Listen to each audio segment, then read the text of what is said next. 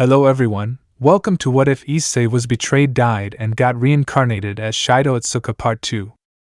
Before we start, please go support Chestertomlinson for writing that awesome fanfic. Chapter 6, Reincarnation. Son!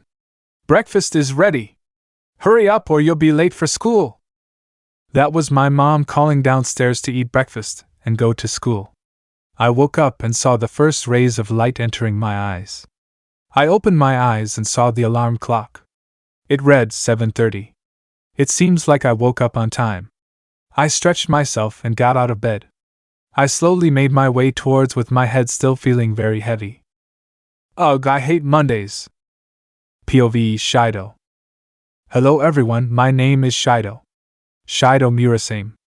I am currently 17 years old this year, and I am a second-year student at Raisin High School in Tengu City.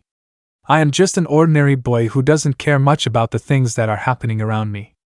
I just want to live a quiet and peaceful life far away from human civilization. Dealing with people sucks. I went to the bathroom to shower and changed into my uniform. Man, there's no more exams left in this semester. I hope I did well though. Anyway, time to relax for a bit. I don't really have any major goals in life. I just want to get a good job, get a family, and simply be happy. I prefer not to stand out because I simply hate attention. I walked out of the bathroom and went down the stairs to the dining room where my parents were sitting down and eating breakfast.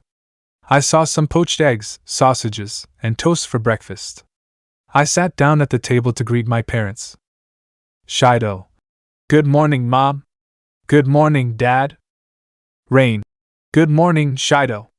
Breakfast is ready, eat up so you don't go hungry at school. I've also prepared a bento box for you when it's your lunch break. This is my mom, Rain Murasame. She actually works as a teacher at my high school. I try to make sure other students don't find out she's my mom because she's hot, and some male students who are in her class may try and approach me to get her number or stalk me home just so that they can secretly peek at my mom.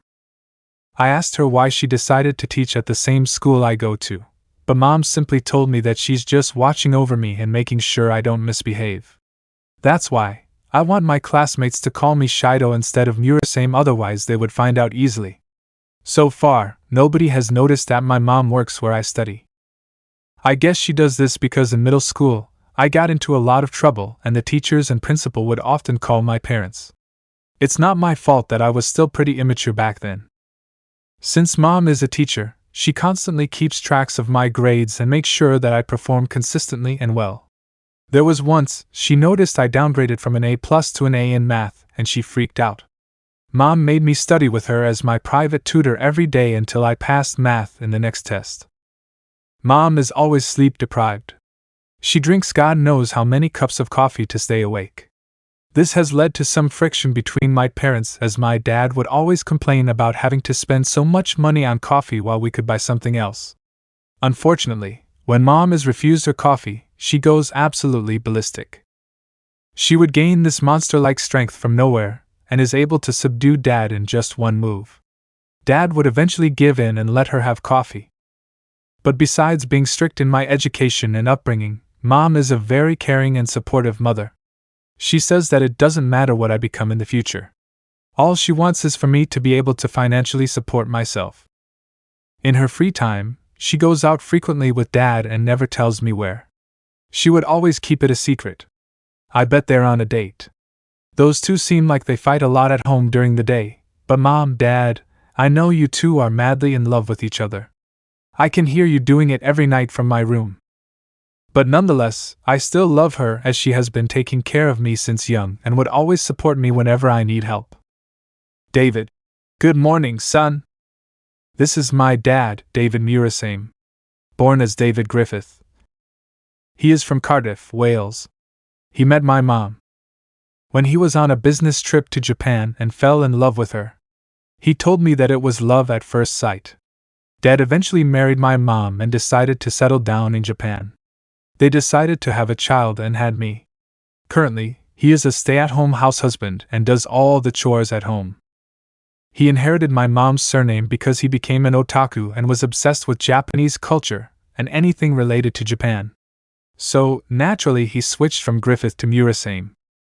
Dad always loves to wear fancy and flashy outfits. I don't know why though. Perhaps it is a hobby of his? He doesn't like to talk and he never smiles, but when he does talk, it is never fun or humorous. Dad is really serious about the way I am brought up and behave. Remember when I said I got into trouble in middle school and my parents were called over many times? Yeah, when I saw Dad each time he was called over, he had the, "I'm not angry, I'm just upset" look. I would tremble in fear as I was scared what Dad would do to me. When we got home, well, let's just say he would punish me severely. Just thinking about what his punishment methods are scary to think about, let alone talk about. But Dad isn't a bad guy. He's just really concerned for my safety and well-being. Every time when I told him I was going to a friend's house, Dad would constantly tell me to look out for danger and not be home too late. Sheesh. What the heck is he so worried about? Is Dad afraid that I would encounter a tomato demon who would freaking kill me? Gosh, I think he's a little too protective sometimes. Time skip. 7:50 a.m. Rain. Alright, Shido, if you are ready, let's drive to school now. And darling, do you know where's that cup of coffee I prepared for myself? David. Ray-chan, that cup of coffee will be the 10th cup of coffee for today. You know, caffeine is bad for you and… Slam. Rain suddenly grabbed her husband by his shirt and pinned him against the wall, holding him in a chokehold position. Rain. Where is my coffee? David. OW. Alright. It's over there on that counter. He pointed to a kitchen counter where there was a thermal flask sitting with hot steam rising out of it. Shido. Mom, it's just coffee, you know. Rain. Son, you know how I am always sleepy? I need to pull many all-nighters, you know? I need that coffee or I will literally fall asleep during work. Shido awkwardly backed off and let his mother grab her coffee. He thought to himself, how could I forget that Mom is very serious about her coffee?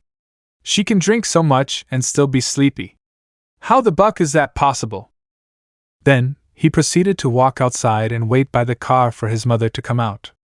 Rain eventually came out and unlocked the car doors. They both got in and they drove off. David waved at both of them and reminded his son to be extra careful and not stay out too late. When they left, he went back in the house and started watching TV. Scene break. On the way to school. Rain was driving to school with her son. To Shido, this was something he did every day to reach school since elementary. He sat and pondered to himself, thinking what the future holds for him as Shido was still undecided on his future path. But his train of thought was interrupted and Rain decided to ask him some questions. Rain. Son, what do you want to be when you grow up? Shido. I just want to be a regular salaryman and have a loving and caring family. That's all. Why do you ask? This wasn't true. Throughout most of Shido's life, he didn't like being around others. This resulted in him not having that many friends and spent most of his time alone doing whatever kept him occupied. His real goal was to isolate himself from society and live out the rest of his days as a hermit. Rain stayed silent for a moment and was deep in thought. Shido was confused at this reaction and tried to get her attention. Shido. Mom? You there? Rain snapped out of her thoughts and turned back to Shido. Rain. Huh? Oh, it's nothing. The thing is that you're gonna graduate next year and I was wondering what you planned on doing after high school. Shido. Oh, so that's the case. Don't worry, Mom. You don't have anything to worry about. As long as I study really hard and get good grades, I can get any job I want. Rain. Well, that's great to hear. But Shido, what if things don't go your way? Shido was confused by this question and asked. Huh? What do you mean? Rain. What I mean is, what would you do if what you envisioned your future to be was not what you expected? Shido was still confused by her questions and decided to ask more. I don't know how to answer that. Why are you asking me this, Mom? You're acting pretty strange today? Rain. You know what, forget it. Just pretend I didn't say anything. She avoided the question and decided to focus on driving. Shido was still perplexed by his mother's strange set of questions. He could never remember a time when she would ask such vague and weird questions like that.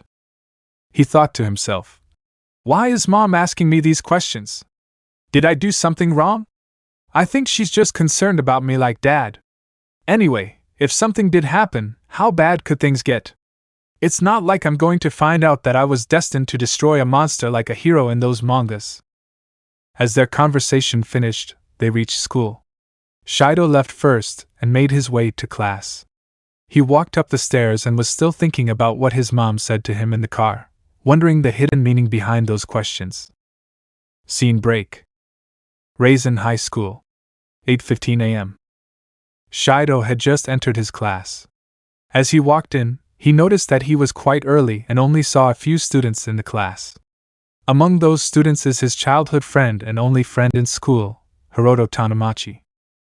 Tanamachi noticed Shido and got out of his seat to greet him. Tanamachi. "Hey, Shido! How are you doing today?" Shido. "Oh, I'm fine." Tanamachi. "Hey, check this out! I got a girlfriend." He pulled out his phone and showed a picture of an anime girl in a dating simulator game. Shido. "Ugh? Seriously, man? That's your girlfriend? I think you need to touch some grass and talk to some real girls." Tanamachi. "Hey now, it's just my preferences.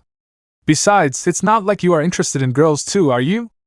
Even if you were, I bet you can't even get one to like you." Shido. "L preferences plus ratio plus downvote plus dislike plus nobody bucking asked?" Tanamachi. "Whoa. That's harsh. Anyway, I heard the examination results are out." Shido. "Oh, so fast?" Tanamachi. "Yeah, apparently the marking was super fast because a teacher drank more than a dozen cups of coffee to stay awake and mark almost 5 classes worth of exams in just 2 hours. Shido. "Definitely, Mom. Oh, so anyway, what do you plan to do now that our second year is coming to an end?" Tanamachi. "Not sure, man. There's still 1 year left in our school. Why are you asking me this all of a sudden?" Shido. "Well, it's just that my mom asked me this question, but when I answered it, she then threw a bunch of weird questions like, 'What would you do if things went wrong?' Or something like that." Tanamachi. "I guess she only wants you to adapt to changes quickly so you don't just sit in a corner and hope things would change for the better on its own." Shido. "Adapting to change, you say? Well, if my life took a drastic change, I wonder what it'll be like?" Unbeknownst to the two boys, a group of 3 girls were in the corner gossiping about them. They were Ai Yamabuki, Mai Hazakura, and Ni Fujibakama. They were watching the boys' conversation and were gossiping about them behind their backs. Ai. "Hey, don't you think those two are a little too close to each other?" Mai. "I think one of them has a crush on the other, but I'm still trying to figure out who's the one who is trying to confess." Me. "That is so lame." The 3 girls have been watching Shido for a long time, wondering why is he such a plain guy, and why he doesn't seem to have any interest in girls. Mai. "Do you think he is even capable of liking anybody at all?" Ai. "Hold on, I got this. Just play along." She got off from her seat and walked towards Shido, and her other 2 friends followed her. Shido and Tanamachi noticed the trio approaching and turned towards them. Then, Ai decided to ask Shido something nobody could have ever expected. Ai. "So, Shido, we've known each other for 2 years as we were in the same class, and I think you're a pretty nice guy. How would you feel if I asked you out on a date?" She was blushing madly as she was trying to formulate a false confession and look embarrassed. Mai and Tanamachi. "Say what?" Me. "That is so lame." Shido processed what Ai had said and immediately rejected her without any hesitation. Shido. "Sorry, Ai. You're not my type and I'm simply trying to live a plain and peaceful life. I'd rather be alone than spend my time hanging out with you when all you do is talk about girly things and stuff like that. And besides, I'm not interested in relationships." Tanamachi was shocked, and he demanded to know why Shido flatly rejected a confession from a girl. WH. "Oh my god! Shido, did you just reject a girl? And you rejected her so quickly? Why? AI was taken aback by Shido's response, and was internally fuming inside. AI. HUH? I was rejected so quickly? I don't care if it is a fake confession, how was I rejected so bluntly? Am I not cute enough?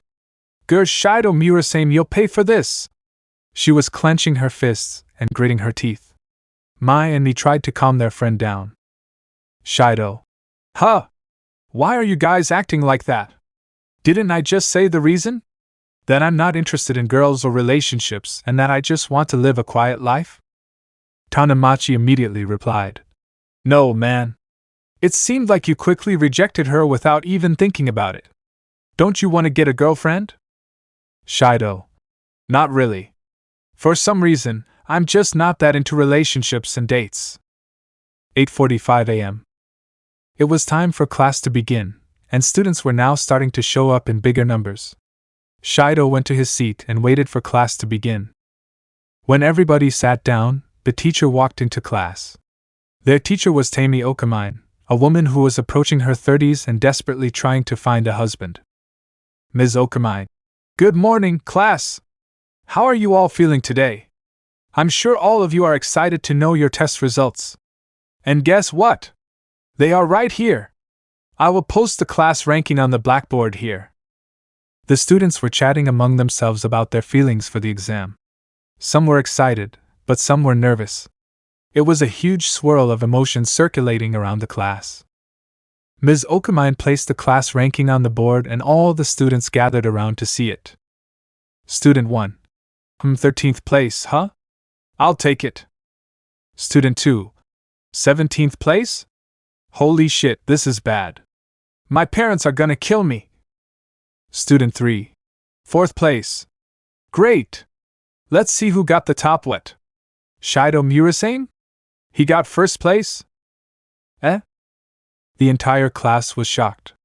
They had never expected Shido to top the class in their overall score. Shido himself was even surprised. Shido. An unexpected surprise, but a welcome one. Tanamachi. Holy shit, Shido! You got 1st place? I've never even seen you study and you beat us all? You even beat Origami Tabichi, the student who always topped the whole school.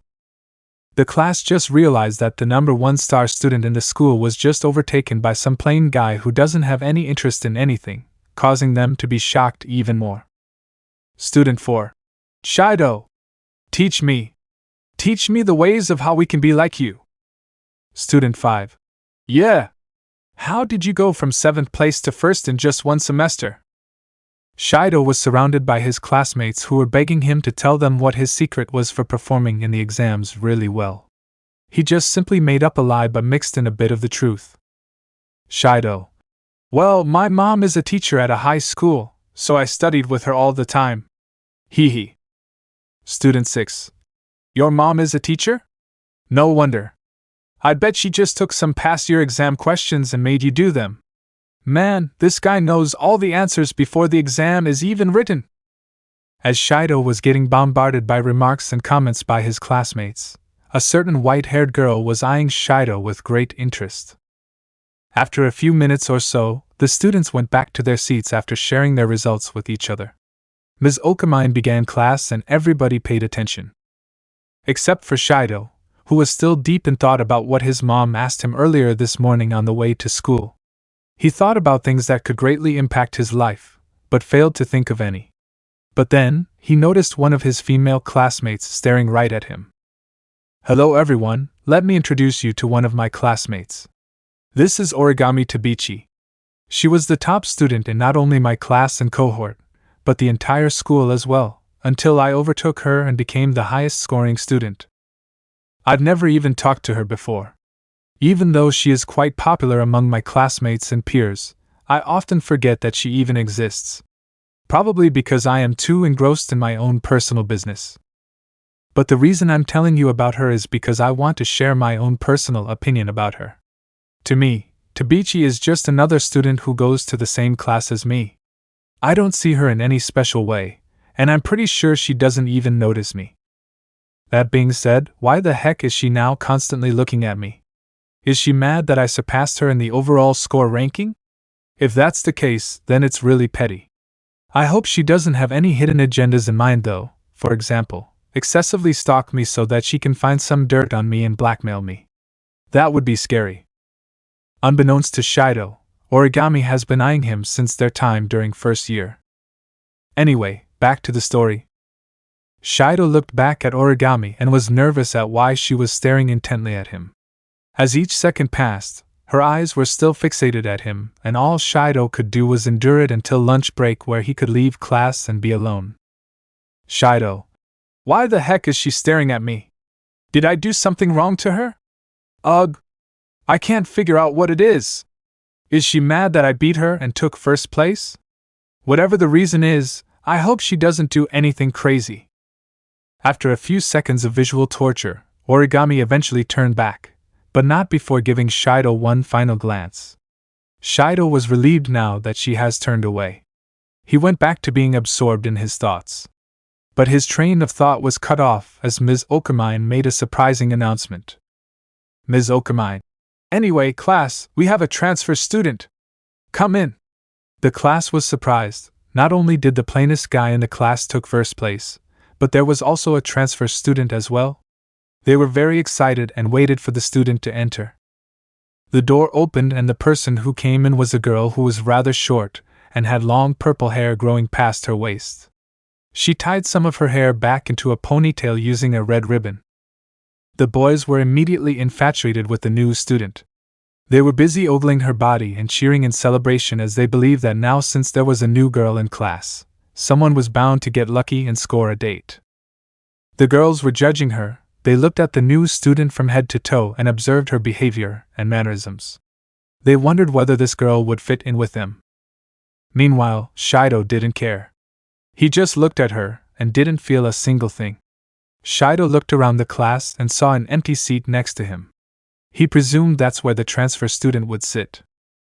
The new student, although was cute, had a serious and calm look on her face. She looked left and right, observing the class. She was obviously disgusted by the boys' lecherous behavior since she just came in and they were already infatuated with her. But her eyes landed on Shido and she stared at him in a serious and judgmental manner for a few seconds, before turning away and waiting for her time to introduce herself. Shido had noticed her looking at him, but he didn't care about it too much and just focused on getting through the day. Ms. Okamine. Alright, class. I know all of you are pretty happy, but let's give our new student a moment to introduce herself. Yatagami-san, please introduce yourself. Toka. Thank you. Good morning, everybody. My name is Toka Yatagami and I will be joining you all in this class until graduation. Pleased to meet you. She bowed her head and introduced herself in a dignified and respectful manner. Ms. Okamine. Thank you, Yatagami-san. Please take a seat over there in the back.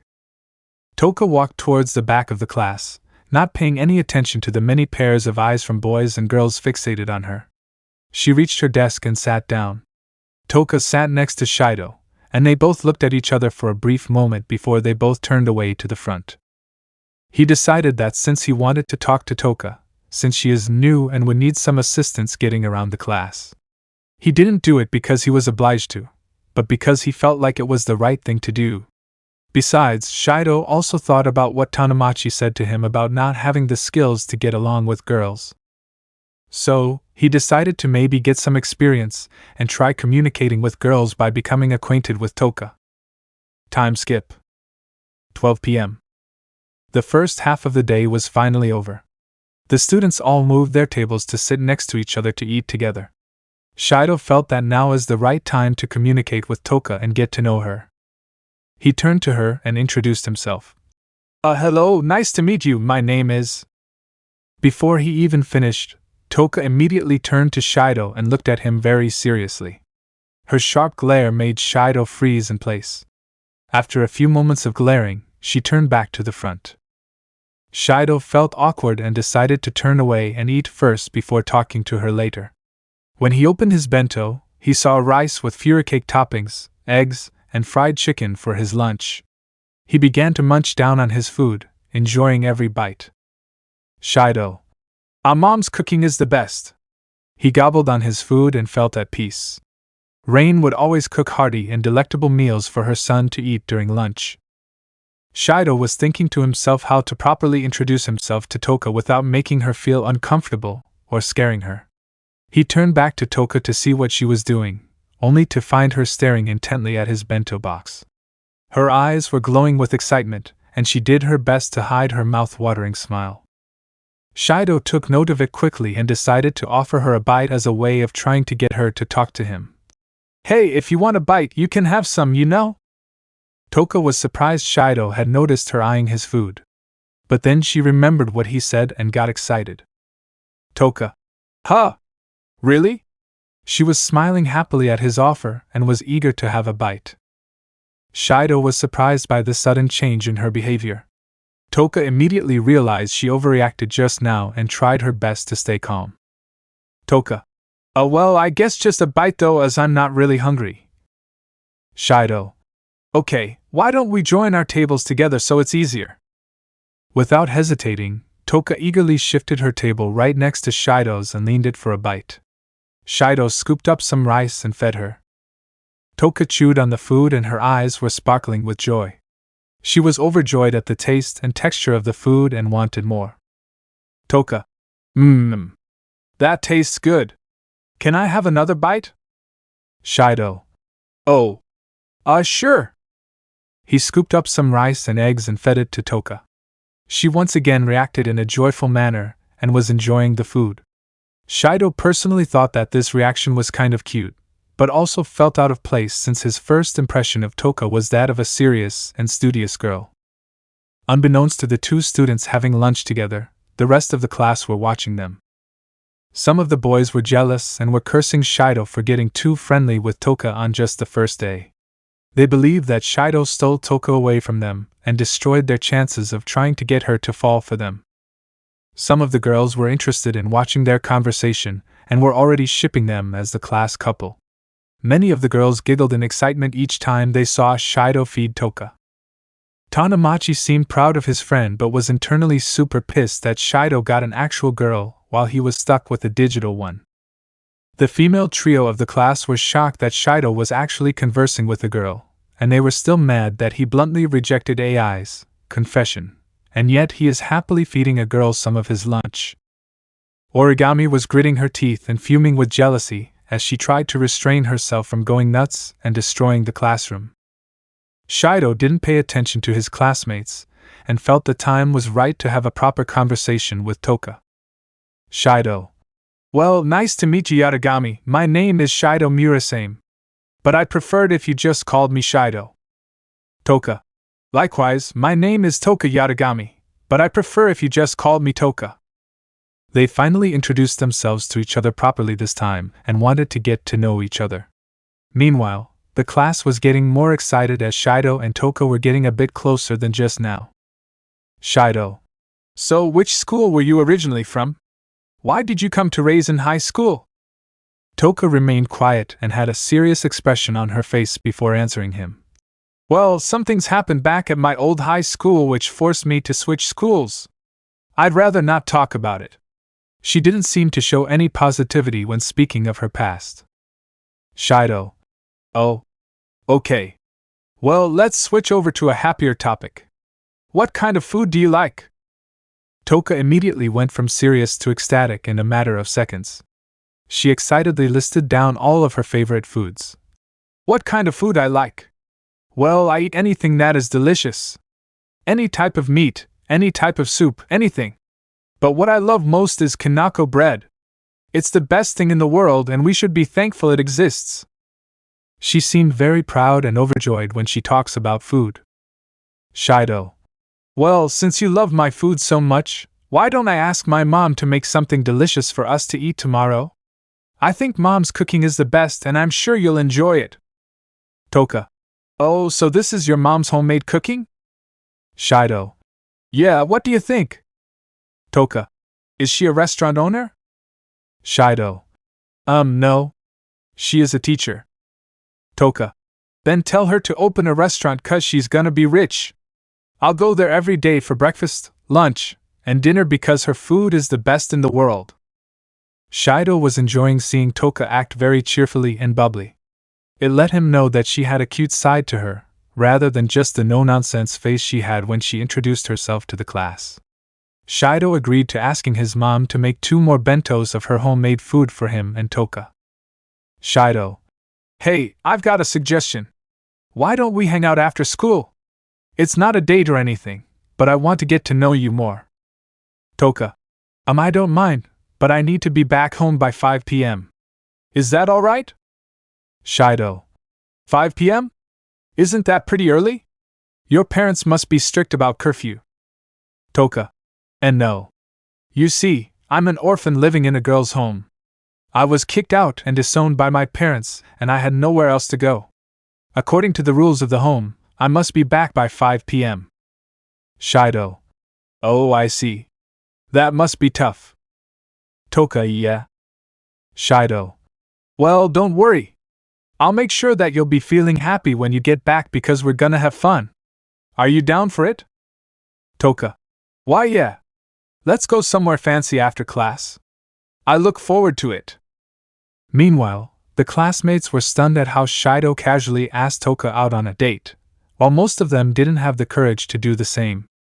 Although it wasn't a date for the both of them, it certainly looked like one to the rest of the class. And at the same time, a certain sleep-deprived woman was watching Shido's conversation with Toka. She thought to herself, "My son has a girlfriend? I'd better tell David about this." Texting: Rain: Darling, guess what I just saw? David: What is it? Rain: Our little Shido has a cute girlfriend.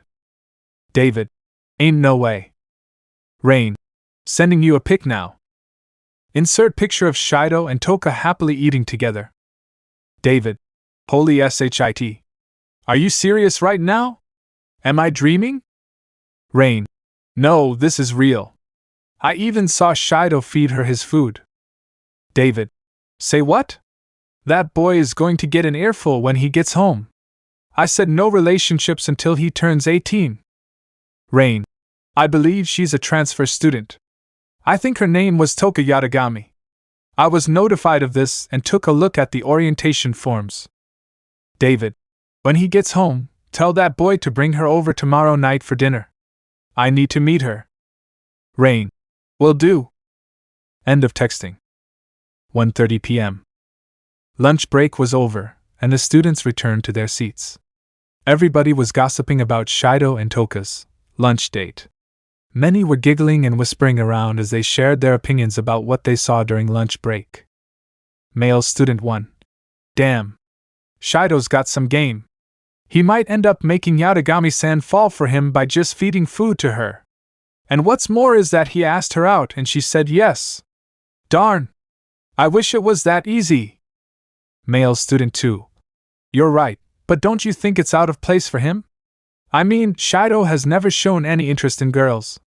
I heard from Tanamachi that Yamabuki-san confessed to him, and he just flatly rejected her. He even said that he wasn't interested in relationships. And look at him. He looks so happy talking to her. Does the transfer student know him or something? Male Student 3: Meh. Like I give a shit. Those two can make out as much as they want. I'm not letting this stay on my mind. Besides, it's just one girl. There's still so much more out there in the world. Male Student 2: But what if Shido gets more girls and gets a harem? What do we do then? Male Student 3: Are you out of your mind? Harems don't exist. You probably watch too much anime. Female Student 1: Whoa. Okay. So, the plainest guy in class who not only got the highest score in class, which is already ridiculous, but he also shows interest in girls? You know, I thought he was secretly dating Tanamachi because I thought he liked boys, but oh how wrong I was. Female Student 2: Well, it's not like he's doing anything wrong, but how come he behaves differently when it comes to Toka? I mean, think about it, for the 2 years we've been with him in this class, Shido has never approached any girls, but now all of a sudden he gets all chummy with the transfer student. How is that possible? Female Student 3: Maybe he knows her? I mean, I don't talk to Shido, let alone know him, But he is acting like he has known the transfer student for a long time to the point where they just casually eat together. Isn't that a little suspicious? Maybe they were secretly dating this whole time and maybe she transferred here so that she can be with him. All the students formed their own theories and reasons as to why their two classmates behaved so intimately with other just now. Meanwhile, Shido and Toka weren't listening to anything their classmates said and just waited for classes to resume. Time skip. 3 p.m. The rest of the day went smoothly and school was already over. Shido and Toka got up from their seats and left class together. The class had them leave as they fantasied in their heads what kind of things Shido and Toka would do. Even Ms. Okamine spotted them leaving. Ms. Okamine. Oh my, are those two going on a date? They seem so happy being together, ugh. Why can't I find someone like that? Yatagami-san just came today and now she's on a date with Shido? How does a high schooler have better luck than me? She was mad that a transfer student who just attended school for her first day had just got a boyfriend, while she was still single and approaching her 30s. The rest of the class heard Ms. Okamine's rant and simply laughed at it. Scene break. Shido and Toka walked to a nearby mall where students from different schools came to eat some food or hang out.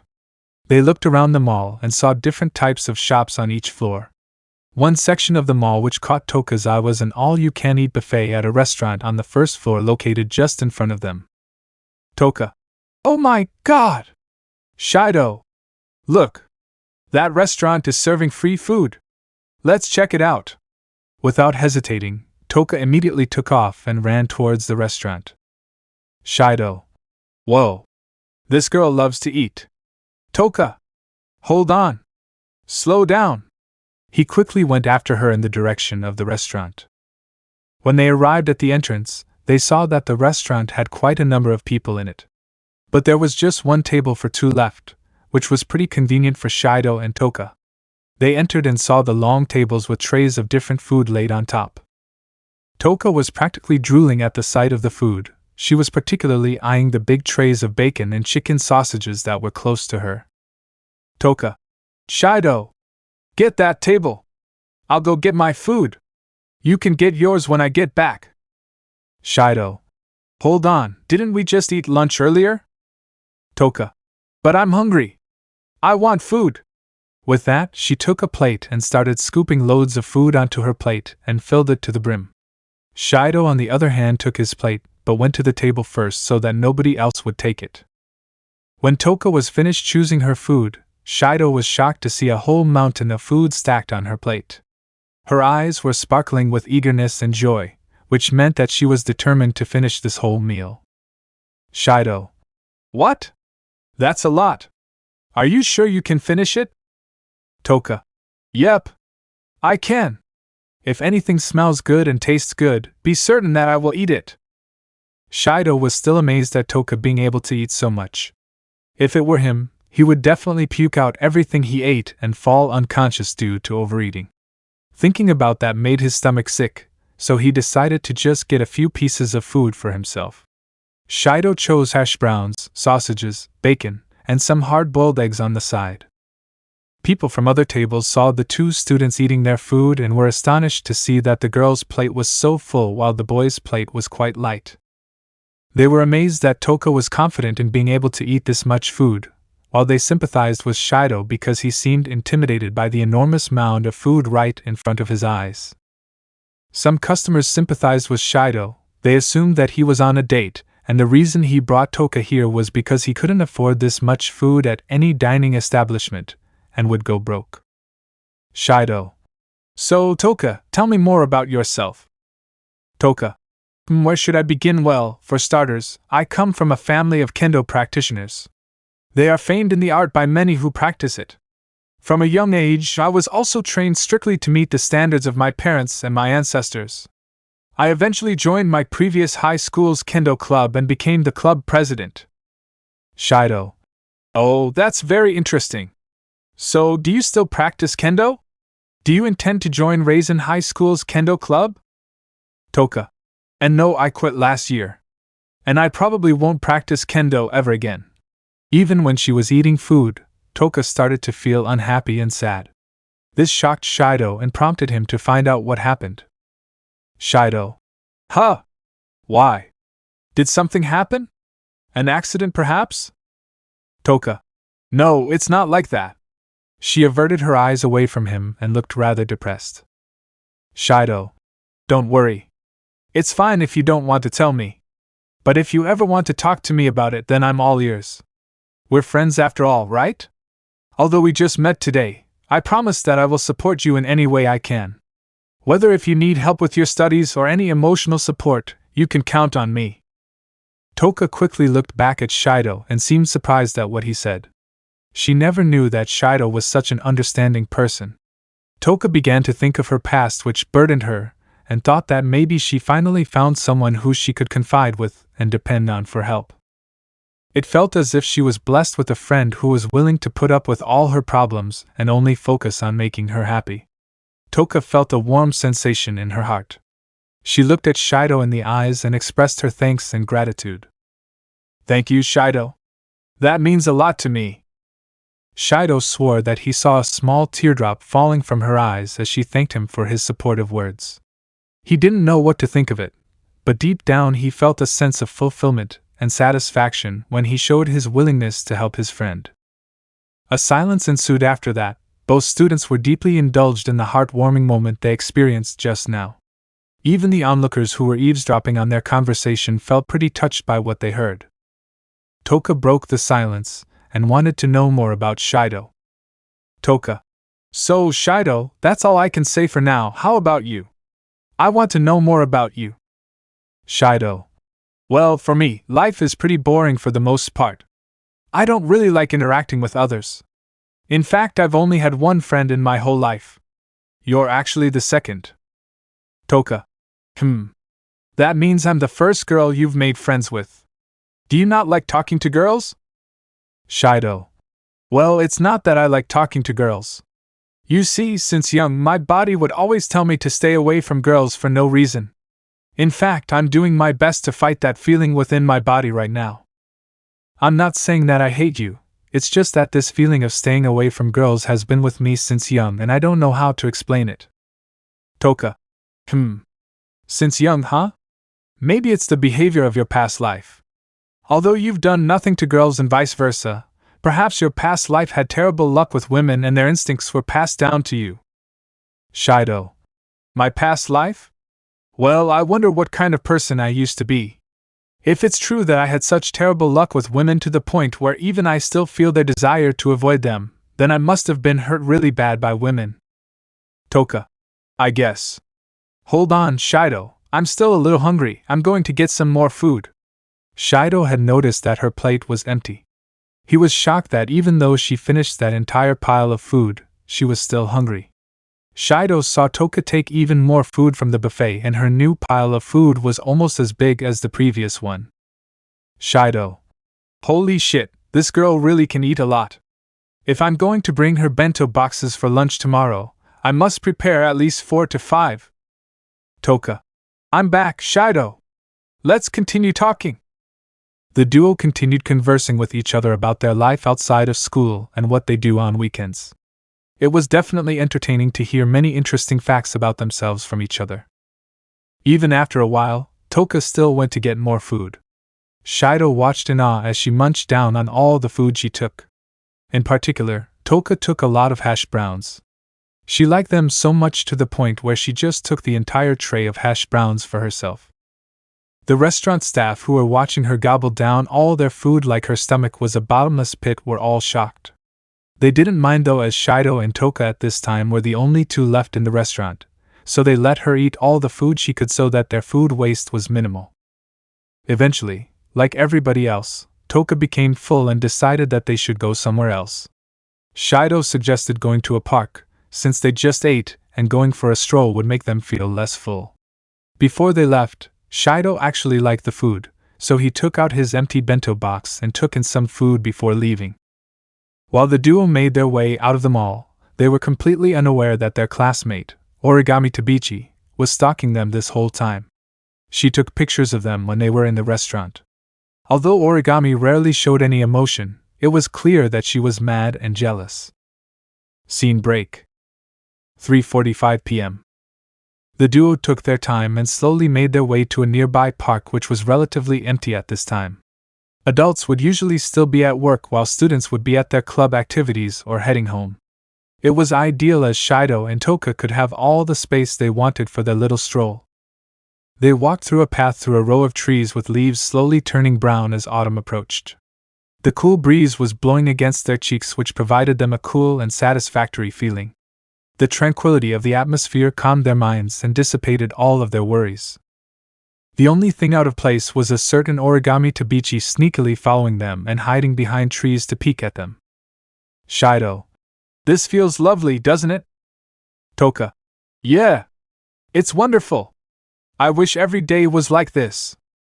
Shido: "Well, it will be for the next few months. In the meantime, why don't we talk about what we want to do after we graduate?" Toka: "After graduation? I don't know just yet. I think I just want to be happy and eat lots of food every day." Shido: "Haha. That would be nice." Toka: "What about you, Shido?" Shido: "Basically the same as you. I just want to live a quiet and normal life away from the concrete jungles and the human chaos of this world. My ideal home is somewhere in the countryside, far away from people. I don't like dealing with people." Toka: "You know what? I kind of like that too. When I think of everything that's happened to me in the past, maybe isolating myself from society may be the way to heal myself mentally and physically. But the problem is that if I am the only one left in the open, how am I going to support myself? I can't even cook." Shido: "Then why don't we build our houses next to each other? I can cook since my mom taught me, and over time, I can teach you as well. How does that sound? We can have meals at each other's place, and we can be as childish or stupid as we want. There's nobody there to stop us." Toka was stunned by this answer.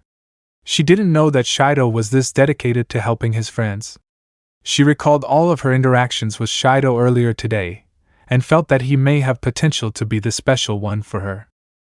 She filled herself with determination. And then she turned to Shido and proudly proclaimed, "All right. Let's do that when we grow up. It's a promise." Shido was surprised by her response, as he never expected her to agree to that proposal so quickly. But he was happy that someone else shared his dream of living off the grid. It made him feel happy that there would be someone to keep him company. In turn, he also pledged to realize their shared dream. "It's a promise. When we graduate, we'll get all the necessary things we need and vanish from the face of this earth to a secluded sanctuary of nature where we will live the rest of our lives." The duo faced each other with faces of resoluteness and determination. As a sign of their promise, they made a pinky promise to remember this day. With that, they turned towards the sun shining brilliantly in the clear blue sky, envisioning what they believed to be a perfect lifestyle with minimal disruption and conflict. For the both of them, they found a goal to strive for, and they will definitely commit to it. Once they finished fantasizing about their ideal future, they continued walking side by side through the park. They finished their relaxing stroll and decided to stop hanging out here and go home for now. Shido and Toka once again expressed gratitude to each other for making their time together wonderful. They exchanged phone numbers so that they could continue talking to each other when they got home. They waved goodbye at each other before turning away and made their way to their respective homes. But as they walked further away from each other, both Shido and Toka felt a peculiar emotion pulsing strongly within them. Shido: "I wonder what this feeling is inside of me. It makes my heart go fast and I have butterflies in my stomach, especially when Toka comes to mind.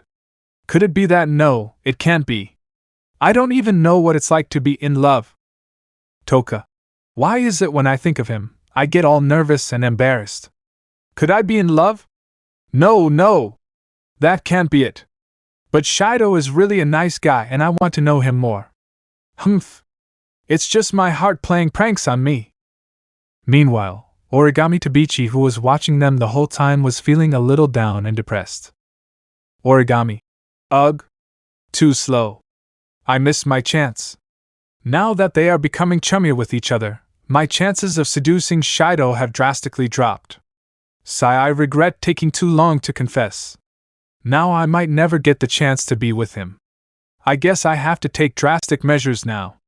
I know for a fact that his mom is a teacher. He tries his best to hide that, but I figured it out by simply asking her. I have voice recordings and photos, I think I know what to do. She immediately whipped out her phone and started texting Rain, whose number she got by secretly going through Shido's phone when he wasn't looking. It's probably a good idea to never leave your phone unattended on your desk when you go to the bathroom. Scene break. Shido's house, 4:30 p.m. Mom! Dad! I'm home! Shido had just reached home and was pretty tired. As he took off his shoes and walked in, he suddenly heard loud footsteps approaching him. From the corner, both of his parents came running to him at full speed. Shido was taken aback and was like, Mom? Dad? What's going on? David. Shido Mura-same. You have a lot of explaining to do, young man. Shido. Huh? What did I do? David. Why don't you tell me?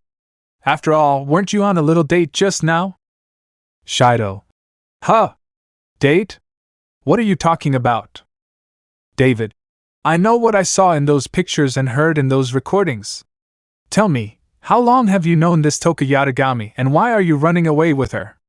David was very livid and immediately demanded an explanation from his son.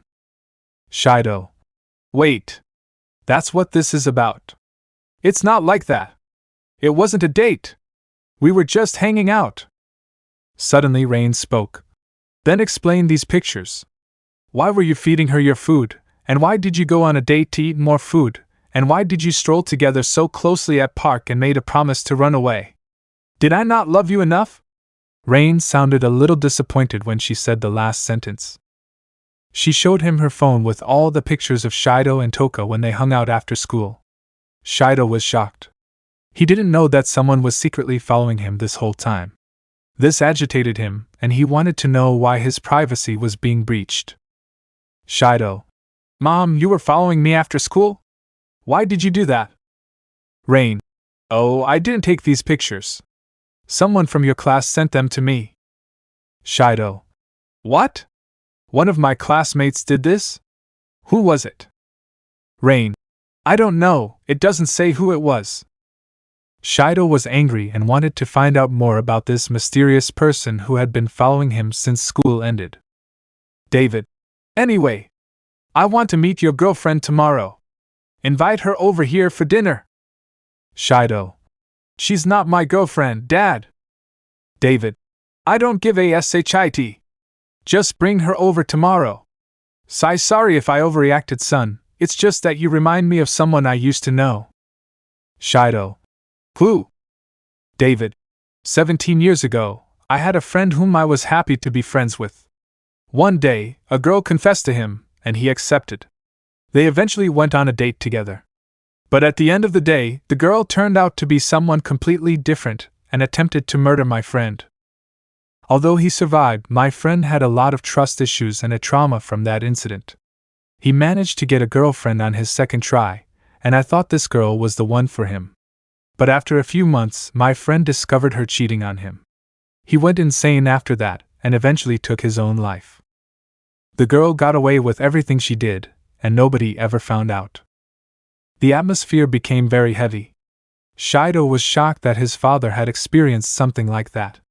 He thought that maybe his father was so overprotective of him was because he did not want to lose someone close to him like his friend. David was also looking a bit remorseful and regretful. He looked at the floor and was deep in thought. However, he turned back to Shido and continued talking. David. Till this day, I still miss my friend even after 17 years. That's why when your mom gave birth to you, I promised myself to always keep you safe from danger no matter what. I love you, son. I always have. David went to his son and embraced him. Shido. I love you too, Dad. Shido reciprocated the hug and embraced his father. They broke off the hug and stayed silent for a while. David told his son to take a bath and get refreshed. Shido nodded and he headed for his room. Shido felt heavy after this conversation with his parents. He decided not to say anything and just complied by their words, which was to invite Toka to his house tomorrow. But before he could reach the stairs, Rain stopped him and told him one final thing. Rain. Also, you will be sleeping with your mommy and daddy tonight. You sounded so determined to run away with your precious little Toka. What about us? Did we not love you enough? We're gonna cuddle and snuggle you until you feel our love. Shido. HUH? What the buck do you? Rain. No excuses. I am your mommy, and you shall do as I say. If you don't let mommy and daddy cuddle you tonight, then I will cuddle you at school. Shido. Okay. I'll sleep in your room tonight. Shido eventually relented, as his mom would risk letting the whole school know that she is his mother and disrupting his quiet life. Shido walked off and was annoyed. He couldn't believe his mom was going to treat him like a baby when he's already 17. Shido. Ugh. Why does mom have to do this? I think they are overreacting, since this is the first time that they heard I made friends with a girl, and they are scared I might spend more time with her. I'm their son, why would they think I would neglect them? Anyway, when I refresh myself after a shower, let's talk with Toka. He tried his best to cool down and looked forward to chatting with Toka online. Scene break. 5:15 p.m. Toka had just finished showering and changed into civilian attire. She hopped onto her bed and lay on her back. Though she had a great day at school, Toka still couldn't get the horrible memories of her past out of her head. These thoughts would make her feel guilty and depressed. She still remembered that day in her previous high school and the harsh words of a mean person who humiliated her in front of her school. She still remembered the harassment and the bullying she received from others because she stained the school's reputation. But most importantly, Toka remembered the moment when her parents disowned her and kicked her out of the house. Finally, she was on the streets and was all alone. It was only by sheer luck she survived, because a girls' home full of delinquent and rowdy girls decided to take her in. The other girls weren't hostile with Toka, but simply isolated her from their social circle. She stayed at the home for almost a year without going to school. But eventually, the staff allowed her to attend school and complete her studies on the condition that she must be back by 5 p.m. every day and move out once she graduates. Toka thought that the rest of her life was going to be miserable. Before she attended her first day at Raisin High School, she prayed that she would at least make one friend. And unexpectedly, she never expected to become acquainted with somebody so fast. To Toka, Shido was the first friend she had in so long, and he had a special place in her heart. Although she just met Shido today, Toka was blushing madly when thinking about him. She was still confused why she felt this way. It could perhaps be feelings of gratitude or feelings of admiration. But no matter which angle she looked at it from, Toka still couldn't get a clear answer. Suddenly, she got a notification from her phone. It was from Shido. This caused her heart to skip a beat and switch off her phone and decide what to do. Toka. It's Shido. What should I do? I want to see what he says, but no. You just met him today. Everything ended on a positive note. Just open the message. She mustered up some courage and opened the message. The text read, Hi there, Toka. It's Shido. Thanks for hanging out with me today. I hope we can hang out tomorrow as well. And since you like my mom's homemade cooking so much, what would you like her to cook tomorrow? I know you like to eat a lot, so I will bring several bentos for you. Without hesitating, she ignored the previous things Shido said in the message and immediately said what she wanted for her bento. Toka. I want a bento with rice, salmon teriyaki, seaweed, tofu, miso soup, and tamago eggs. She typed her requested food and sent it to Shido. Toka was now feeling excited, as she will be met with a delicious lunch from Shido tomorrow afternoon for lunch break. She kept her eyes fixated on the screen and waited for his response. Not long after, Shido replied to her. His text read, All right then. If that's what you want, then I'll get my mom to make it right now. Toka. Why? Thank you, Shido. You're the best. You are the best friend I've ever had, and nobody else can top you. She hugged her pillow to try and contain her ecstatic emotions and keep quiet so the other girls living next door wouldn't be disturbed. Toka. I like this school. But only because Shido is in it. I guess anybody can like anything for the smallest of reasons. Shido, you are the reason why I look forward to seeing tomorrow. I can see a bright future ahead for myself. Just don't leave me, okay? Chapter 7, Cracks in Normality. Shido. Mom? Can you cook rice with tamago eggs, salmon teriyaki, seaweed, tofu, and miso soup for my bento tomorrow? Oh, and please make 6 bentos. Rain. Let me guess, it's for your girlfriend. Don't worry, I saw in the pictures of you and her at that restaurant buffet, and I know she can eat a lot. Shido. Mom! She's not my girlfriend. Toka is just a friend. Rain. Why are you calling her by her first name? Isn't that too casual for a friend you just made? Shido. That's how she wants me to call her. It's not about how close we are. Rain. Then why did you two go on a date at a restaurant? Shido. We were just hanging out. She just wanted to eat there because she was hungry. Rain. Then why did you walk so closely together at the park after that and made a promise to run away together? That really seems to me that you want to be with her a lot and start a new life away from us. Hearing that still makes me sad, you know? Shido. Well, that's... Rain. See? I knew it. You love that girl more than your parents. Come here. Mommy wants to cuddle you. I'm not letting you go anywhere. Shido. Huh. Wait, no. David was just watching by the side, enjoying the squabble unfold, all because his wife misunderstood her son's relationship with his new friend. He thought about the time he gained his new body and his first few days taking care of Shido when he was still a baby. David thought to himself, haha, how amusing. Seeing Rei-chan get so attached to Shido makes me laugh. Oh, how time flies. I still remember when I just met my wife and we were practically strangers back then. Flashback. 17 years ago. Drake took a while trying to get used to his new body when he was staying in Rain's secret lab in Milan. While he was at it, Drake was able to enjoy human food for the first time in his life. Rain would go out into Milan and buy food for her and Drake.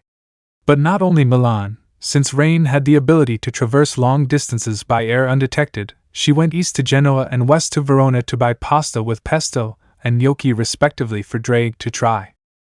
She also went south to Bologna to buy different types of pasta dishes, Naples to buy Neapolitan pizza, and Sicily to buy couscous alla trapsend.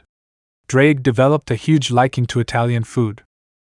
After spending 3 days in Milan, Drake suggested that they head to Tengus City and start their new life there. Rain agreed and she teleported herself along with her son and Drake to the city. They bought a plot of land and built a house. Their house was located on a hillslope on the outskirts of the city, which was far from the bustling urban center. The house was part of a chain of houses straddling along a road leading to another prefecture at the edge of the city. Drake personally liked it because he could live a peaceful life away from noise and chaos. He also liked the view of nature from the windows. Several months have passed, and they have blended into human society. Rain was still carrying Shido wherever she went, and Drake was becoming very proud of his new body. He tried on different sets of clothes and took a liking to flashy and flamboyant clothing because it made him look cool. Drake was walking around the house one day when he stared out from the window facing the rest of the city. He thought about all the amazing things that he could do now that he was given a human body. So, he asked Rain if she wanted to bring Shido and go out for lunch with him in the city. Rain also wanted to explore the city, so of course she agreed. They traveled from their house all the way to a shopping mall with several dining establishments. They decided to eat at a family diner which served Italian food since they spent a few days in Italy a few days earlier and missed the food there. They sat at a table by a glass window on cushioned seats with backrests and called for the waiter.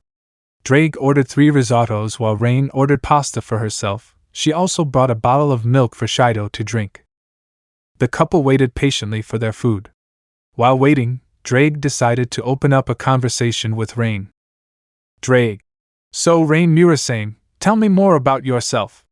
I want to know you more since I am going to be living with you while taking care of my son.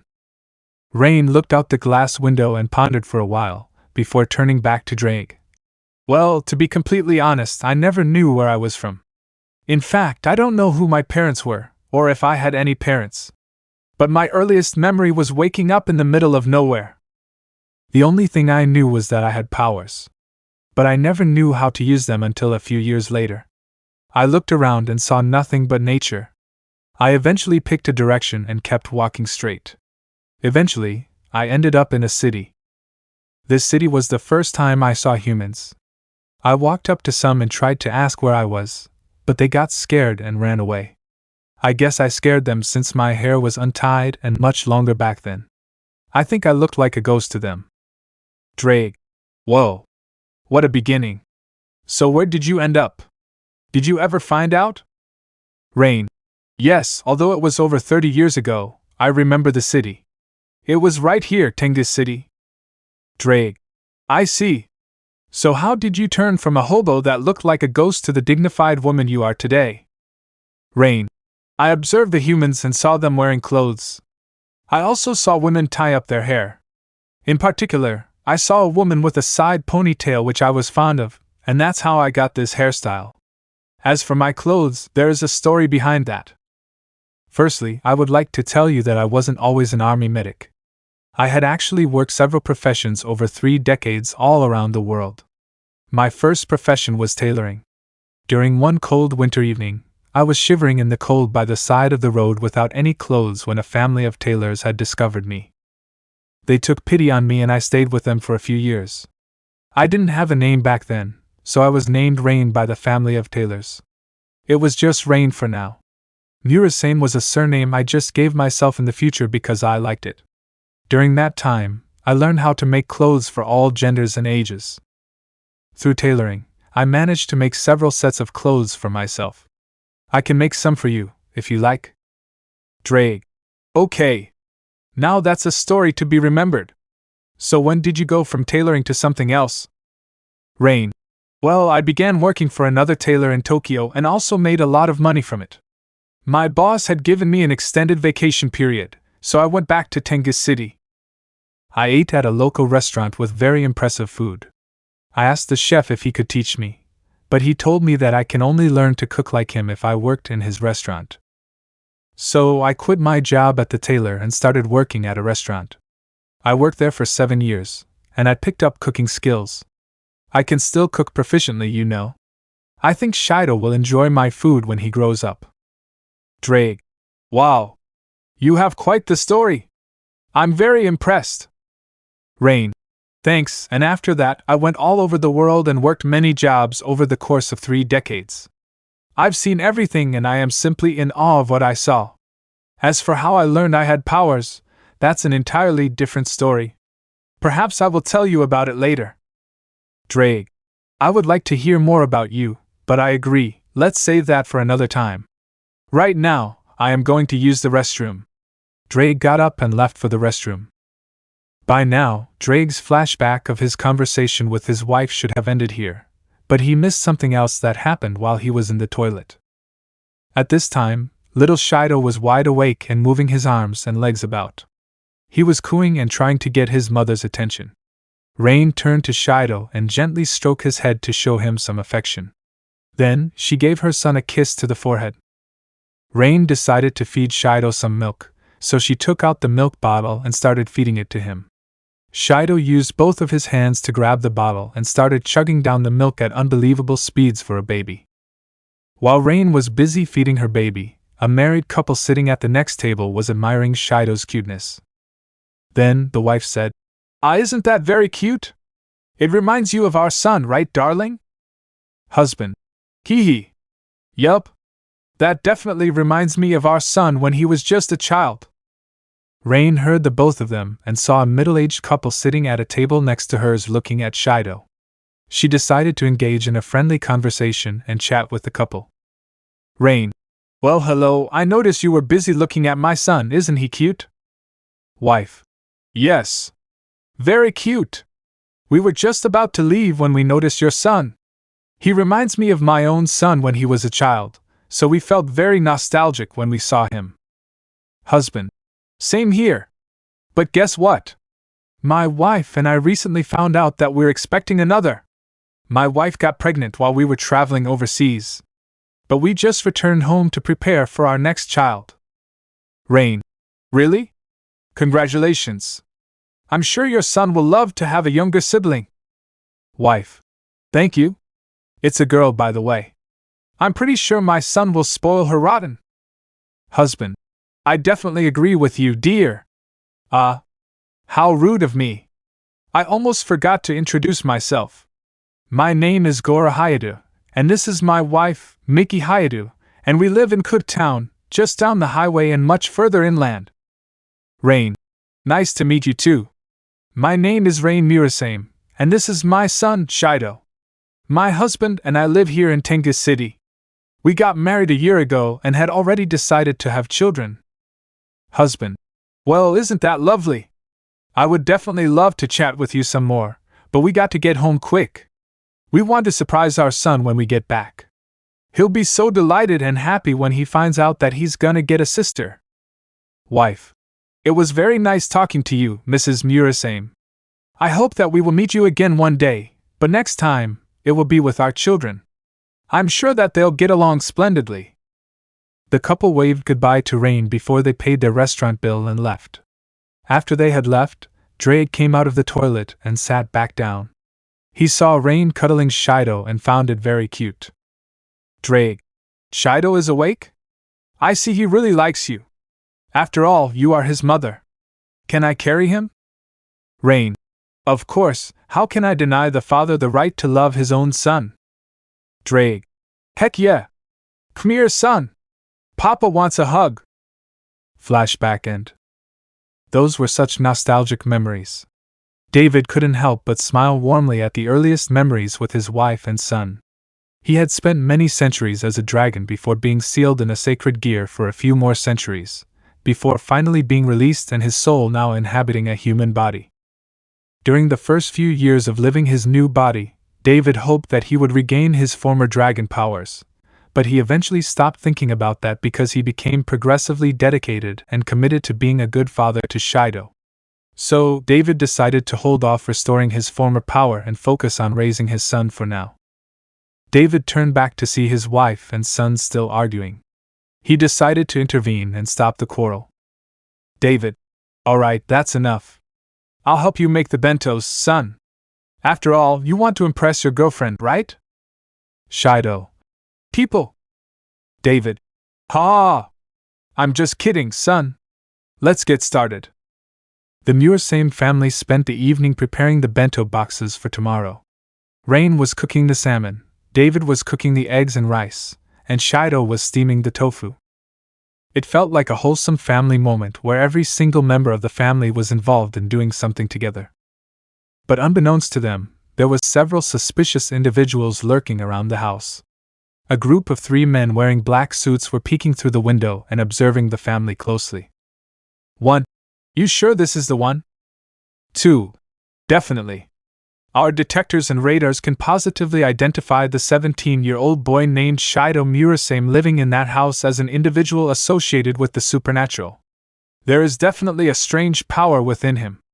That power meets the minimum amount of power that Mr. Westcott needs for his plan. 3.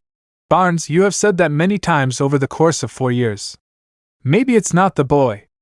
Every time when you say we are going to approach the boy, you tell us to retreat because he doesn't seem that unusual to you and might just be a regular boy, before we spend another few months observing him and end up repeating this nonsense. 1. Donovan, it's all about trial and error. We've experienced this many times. There is no external variable that might influence our results. There's no denying it. 3. Whatever you say, Campbell. I just don't want that scary Lady Jessica to be screaming at us for getting an innocent boy involved in DM Industries' secret plans. 2. Hey, calm down. Ms. Bailey might be a little serious and passionate about her work, but she would definitely understand if we made a mistake. After all, who in the world can identify someone associated with the supernatural? It's not our fault if we make any major miscalculations, since the existence of the supernatural is still a heavily debated topic today. The men retreated away from the house and left the vicinity, but they were also unaware that their Shido's parents had detected their presences from the start. The only reason his parents weren't suspected by these men was because David and Rain concealed their auras for many years as they raised Shido in order to avoid detection from powerful entities who may harm their son who doesn't know about the supernatural. As Shido was closely monitoring the tofu being steamed, David and Rain looked at each other with concerned looks. They decided to have a psychic conversation about the suspicious individuals loitering outside their house just now. Rain, darling, did you feel that? David, I did. What do you think? Rain, those were the energy signatures of regular humans, but I don't detect any form of powerful magic within them. It could have been a group of hooligans planning to rob our home but noticed us inside and left. You have enhanced hearing since you retained a small remnant of dragon properties within you after the soul transfer procedure in Milan, right? David, correct. I heard what those men said. It could be big trouble for us if we react too late. Tell Shido to sleep in his room tonight. You have any powers to protect him while we are hunting those men at night? Rain, I do. I have the power to manipulate reality and the environment around me to my liking. It can simply create a protective layer around Shido such that when anybody but the two of us enter its radius, they will instantly vaporize. David, great. That will certainly come in handy. We will stay up until 12 midnight and wait for those men to come. If they do not, then worry not. I am currently tracking down their auras right now and they are quite far from us right now. But the plan for the scenario that they do not show up is that we will chase after them and eliminate the threat. Rain, got it. I'll send Shido up to bed earlier. We need to make sure that he can't find out anything about the supernatural until he turns 18. We agreed that he would live his life as a normal boy before we will reveal the events of his past life as Issei to him. David, yeah, but if things go awry, then we might have to reconsider revealing the truth to him much earlier. Right now, those men don't seem like much of a threat. But I want to get rid of them as soon as possible. They finished talking and went back to making the bentos for tomorrow's lunch. The rest of the evening went smoothly for the family. But David and Rain were still on high alert since their son was under threat. Everybody kind of did their own thing from 7 p.m. to 10 p.m. until it was time for Shido to go to bed. 10 p.m. Rain, son, you can sleep in your own room tonight. Your father and I have important business to do. Shido, huh? Why so sudden? And you have things to do this late? David, well, yeah. So, be a good boy and behave yourself, alright? Stay in bed and only wake up once tomorrow has arrived. We'll be going now, but we'll be back shortly. Shido's parents didn't say a word after that and immediately left. He was confused but also relieved since he could sleep in his own room for the night. He turned off all the lights and headed towards his room. Once he got inside, Shido decided to stay up a little to chat with Toka. It was also pretty coincidental since Toka also wanted to talk with Shido. Scene break. Toka's home, 10:10 p.m. Toka was trying to build up her courage so she could chat with Shido. The most she could do was type a message but wasn't able to press the send button. Her heart raced quickly whenever she was about to send messages to him. But her heart was beating out of love, it was out of fear. Fear that Shido may dislike her even though it was just a simple message. Toka, I don't want Shido to hate me. I know I'm just asking to talk, but my past of getting bullied physically and online is holding me back. I don't want to lose my first friend. Suddenly, she remembered what Shido told her at the restaurant earlier this afternoon, that she could come to him if she needed help or a listening ear. She felt grateful and happy that she had a friend who was willing to support her no matter what. Toka regained her courage and typed her message and sent it without any hesitation. Texting. Toka. Hey Shido, are you still online? I would like to chat some more if that's fine with you. Shido. Sure. In fact, I was actually wanting to talk to you. Can't sleep? Toka. No, it's just that I couldn't stop thinking about today. Shido. You enjoyed hanging out? Toka. Yeah. But hey, listen, I wanted to talk to you because I want to tell you about my past. I've had nobody to talk to for a long time. You promised me, right? That I could come to you when I need help with my problems? Shido. Of course. I never break a promise. So, what did you want to tell me? Toka. Well, let me start by telling you everything that happened in my life before I quit my previous high school. I grew up in a normal family as a normal girl. My parents loved me and I loved them back. Since my family were kendo practitioners, I naturally learned it too and became quite fond of it. I joined kendo clubs throughout my school years. I became the best and eventually I was the club president. I took part in tournaments and never lost a single one. But all that changed on the day of my school's cultural festival. It was an open house, so members of the public could enter. Flashback. 10 months ago. It was supposed to be a jubilant day for Makibara High School, where Toka used to study. The different clubs have all prepared exhibitions for the students to view and become convinced to join. But members of public were allowed entry since it was an open house session. The Kendo Club, led by their club president, 5-time champion, and pride of Makibara High School, Toka Yatagami, had been rehearsing for months in order to put on a spectacular performance for a massive audience to attract more potential members. This performance consisted of the Kendo Club members standing in a formation and showcasing their skills to the audience. The final part of the performance was Toka herself facing every member in her club and sparring them. No choreography involved for the final act, just pure skill and strategy to capture the hearts of the audience. Because of Toka's streak of winning in tournaments, Makibara High School became pretty famous, and all the students and teachers were proud of her. Thus, large crowds of students, parents, and teachers were all present for her club's performance at the sports hall during the school's cultural festival. Even local reporters were there to see the performance. The first few stages of the performance, which involved the execution of different katas styles to showcase different striking techniques, went smoothly. All the members had perfectly coordinated their movements in sync. The month's worth of practice and rehearsal was worth it. Now it was time for the final act of the performance.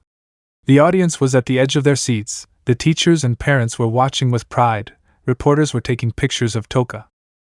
Toka was in the center of the stage, waiting for each of her members to come and face her. As each member came forward, they mentally prepared themselves to face their club president, who possessed amazing prowess in the art of kendo. But even with determination and skill, they were no match for Toka as she defeated each member one by one. In the end, she was the last one standing. Toka instructed all of her members to reform into the formation and bowed to the audience. Everybody gave the Kendo Club a huge round of applause, which lasted for almost 3 minutes. Toka saw her parents sitting in the audience with their faces beaming with pride and respect. She felt as if she had reached a high point in her life and things were going to get much more amazing. However, her happiness was short-lived. After the performance, the entire Kendo Club, including Toka, went out to the food stalls set up by students to serve people food. Everybody was having a good time. Toka was eating lots of food without end. But then, it happened, someone approached her from behind. Woman 1. Hey you! Toka turned around to find 2 mature women standing behind her. They were towering over her and their figures were much more busted than hers. Toka got nervous and stopped eating. Toka. Yes? May I help you? Woman 1. You think you're some kind of big shot who thinks nothing can get in their way? Toka was stunned and shocked by this question. All she'd done was put on a performance for everybody to watch. She didn't understand what she had done wrong. Toka. What's your problem? All we did was put on a performance to promote our club. I don't think. Woman 1. Shut up. You're pathetic. You have no skill and you can't survive in this world if you keep swinging that sword so pathetically. At this point, many were watching the woman shouting random nonsense at Toka. They were concerned since this woman who showed up out of nowhere was making a scene for no reason.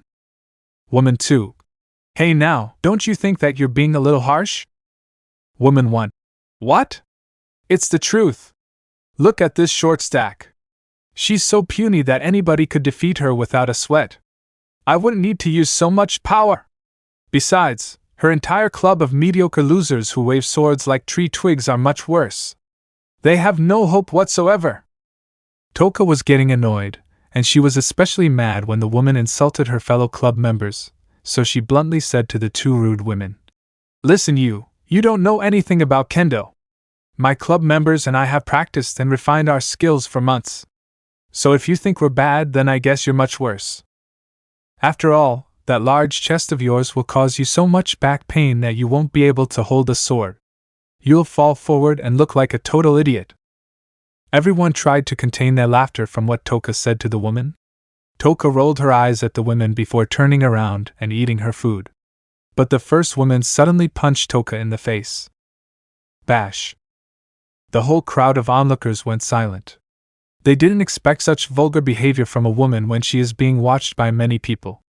Toka was feeling pain in her cheek. She got angry and furiously asked the woman what her problem was. Toka. Hey. What the buck is your problem? Woman 1. My problem? No, you're the one who has issues here. You think you're so good? I challenge you to a sparring match. Toka. You want to go? I'll teach you not to insult my friends with whom I have trained for a long time. Prepare yourself, you hitch! She hastily tossed the bamboo sword to the woman and gestured her towards an empty spot. The woman followed Toka while her accomplice watched alongside the audience of curious onlookers. Toka assumed a fighting stance and was ready to go all out. The woman also did the same and prepared herself to spar. Toka charged at her and swung her sword hard against the woman, who surprisingly managed to block the strike easily.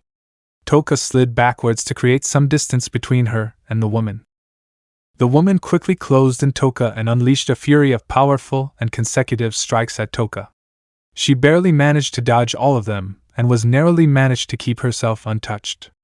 Toka observed the woman's movements and formulated a plan within her head. Toka. This hitch is actually quite good. Her offense and defense are great. But I'm better. I'll lure her in and take her out when she has her guard down. Toka took several steps forward and performed a few lateral strikes at the woman and finished her flurry of attack A with a clean vertical hit.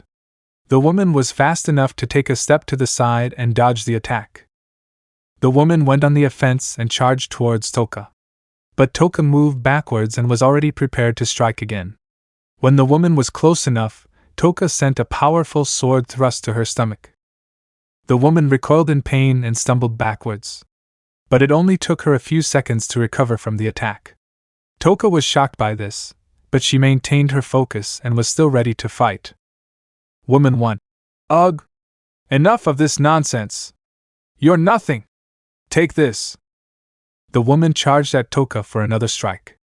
But this time, the woman was much faster and delivered a nasty strike to Toka's shoulder, followed by a kick to her shin. Toka yelped in pain and fell forward onto the ground. While she was feeling intense pain in her shoulder and leg, the woman took advantage of her weakness and kicked Toka from behind. Then, the woman used her bamboo sword and delivered multiple painful blows to Toka's back. Each time Toka tried to get back up, the woman stomped on her hands and legs to keep her pinned to the floor. Finally, the woman bent down and grabbed Toka's hair. She smashed her face many times into the ground before the woman got up and kicked her head. Toka was feeling so much pain throughout her entire body. She had sustained many serious bruises to her back, her shoulder was dislocated, and her nose was broken and bleeding nonstop. But worst of all, she felt humiliated and ashamed.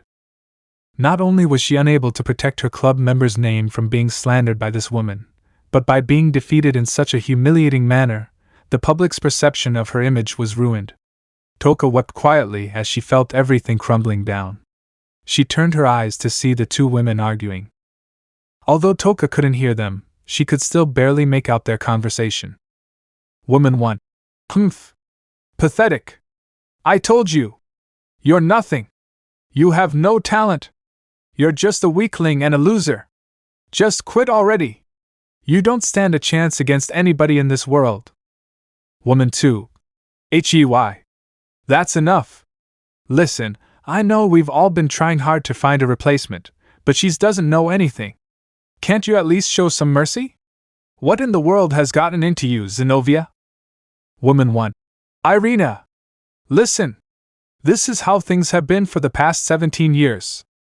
Issei is irreplaceable, and I'm frustrated at how we keep encountering weak losers and not worthy individuals who can be as good as Issei. I'm just letting off some steam and telling this girl that she can't accomplish shit in life because it's the truth. Woman 2. Why do you have to be so harsh on random people who don't know anything about the supernatural? She's just a regular girl. Toka couldn't make out the rest of their conversation after that, and she fell unconscious due to her head injuries. After a while, Toka awoke, discovering herself lying on a bed in the school's sick bay. She had several bandages on her head, and her back was in a lot of pain. Toka was however able to sit upright, but standing up was a much bigger issue. She had to use crutches to help her walk.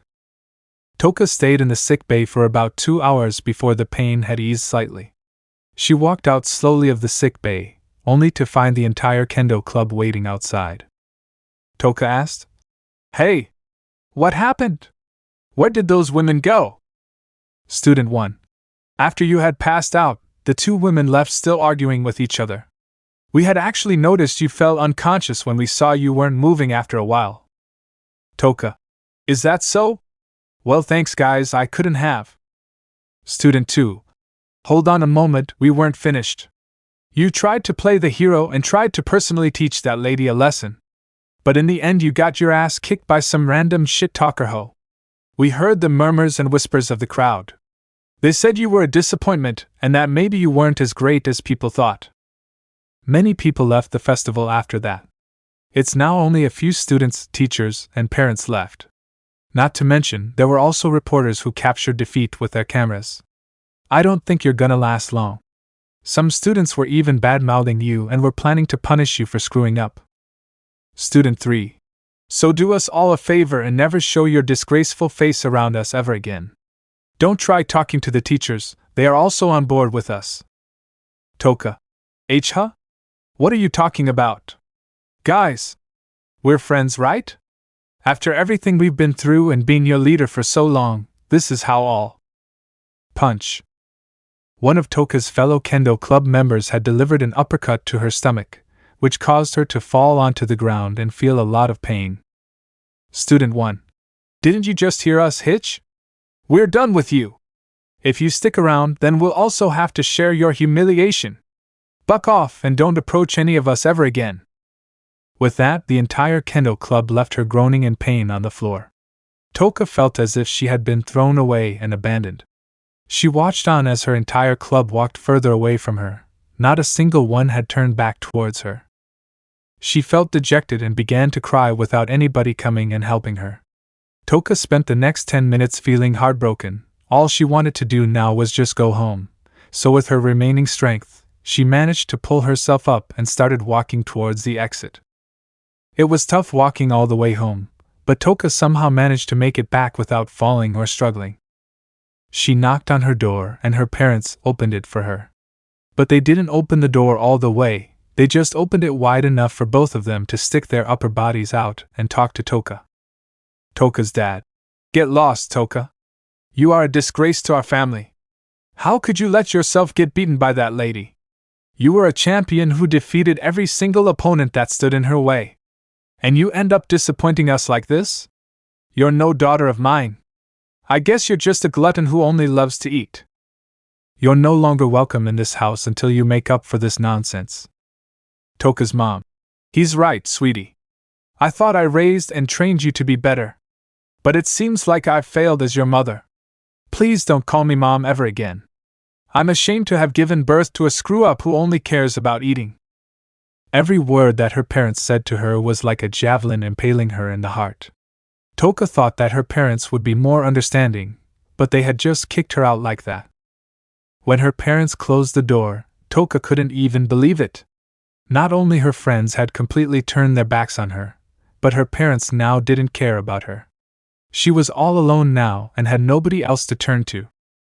For the next few weeks, Toka drifted on the streets with insufficient food and water, not to mention a lack of shelter. Although she did continue going to school, it didn't last long as her schoolmates were quick to bully her physically and mentally. Toka's desk was vandalized, they placed bugs in her locker, students cyber-bullied her online. There was once where a group of students brutally beat her up, before dunking cold water on her and locking her up in a sports closet for the entire school day. All the bullying took a massive toll on her well-being, and Toka eventually stopped coming to school. One day, she was sitting against a wall in the middle of a disgusting alley, with sunlight pouring from the sky and lighting up the area for all to see the heaps of trash and swarms of rodents infesting the alley. Toka thought to herself, "Maybe I should have thought about it thoroughly if I hadn't played the hero back then. None of this would have happened. I feel so stupid. I truly am the worst." She felt regretful for her actions that day, and wanted to turn back the clock to reverse her mistakes. "Hey! You there?" Someone had called out to Toka from the sidewalk connected to the alley. She turned to see who it was and saw two girls standing at the entrance of the alley looking at her. They got closer to her and stood in front of Toka. "Girl 1. You alright there? You look pretty messed up right now. Need some help?" Girl 2. "Concern, are you okay?" Toka never met these girls before and wanted to know why they approached her. Toka. "Who are you? Why did you come here?" Girl 1. "Oh. My bad. The name's Kagayamai, the marvelous leader of the Tengus City Sanctuary for Girls. Pleased to make your acquaintance." Kagaya bowed to Toka after introducing herself. Girl 2. "Introduction, my name is Yuzuru Yamai. Nice to meet you. I am also the leader of the Tengus City Home for Girls." Apologies, Kagaya loves to exaggerate a lot, so I will be her translator if you don't understand anything. Toka. Hi there, my name is Toka Yatagami. I've recently dropped out of school and was kicked out of my house, so I have nowhere to go and am currently living on the streets. Kagaya. Is that the case? Well then, it's your lucky day. How would you like to be taken into our domain of tranquility and hospitality? We've got stocks of food and rooms with warm beds for one to use. Just say the word and we'll gladly lead you out of your suffering and towards your salvation. Yuzuru. Translation. Would you like to stay at our girls' home? You will have your basic needs to get by. Do you accept? Toka was shocked by their offer, but she was tired of starving every day and living a hard life on the streets without a roof over her head. So naturally, she immediately took up the offer. Toka. Yes. Please. Anything. I just want my life to be back to normal. The Yamai sisters looked at each other before nodding their heads. Yuzuru pulled Toka up and helped her walk towards the home. Kagaya gestured them to follow behind as she would lead the way. Kagaya. All right then. Follow my lead. We, the Yamai sisters who are the gatekeepers and overseers of our peaceful and beautiful sanctuary, we shall descend from the heavens and lend you a helping hand to bring you out of this miserable and cruel predicament to a much better place. Keep following me and you shall eventually be free. Yuzuru said to Toka. Assurance, things will get better. It may take a while for you to adjust to the environment, but I think you will enjoy your stay there. The trio walked for some distance before they arrived at a 5-story building with Victorian-era designs. There were at least 10 rooms for each floor. The girls entered the building and saw the receptionist sitting at a counter. The receptionist was a woman in her mid-30s who looked pretty stressed. Not a single sigh of positivity was shown. She wore casual clothing which included a red sweater, blue jeans, and a pair of sneakers. The receptionist also wore a pair of glasses. Kagaya. Ms. Kiryu, we have another lost soul who seeks refuge in our sanctuary. Please let her stay here. We beg of you. The receptionist took a look at Toka, spent a few seconds staring at her in a judgmental way. Eventually, she took out a white keycard from the drawer and gave it to Kagaya. Kagaya. This, right here, is a magic card imbued with highly advanced technological magic which is used to access the gates of the sanctuary. It is also the key to your own private abode on the 4th floor.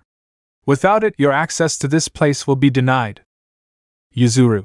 Instruction. Here is a keycard to your room and the front gate. Don't lose it, as getting it replaced is a real headache. You wouldn't want to anger Ms. Kiryu, she's the one in charge of this home. She always looks gloomy, but I don't know why. Anyway, we'll show you to your room first. After that, take a shower in the bathing room on the 2nd floor and meet us on the 4th floor where the dining hall is at 6 p.m. The Yamai sisters led Toka to the elevator and up to her room. They walked through the hallway and made it to the last room at the end of the corridor. Toka used her keycard and opened the door and saw a small room with just a desk, bed, window, and lots of dust particles floating in the air. Kagaya. Whoa! Looks like an entire army of dust has colonized the fine interior of this room. Yuzuru! Bring out the dust vanquisher! Let's send every last of these filthy particles into the swirling vortex of doom. Diffusion and particle speed ain't gonna save them from their demise. Yuzuru. Agreement. Got it. I'll get the vacuum cleaner and some cleaning supplies. The two of you wait there, we'll clean the room together. Yuzuru returned to the room with an entire cart of cleaning supplies. The girls spent half an hour getting rid of all the dust and removing all the fabrics and sent them to the laundry room. At last, Toka's new room was now clean. She walked inside and opened the window, inhaling a huge breath of fresh air. Toka. This feels great. It almost feels like I'm back home. Thanks, girls.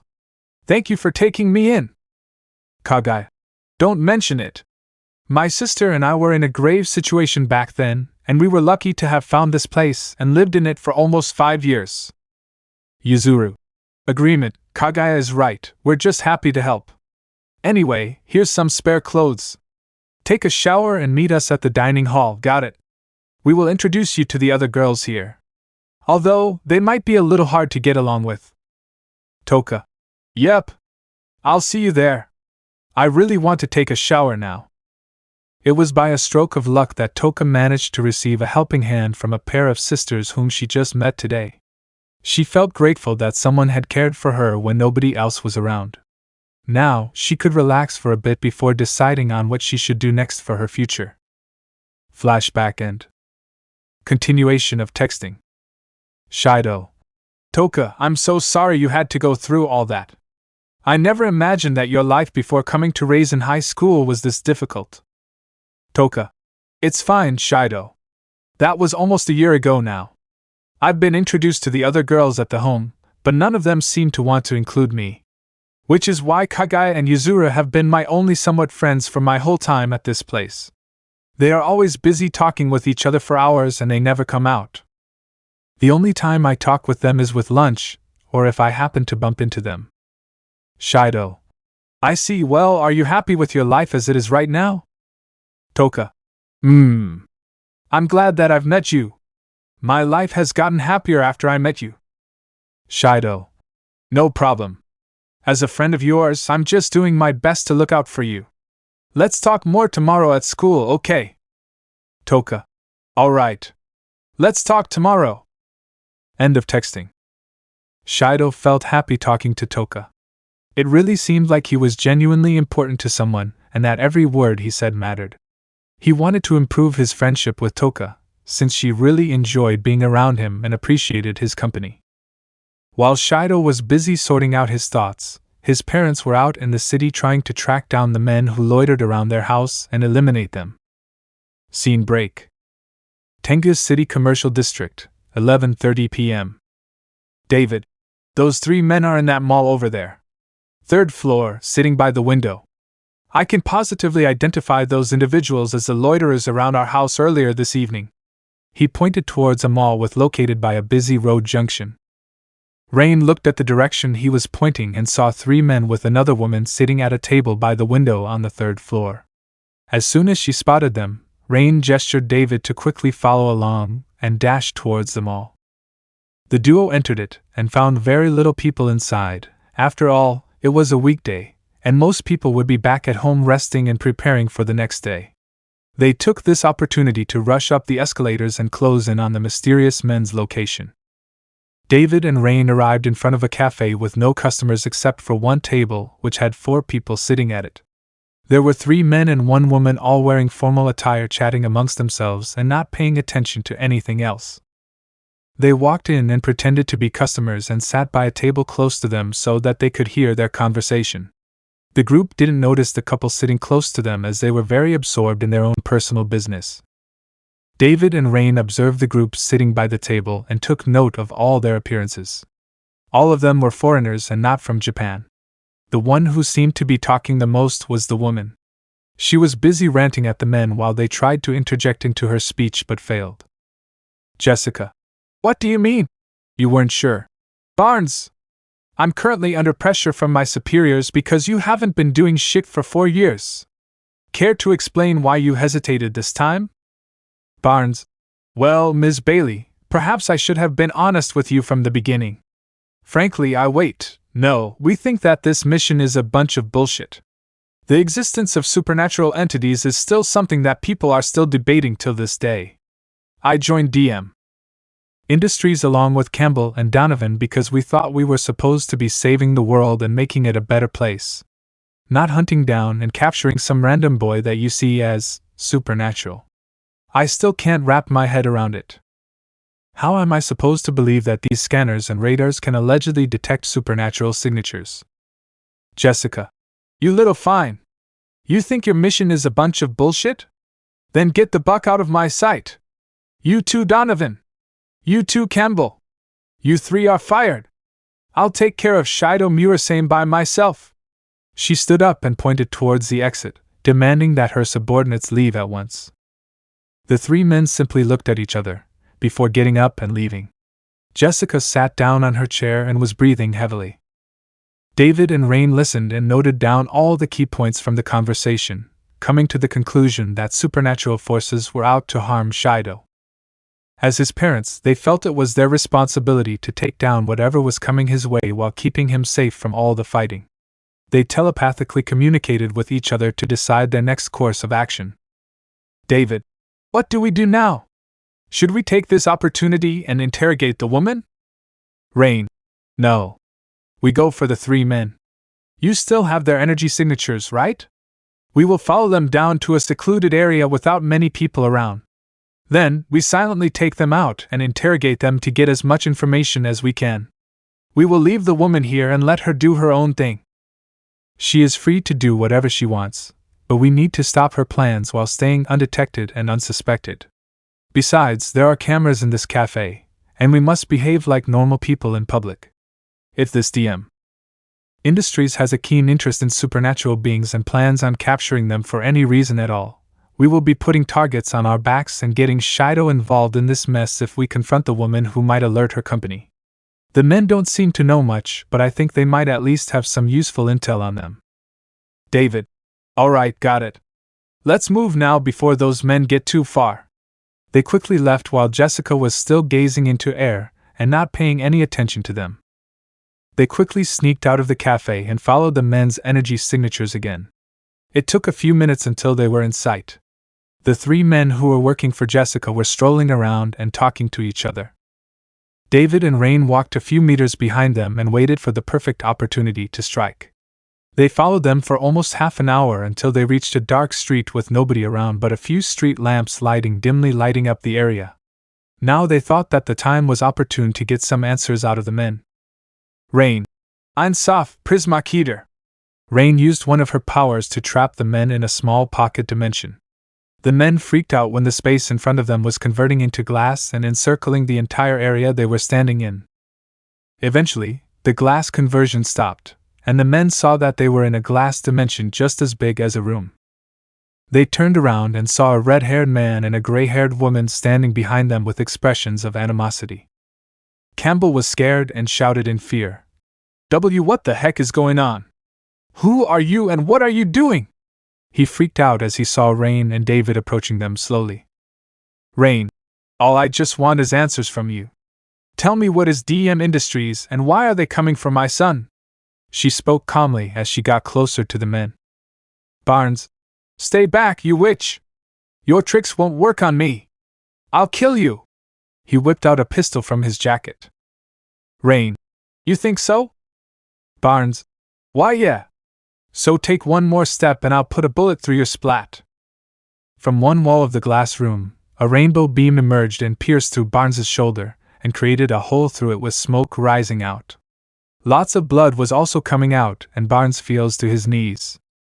Barnes: HHH. My shoulder. What are you, you monster splat? Another rainbow beam came from the wall and shot through Barnes's thigh. Even more blood was bleeding out of the hole the beam had created when it shot through his thigh. Campbell and Donovan could only cower in fear as the mysterious couple got closer to them and remained stoic the whole time. Barnes: SHIT. Okay. Fine. I'll tell you what I know. David. Speak human, or you shall face even worse consequences than this. Tell us everything you know about this plot. Barnes. Huff huff. Alright, first of all, I only joined DM Industries as a meteorologist. I was also a soldier back in the UK. Military experience is a mandatory requirement for anybody wanting to join DM Industries regardless of the position. I was told by my interviewer that this job would only require me to keep an eye on weather anomalies in my assigned area, which happened to be here in Tengu City. But after only 3 years of working at DM, I was suddenly given a weird task. David. What kind of task? Barnes. This task where we were instructed to capture a target and bring them back to our main headquarters. Rain. You mean to tell me that your assignment was kidnapping my son away from my husband and I? Why? Barnes. For some context, the original instruction of the assignment was, find an individual whose inner aura surpasses that of a god. At first, my teammates and I were pretty confused by this task, but we decided to do it anyway. We were given special scanners and radars which are told to allegedly detect anomalies in a human body. Once we discovered that the radars and scanners went haywire when we scanned your son, we decided that he would be our target. But I felt something was wrong. There's no way the supernatural exists. That's why I hesitated for 4 years to capture your son. I'm sorry, but that's all I know. David. Who was the motherbucker who gave you this bucked up mission? Who's the boss of DM Industries? Barnes. The one who assigned this mission and also supervised it was my superior, Jessica Bailey. As for the main figure in charge of all worldwide operations of DM Industries, he is Isaac Westcott. He gives commands and orders to all personnel and workers who work for him. David. Jessica Bailey, does she happen to be the one you talked with at the cafe? Barnes. Correct. David. Where's this Isaac Westcott guy? Barnes. I have no idea. I think it's London, since it's the main headquarters there. But I've been there multiple times and have never seen his face. Rain. You sure you aren't lying to us? Barnes. No. I swear. I really don't know where he is. Mr. Westcott always keeps his location and whereabouts private. The only people who knows where he is are the people in his inner circle. Rain. You know any of them? Barnes. That will be difficult to answer, since they are using fake names or never appear at all. I wonder if some of these individuals actually exists. But I do know one name, and that's Mr. Westcott's right hand, Ellen Mira Mathers. As soon as Barnes said the name of the person who is close to Westcott, Rain was shocked by who this person was. But she regained her focus and continued interrogating. Rain. Where is Ellen Mathers? Barnes. No clue. She has been gone for 2 years now and has left no clue about where she is. If you have any other questions, I'm afraid to let you know that I don't have any more answers. This is all I know about anything associated with DM Industries. David. I guess that means you are no longer of use to us then? Fine. Ray-chan, let's go home. We've got all the answers we need so far. We will do research on DM Industries and see if we can get any useful information out of it. Queen. Fine. She created an exit out of the glass room and both of them left. But before Rain walked away, she used one final move on the DM Industries workers to hide any evidence of this encounter from anybody part of the organization. Einsaf, Tsiva Magrisa. The glass room closed again. And this time, many beams of light in different colors turned into lasers and pierced through the bodies of the 3 men. The lasers kept coming and continued to fill up the room with deadly streaks of erosive light.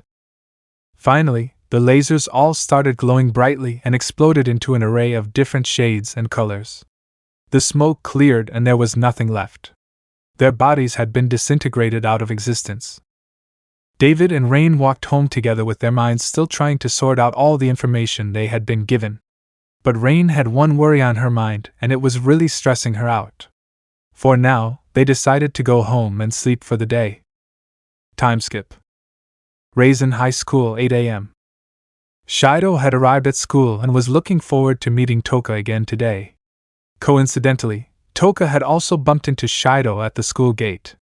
Toka was especially excited when she saw the 6 boxes of bentos in Shido's hands. They greeted each other warmly before they made their way to class together.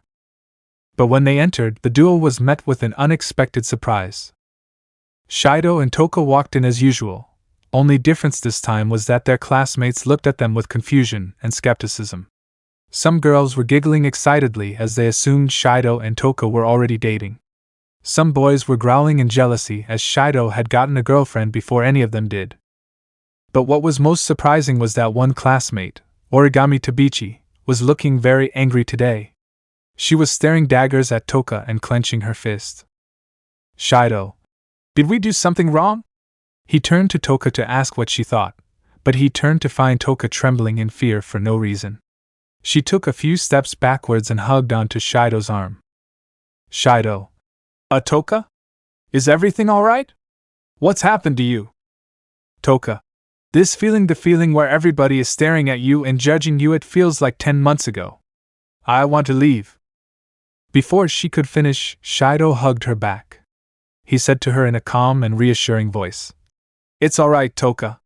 I know these people. They would never harm you. But if they do, I'll protect you and take every hit for you. I promise that nobody will be able to hurt you again. Trust me. Things are going to be different this time around. Toka didn't expect Shido to suddenly hug her and say something like that in front of many people. But she felt her nerves calm down a little and decided to stay in class. Toka. Thank you, Shido. I really appreciate that. And I will never forget it. She hugged Shido back to reciprocate his kind gesture. However, Origami couldn't contain her anger anymore and exploded in rage and jealousy. Origami marched up to Shido and scolded him for not noticing her feelings for him. Origami. Shido! You are an idiot! For 2 years I have been giving hints and you've never noticed. How could you date this transfer student whom you just met when you have me?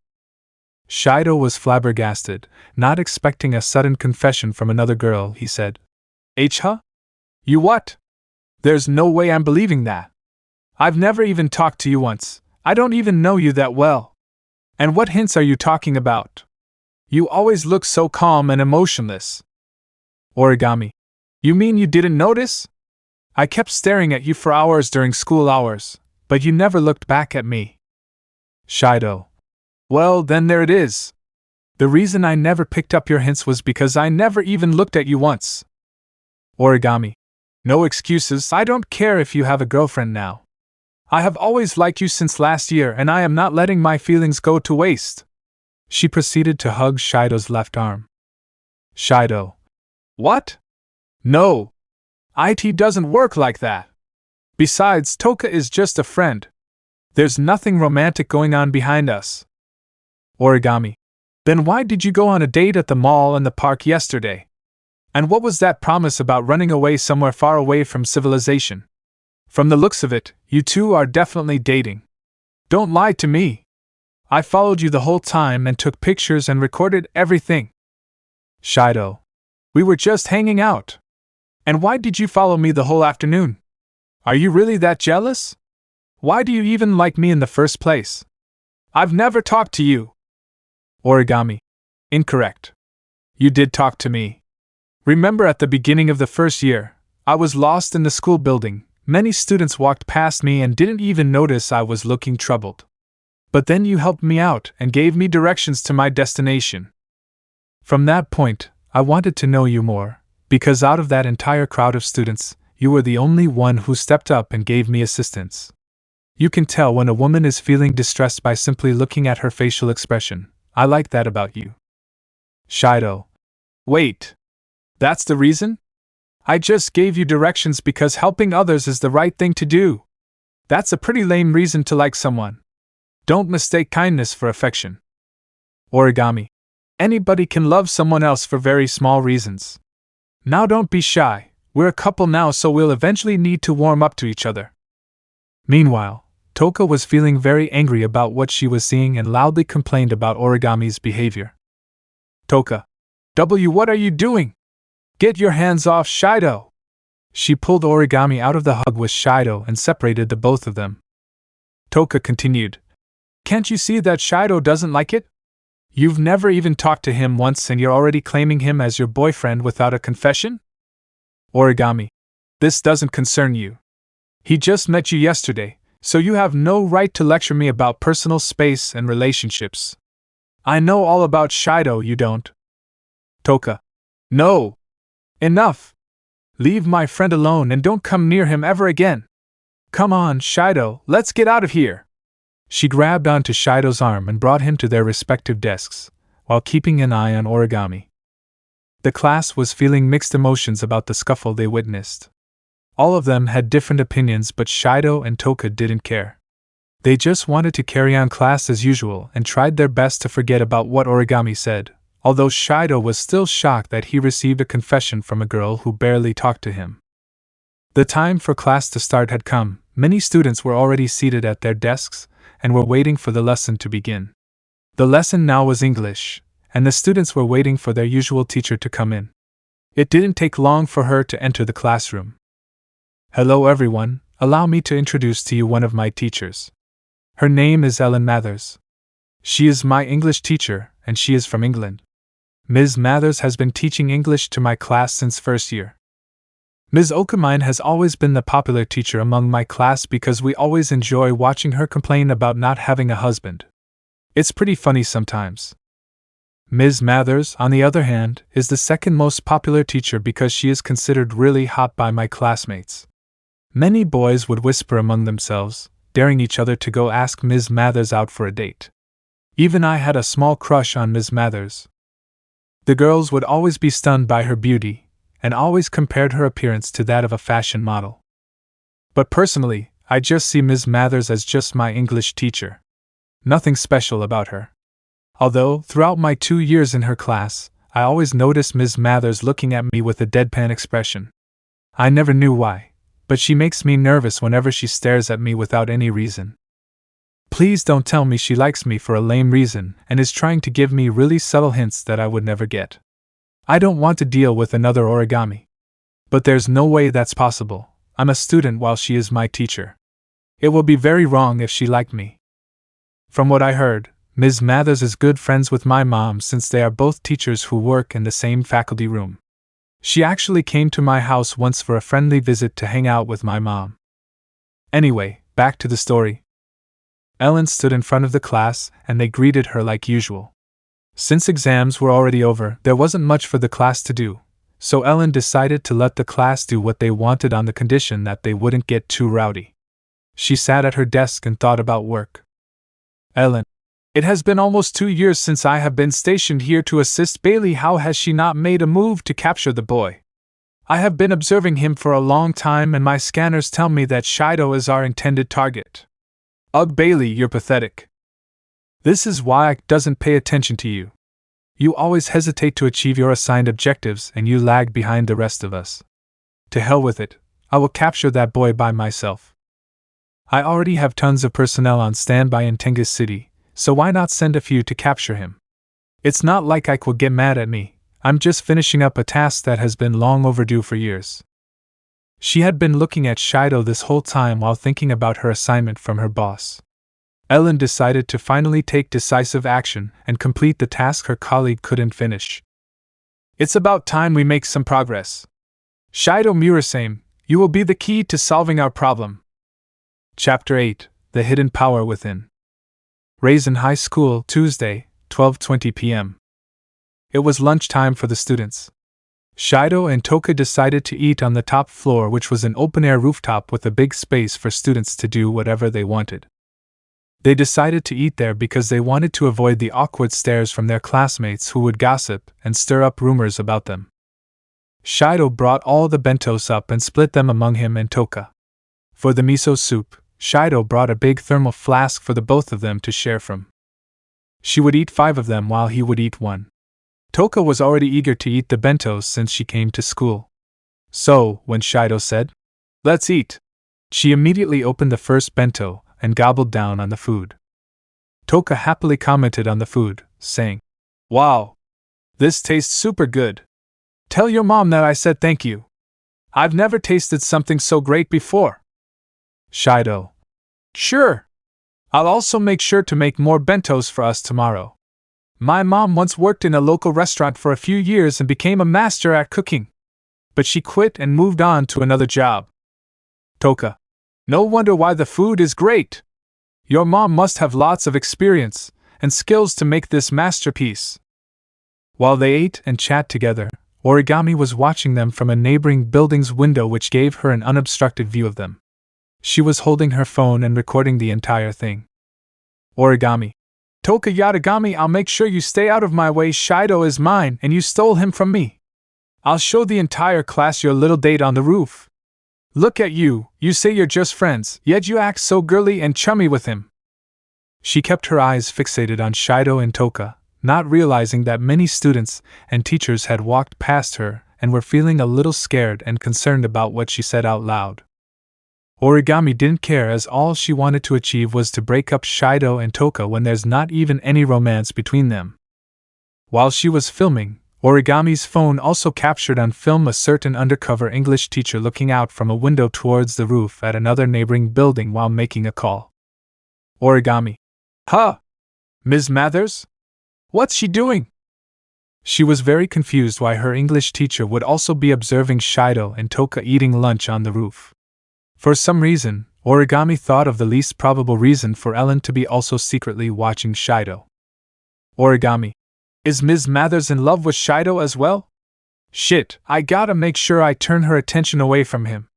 She stopped recording and immediately dashed towards the window Ellen was standing at. As she approached, Origami turned left from a corner and caught a glimpse of Ellen by the window. This prompted Origami to quickly hide behind the corner to see what Ellen was up to. Like any other jealous girl, Origami assumed Ellen would be secretly filming Shido like she was doing just now, but what she heard had shocked her. Ellen on phone. The target is completely vulnerable right now. There is currently no unwanted interference which may become aware of this operation. Move now!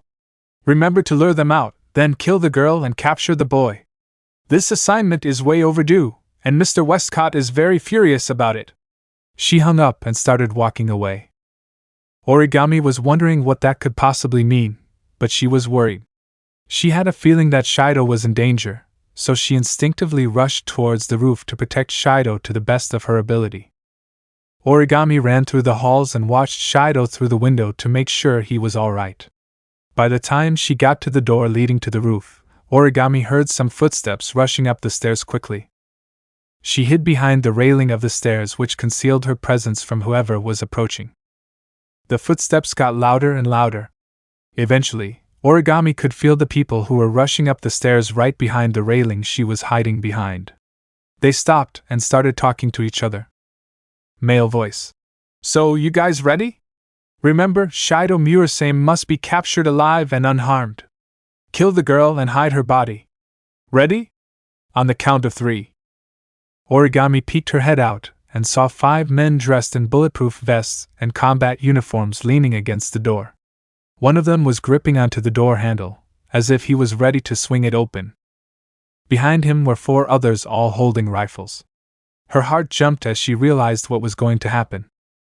When she saw the man turn the door handle, Origami jumped out of hiding, then she lunged towards the men and performed a low sweeping kick to take down the first man. Arg! The first man fell backwards and his head hit the floor. Then, Origami performed a slamming kick on his head to deal serious damage. She quickly snatched his rifle out of his hands and struck his head again with the butt of the rifle. The other 4 men turned around and saw Origami holding one of their comrades' rifles. The second man was about to point his rifle and neutralize Origami, but she roundhouse kicked the rifle to the side and lunged towards the man and delivered a knife hand jab to his eye. The second man fell to his knees and let go of his rifle to use his hands to cover his injured eye. The third and fourth man started shooting at Origami, but she pulled the second man's body and shielded herself with it. The bulletproof vest he was wearing managed to save her from getting shot. The 2 men who were shooting Origami immediately stopped shooting when they saw their friend getting shot by them.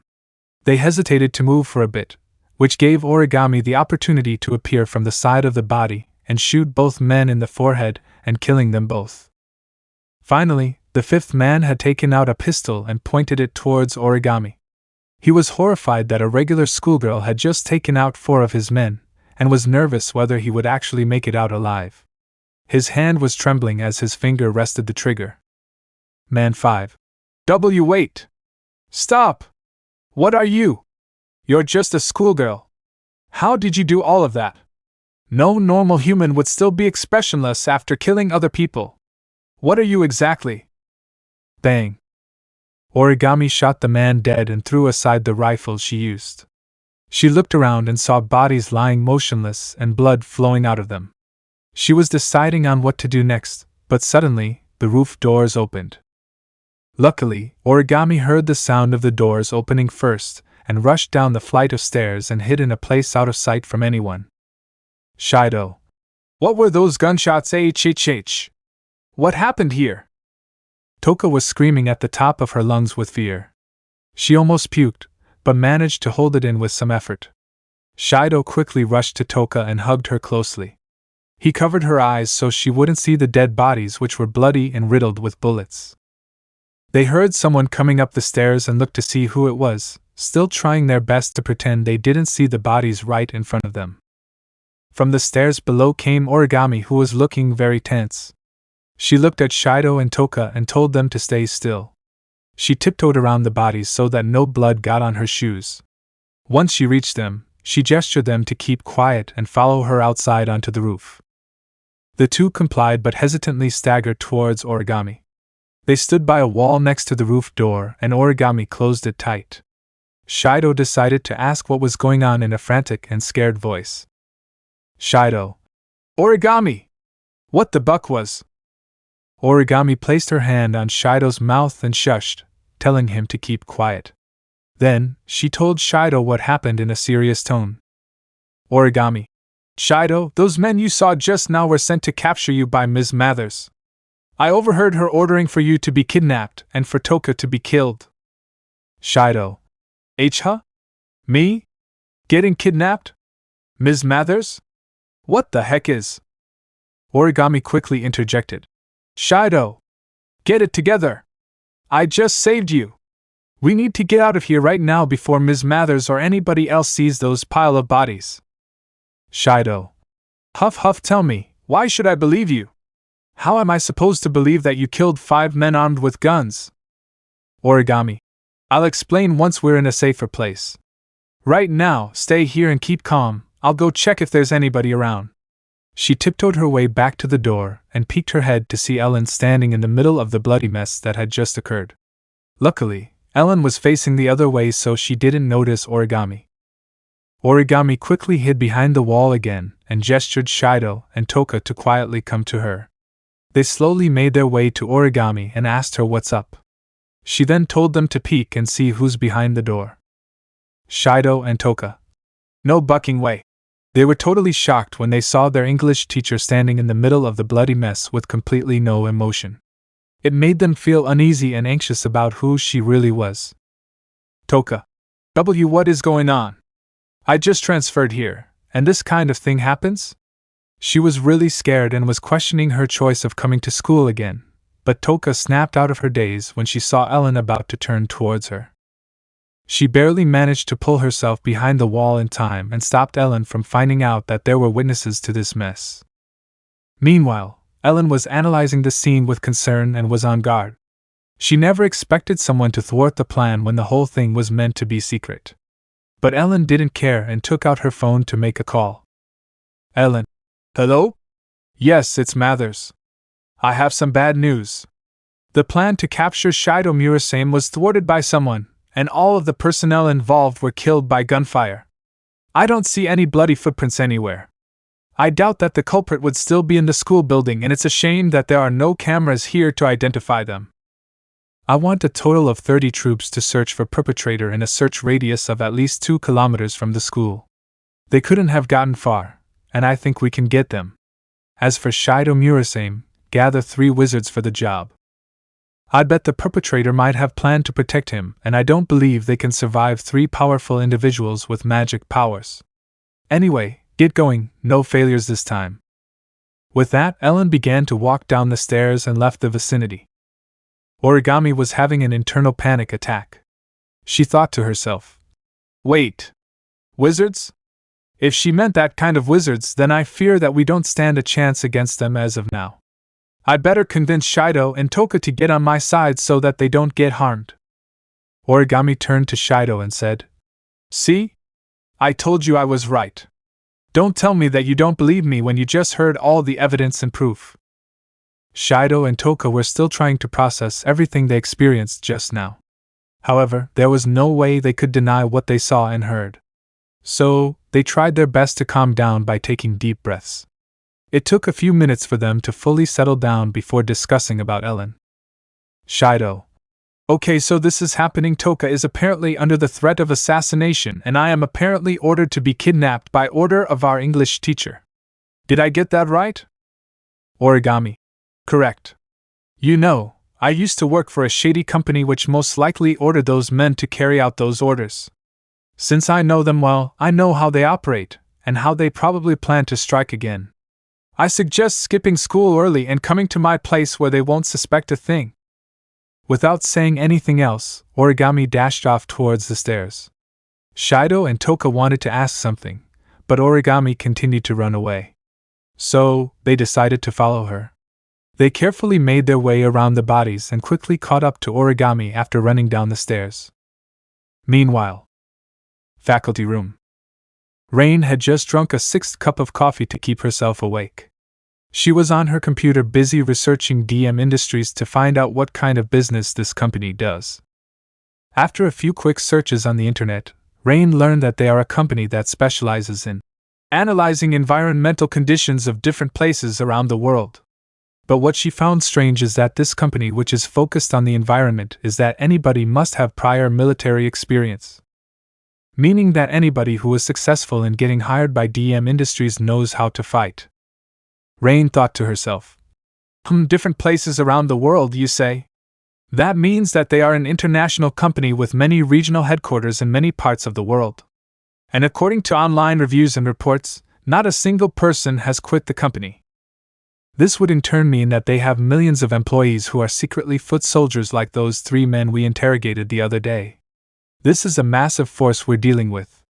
According to the data, there are over 100 million employees working for DM Industries. Assuming that one employee is one soldier, then we are the biggest army in not only the world, but in history too. And not to mention what kind of technology they possess. If they can hide hundreds of legions across the world, who knows what kind of equipment they possess? Ellen, we've been friends for 2 years since you came to teach at this school. I really hope you are not doing any shady business with this company. Suddenly, Rain heard some loud sounds from somewhere within the school. She got out of her chair and ran out of the faculty room to see what was going on. She looked left and right and saw students also coming out of their classrooms with very confused and worried expressions. The first thing she decided to do was look for her son. Rain ran to Shido's classroom and tried to find him as soon as possible. Rain called out for her son. Son? Where are you? Are you all right? She looked around the classroom but could not find him anywhere. The students looked confused and one of them decided to ask Rain who she was looking for. Tanamachi. Ms. Murasame, but you're looking for your son? I'm sorry, but what's his name? Rain. It's Shido. Shido Murasame. I'm his mother who teaches here. The students were shocked at this revelation. Throughout their whole lives at school, most of them always suspected that Ms. Murasame and Shido were somehow related. But they never expected that they actually were mother and son. Rumors began to quickly spread through the class. AI. Whoa. That's Shido's mom? I didn't know that she was a teacher here. Why didn't he tell us? Well, maybe he didn't want any of us to tease him for having his mom teach at the same school he goes to. I personally think that he didn't want us to know because he didn't want any boys hitting on her. That is so lame. Rain couldn't stand the whispering and gossiping going around the class and shouted to get everyone's attention. Rain. Excuse me? I'm looking for Shido. Where is he?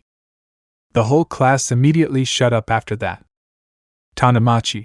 Well, he's on a little lunch date with his girlfriend on the roof.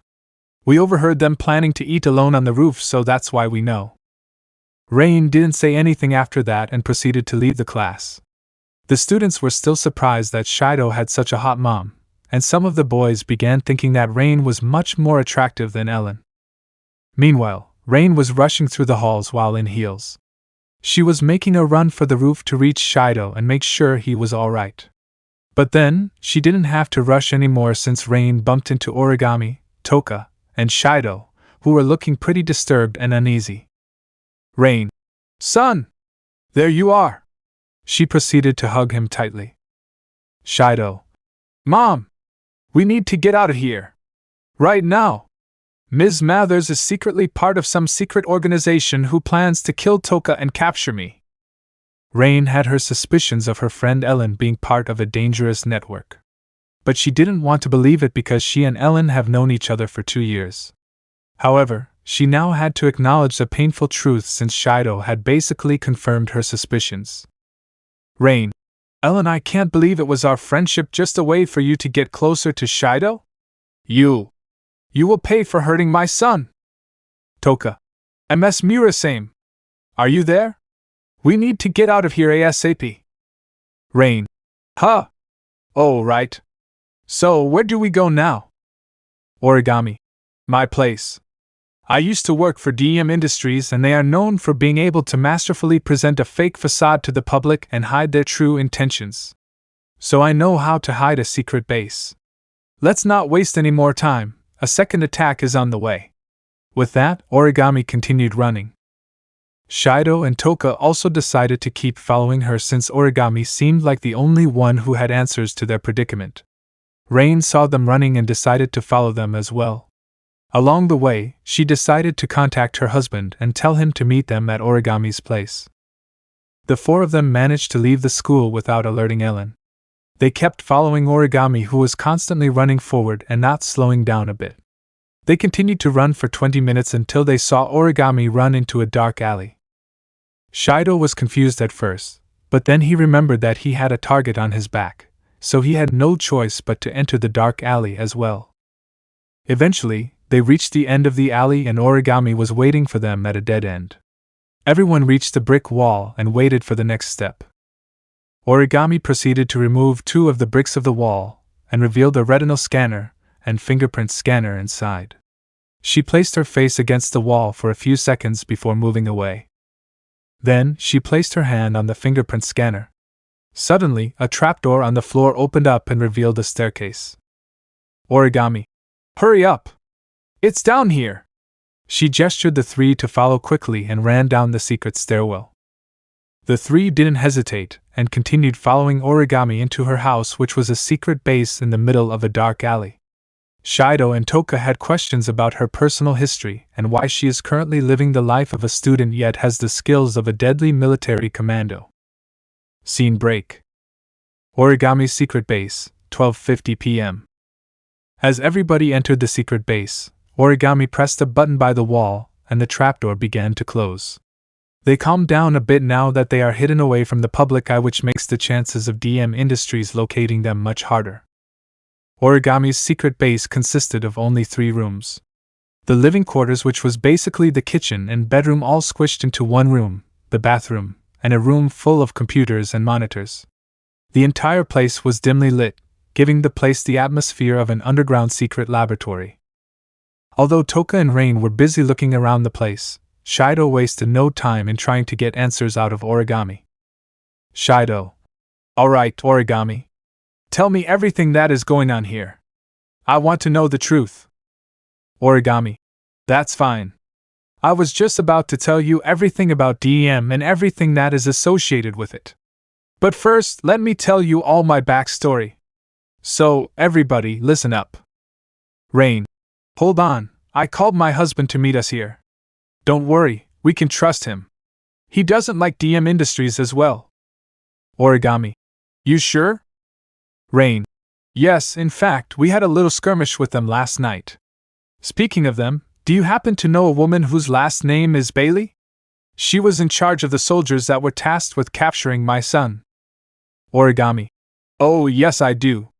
Jessica Bailey was one of the most frustrating people I've ever worked with.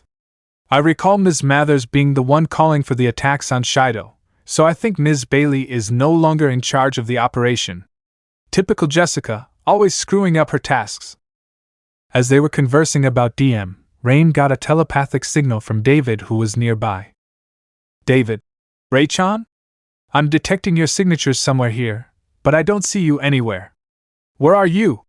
All I see is a dark alley with dirty brick walls, and I have reached a dead end. Did you see my text message? Rain. We're down below. I'll open the door now. Rain turned to Origami and asked her to open the door, but Origami was cautious and decided to ask a few questions first. Origami. How did he find this place? Rain. I texted him the location of this place. I just got a text saying that he's on the surface looking for us. Origami. How did you receive a text message when the walls of this place were designed to block out any network connections? Rain. Don't know.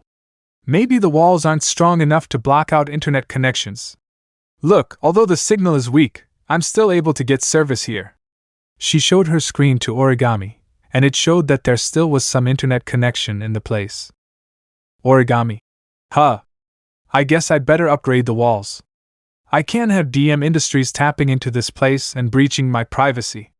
I already spent a lot of effort concealing this place into the urban environment. I can't have DM Industries trying to bust into this place simply because I gave my location away due to a network leak. Anyway, I'll open the door now. She went into the monitor room and pressed a button which enabled the trapdoor to open up and let David enter. He walked in and looked around the place. David looked to the front to see his wife, son, and two other girls looking back at him. David. So, what's going on? You said it was something really urgent, so what's happening? Rain. Well, DM tried to kidnap our son and kill his girlfriend. Then they were saved by their classmate who used to work for DM Industries. I don't know how or why, but that's basically the gist of it. David. What? Origami. Pleased to meet you, Mr. Murasame. My name is Origami Tabichi and I am Shido's rightful girlfriend. This girl, Toka Yatagami, is a homewrecker who stole him first. She proceeded to hug Shido's arm, which shocked everybody. Toka. HHY. Get away from him! She hugged around Shido's other arm and stared daggers at Origami. The two girls were looking at each other with anger and jealousy. Origami. Get back! I still haven't forgiven you for getting between us this morning. Besides, why are you hugging around his arm like that? Aren't you just friends? Toka. Oh, well, that's... She was blushing madly and struggling to give a response. Origami. So you do like him? Well, in that case, you cannot be his girlfriend since I confessed first. Toka. W what? No! I like Shido more than you do, ugly witch! Gasp. Toka was shocked since she just told her true feelings in front of not just Shido, but his parents as well. Shido. What? You like me too? Even though we just met yesterday? While the three were squabbling noisily, David was having some uncomfortable flashbacks about his former battle partner and host. David. Son, you have a harem? You're so dead. That made everybody keep quiet and not say another word, although Toka and Origami were still clinging on to Shido. David saw this and marched up to them. Then, he forcefully separated the girls from his son and dragged him away. David. Listen, girls. Stay away from my son. I'm not letting him get a harem. And Shido. No girlfriends until you're 18. The two girls tried to retort, but they decided to listen to David as disobeying him could result in their chances of becoming Shido's girlfriend getting destroyed. Finally, everybody had settled down. Origami decided to change the subject and inform everybody of the details pertaining to the current situation. Origami. Anyway, I think it's time to focus on the important things now. We have delayed too much.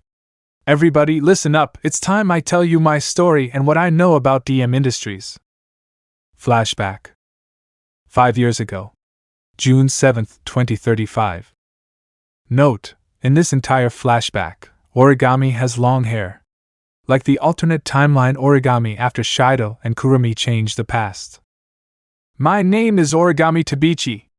Before I joined DM Industries, I was just an ordinary girl who lived a normal life with loving parents. I was much more expressive and emotional, and I actually had longer hair back then. As far as I can remember, all my life before DM was filled with happiness and joy.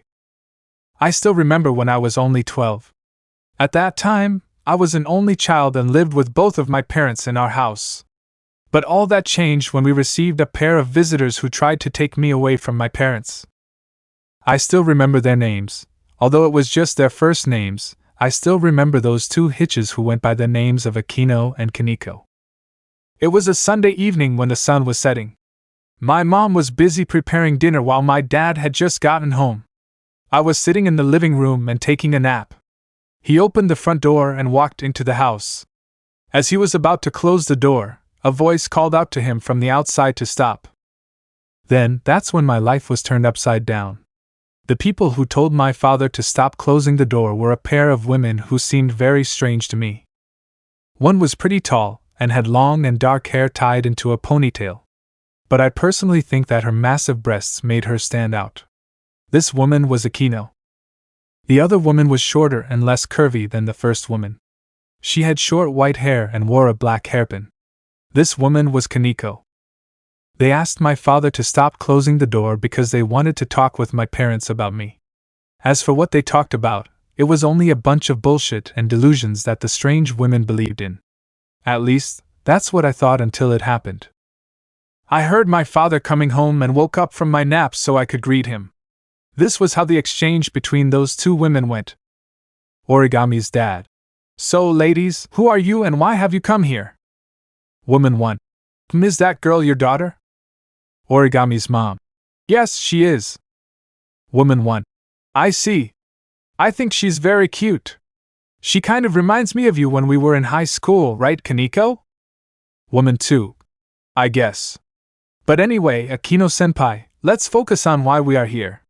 We have to tell them about their daughter, and why she's special and of great importance to us.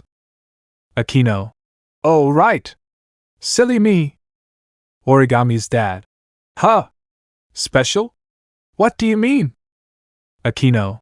To put it simply, your daughter is a possessor of a powerful artifact that can perform supernatural abilities, and it is of great interest and importance to us. Origami's mom. Excuse me? Are you crazy or what? Supernatural? Does my daughter look strange to you? Kaneko. That's not what we meant. I mean that your daughter is capable of doing things that normal people are not capable of. That being said, she's not an ordinary person and will not fit in with the rest of society since she is part of the supernatural. Origami's dad. Hey. Shut up. I have raised Origami since she was a baby and I've known her for 12 years now. I don't think she is some kind of weird supernatural entity who has powers. Akino. I understand you are confused, but what we're saying is the truth. Look, here is some evidence. From her hand, Akino conjured up small sparks of lightning which flickered brightly. Origami's dad. What the buck is who are you? And what do you want with us? Kaneko. We're folks who have lived with the supernatural our whole lives. Therefore, we know how to identify people associated with it. Now, the reason why we are interested in your daughter is because we want to teach her how to use her power and become strong. This means that we want to take care of her from now on. Don't worry, you'll still get to see her occasionally. Origami's mom. As if we'd agreed to that. Origami is staying here, and will not give her to a bunch of nutcases like you. Get out of our house right now. Akino. We are not asking. Your daughter's power is of great significance to us. Either you give her to us, or we take her by force. Your choice. Suddenly, Origami's father grabbed his suitcase and swung it hard against Akino. It hit her jaw and she stumbled onto the ground as she was recovering from the unexpected attack. Origami's dad. Quit your bullshit. Origami is not going anywhere. If you want her, then come at me, you bucking hitches. I will stop your nonsense right here and right now. Kaneko. Well, we gave you a choice.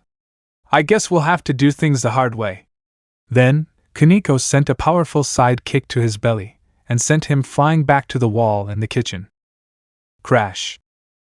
Origami's mother and Origami came rushing to him to make sure that he was all right. They were completely terrified when they saw a short woman be able to kick him all the way back to the wall with just one kick. As Origami was shaking his body to get her father to get up, she saw Kaneko and Akino walking into the house. Origami's mother was shaking in fear as she didn't know what to do. But then, Origami's father stood up and placed his arm in front of his wife and child. Origami's dad. Get out of here, take Origami with you and get to somewhere safe. I'll hold these hitches off. Origami's mom, dear. Origami's dad. Hurry! I'll be fine, so go! She had no choice, so she ran into the living room and picked up Origami, who was crying out for her father. Then, they escaped through the back door from the kitchen. Akino and Kaneko noticed them escaping, prompting them to rush towards there. But Origami's dad grabbed the back of Akino's shirt and slammed her against a corner. Then, he took out a kitchen knife from the drawer and stabbed Akino multiple times in her back. He let go when he saw that she was motionless. He wanted to go and stop Kaneko from reaching his family, but Akino had somehow survived the series of knife strikes to her back and sent a bolt of lightning towards him. Origami's father, being a normal human, didn't survive as he was instantly electrocuted to death. His burnt and lifeless body collapsed onto the floor. Akino. Era, you've been a naughty one, haven't you? You will pay for striking my majestic and magnificent body, which is superior to your wife's. Take this. She conjured up a massive fireball towards his body and burned it to a crisp. Meanwhile, Origami's mother was carrying her daughter out of the house and running away. But then, she turned back and saw Kaneko, who was pursuing them. She picked up her pace and kept on running quickly. All she wanted was for Origami to be safe. Despite her mother's best efforts to escape, Kaneko eventually caught up to them and performed a flying side kick to her back. She fell onto the pavement and wailed in pain. Luckily, she managed to prevent Origami from hitting the floor as she managed to turn her body around and land on her back. Kaneko walked up to Origami's mother, who was shielding her daughter with her body. Kaneko demanded that she give up Origami immediately or she will face even more pain. Although the pain from that kick was excruciating and painful, Origami's mother still refused to yield. Then, Kaneko turned around and saw Akino coming from behind. Akino. Sorry I took a while. That father was pretty brave for someone dealing with the supernatural. Don't worry, I incinerated that loser. He's no longer part of our problem. Kaneko. Is that so? Then that's great. I wonder how Asia and Irina are doing for their target. Hopefully that family of that target wasn't such a bother to them. We need these two sacred gear users to replace the power loss after Issei died. It's been 12 years and we've found nobody to recruit into Rias-senpai's peerage. I think we should be lucky that this girl here can manipulate light and is capable of performing powerful light-infused attacks. But I personally think that the other girl who supposedly can use powerful flames to heal any kind of injury is more useful. I just hope that Asia and Irina can successfully convince their target to join. Origami's mother was shaking and crying as she heard the two women casually talking about how they killed her husband. Origami didn't even try to cry or scream. She was traumatized by this incident, and she was still processing everything that she saw and heard. Then, Kaneko walked up to Origami's mother and tried to forcefully take her daughter away. She did her best to stop Kaneko from taking away Origami and managed to keep her safe within her arms. Akino decided that there was no other choice but to kill Origami's mother. She walked up to her and prepared to kill her using lightning. But out of nowhere, an enormous explosion occurred from a neighboring house and its blast sent everybody flying away. From the source of the explosion, a blazing fire could be seen. The flames were carried by the wind and soon spread throughout the city. Akino and Kaneko were blown away from Origami and her mother and crashed into another house. When Origami's mother saw the opportunity to escape, she used all her strength to stand up and run with her daughter even though her back was in massive pain. They tried their best to get away from the flames, but even more deadly flares of fire came from the explosion site and rapidly spread the fire all around the city. Origami's mother was running out of strength fast as the flames were approaching closer and closer. The smoke in the atmosphere was also making it hard for them to breathe. She covered her daughter's mouth and nose with her hands so she wouldn't breathe in all the harmful toxins in the smoke. Origami's mom. Don't worry, Origami cough, we will make it out of here. But despite her best efforts, Origami's mother collapsed and was completely motionless. Origami was also exhausted, but instead of running, she stayed by her mother's side and desperately tried to wake her up. Origami shouted and cried for her mother to wake up even though the flames were becoming stronger and hotter each second and the smoke was becoming more toxic and thicker. Origami. Mommy! Get up! I don't want you to die! I don't want to lose you! All of her efforts were in vain. Origami could only sit by her mother's side and weep as the fire crept closer to them. But then, her mother was able to barely wake herself up. Origami saw her opening her eyes and tried to call out to her mother to quickly stand up. But all her mother did was place her hand on Origami's cheek. She smiled at her for one final time, before saying her last words to her daughter. Run, Origami, I'm sorry I won't be able to make it out of this one. Sigh Origami. Listen to me, your dad and I have always loved you since you were a baby. I don't want you to grow up alone, but I also don't want your life to end so early. Please, Origami. Promise me that you will live an honest and fulfilling life. Those were the last words Origami Tabichi heard from her mother. Even to this day, she can remember them word by word very vividly despite her mother's death happening 5 years ago. In response, the then 12-year-old Origami simply nodded her head as she shed tears, promising her mother to fulfill her dying wish. The flames became ever stronger, and the heat was becoming extremely intense. Origami looked at her mother's face for the last time before getting up and running away. Origami managed to barely escape the raging flames that engulfed Tengu City. This event was known as the Great Tengu City Fire of 2035. Till this day, the citizens of the city can still feel the effects of the disaster despite the rapid reconstruction of destroyed infrastructure and great amount of time that has passed after the fire. During the time of the fire, 12-year-old Shido and 12-year-old Toka were away with their families in Greece for holiday and visiting a relative in another city in Japan respectively. Thus, they were relatively untouched by the disaster. Although, their houses were still hit by the fire but only burnt partially, unlike many others which burnt to the ground. I made it to the outskirts of the city where the fire hadn't reached yet. I sat by a tree and cried continuously for the whole evening. Eventually, the fire department and the police found me and quickly got me patched up by the medics. I only learned much later that my parents had truly died. I couldn't believe it. I don't blame the fire for killing my parents. I blame those two boors who wanted to take me away from my family. Mom, Dad, I will fulfill your promise only after I murder those motherfuckers in cold blood. I promise that I will do as you wish for me to live my life, but revenge comes first. I promise I will avenge you both. I told the police that my family was actually murdered, and I told them the names of the women who killed them. But they told me that they investigated and said they found no such people in any governmental records. As a result, my parents had died without those two buckers facing any justice. After her loss, Origami never showed any kind of emotion ever again. When she returned to school, she got big into martial arts and gymnastics.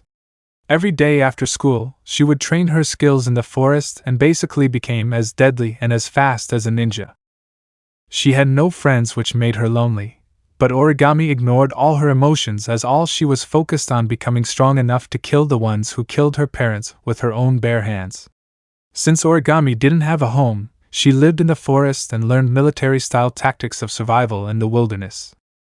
One day, when she was 14, she was training alone in the forest when she encountered 3 women dressed in military uniforms. Origami hid behind a tree to see who these people were. She found out that 2 of those women were actually girls who were around her age, and the third one was a grown woman who appeared to be their leader. But what seemed off was that their uniforms didn't belong to any military army of any country that she knew of. Commander. Alright, girls, we are tasked with finding anomalies in Tengu City which may be linked to the Great Tengu City fire that happened 2 years ago. I personally believe that the fire was so large because many of the houses were flammable, and the wind spread the flames quickly. Unfortunately, the higher-ups believe it was something else that caused the fire and insisted that we investigate the causes right away. So we're not going to find anything, we might as well lie about the results. And Origami emerged from the tree and shouted, "Hey! Who are you and what are you doing here?" The three girls turned to the source of the voice and saw Origami in a fighting stance, glaring at them with a serious face. The two shorter girls took out their rifles and pointed them at Origami, but their commander ordered them to stand down and let her speak with Origami. She walked up to her slowly and carefully. When the commander got close enough, she introduced herself to Origami and told her what they were doing. "Commander. Greetings, little girl. My name is Ryoko Kyuzukate. These two girls here are my subordinates, Mikey Okamine and Mildred F. Fujimura. We work for DM Industries, a company that specializes in environmental studies around the world, including dangerous places. Right now, we are investigating causes of the Great Tengus City fire that happened 2 years ago in 2035. Origami. What's with the uniforms? Ryoko. To join this company, one must have prior military experience regardless of the position they are applying for. However, one can also get in if someone within the company who has a high position like me writes a recommendation for the one who desires to join. Therefore, all of us are military trained and are given these kinds of uniforms whenever we are sent out on missions. Origami. Say, can I join you? Ryoko. What? Why? Origami. The fact that an environmental company issuing firearms to its workers is a little strange, and the fact that military experience is a requirement makes things much more strange. I think this company isn't what it seems. I think there is a gorgeous facade which is concealing the dark and bloody soul of this company. I want in. I have my own personal reasons for joining. Ryoko looked at Origami for a moment before telling her what is going to happen. Ryoko. You know, kid, I always had my suspicions about DM Industries. If I'm being completely honest, I thought the exact same thing as you after spending 3 months in this company. You have good intuition and instincts, but there is a condition if you want to join. Origami. And what's that? Flash. Ryoko had lifted up her sleeve and tapped on a few buttons on her watch. Suddenly, a strange light emerged from the watch and blinded everyone's vision. When the light finally died down, Origami saw Ryoko wearing a different pair of clothes. But it wasn't a uniform or anything made of fabric like any other sort of clothes. She was wearing a mechanical battle suit which covered her entire body but still revealed parts of her skin.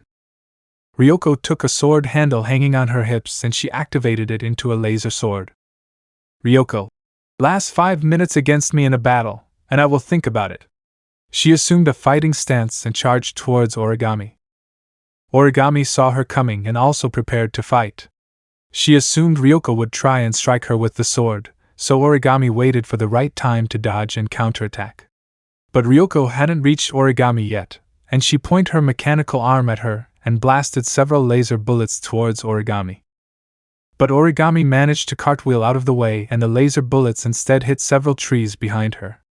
As Origami stood up after cartwheeling out of the way, she saw Ryoko about to swing her sword downwards onto her head. Origami decided to move lower and back sweep Ryoko's leg. Ryoko reacted in time and leaped backwards to dodge the sweeping kick. The two of them stood across from each other and awaited the next move.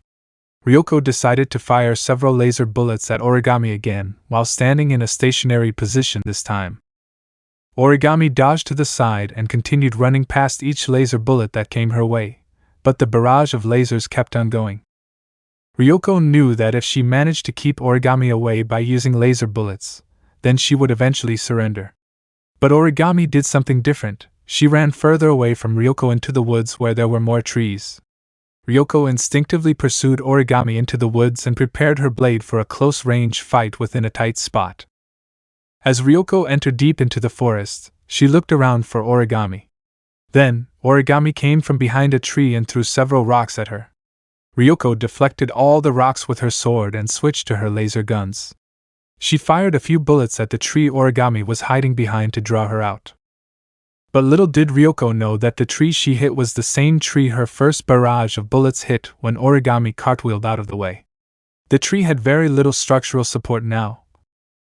Origami dodged the laser bullets by crouching down and stood up again, pushing the tree towards Ryoko.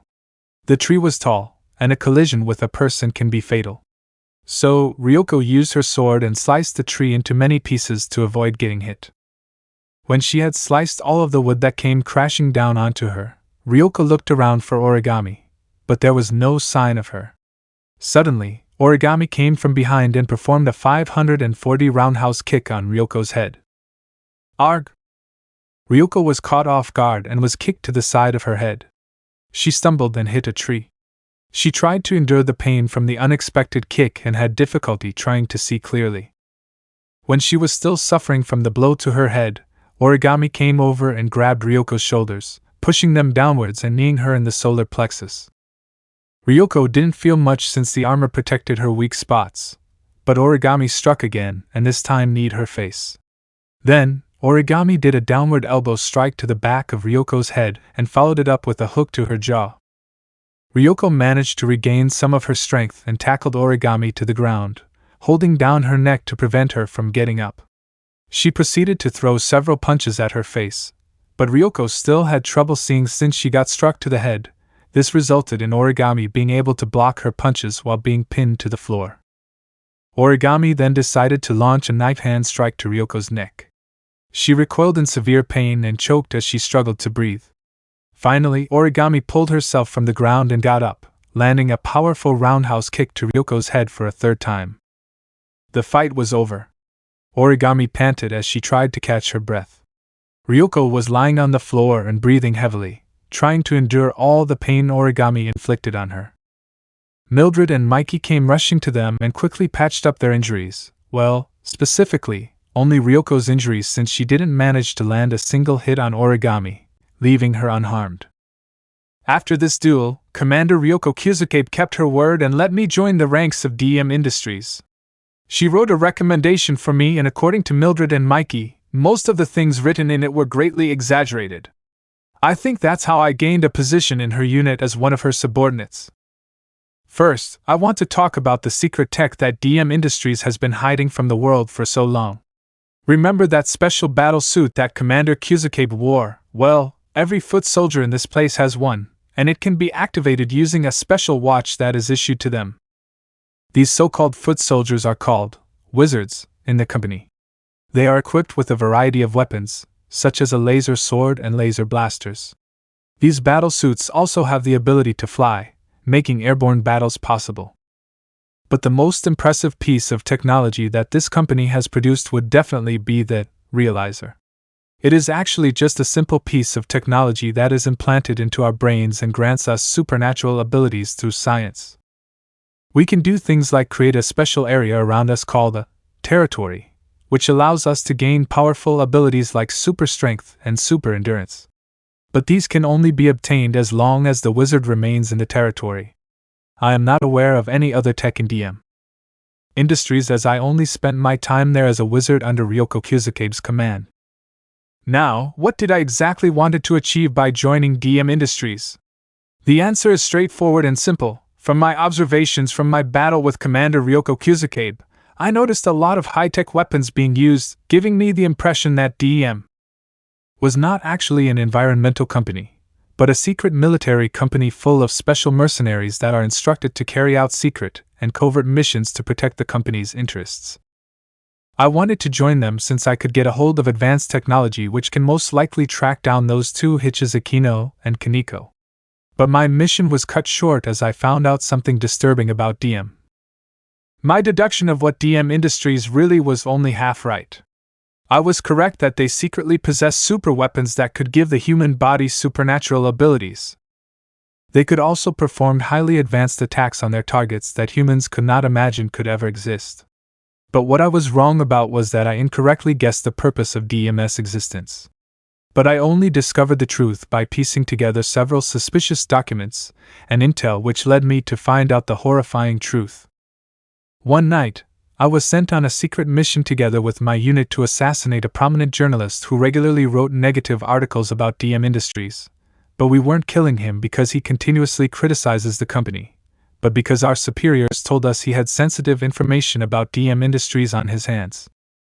This information was so top secret that revealing it to the public would result in devastating consequences. 4 months later, Cadiz, Spain. October 17th, 2035. 11 p.m. Commander Cusicabe, Mildred, Mikey, and I were waiting in a hotel lobby in the city. Our instructions were to infiltrate the place and kill the journalist who was currently on holiday in Spain. We were also told to extract some suspicious-looking articles or papers from this journalist and burn them. We were strictly prohibited from reading them. The person in charge of this operation wasn't Commander Cusicabe, but it was another high-ranking wizard by the name of, I think her name was Artemisia Bell Ashcroft. She is in charge of a massive legion of wizards based in Western Europe. She specially requested wizards from Japan to carry out this mission despite the fact that she has tons of wizards at her disposal all across Western Europe, from the Iberian Peninsula, which includes Spain and Portugal, to Scandinavia, which includes Norway, Sweden, and Denmark. We didn't question this request as my fellow wizards, including Commander Cusicabe herself, was pretty excited to get a chance to visit a foreign country. Hotel lobby. Origami. So this guy who's a journalist somehow got his hands on sensitive information about DM Industries. How do you think that happened? Mildred. Let's see, according to the report put together by Ms. Ashcroft, this man is Luis Jimenez Alonso from Pamplona. He is an independent journalist who frequently criticizes DM Industries, and the report states that he allegedly infiltrated a DM building in Barcelona by disguising himself as a member of a client company, and secretly stole sensitive information which is not to be revealed to the public. Ryoko. Hey, wait, our phone that was issued to us just received a message. Okay, let's go. We won't kill the man immediately, but we'll interrogate him first. The girls made their move and stormed into the journalist's room. He was caught off guard and was pinned to the ground by Ryoko and Origami. Mildred and Mikey searched the room for any sign of documents or hard drives that the journalist had. Mildred. Here we are. The important information that Ms. Ashcroft wanted us to destroy. Now let's see, how should we destroy them? Mikey.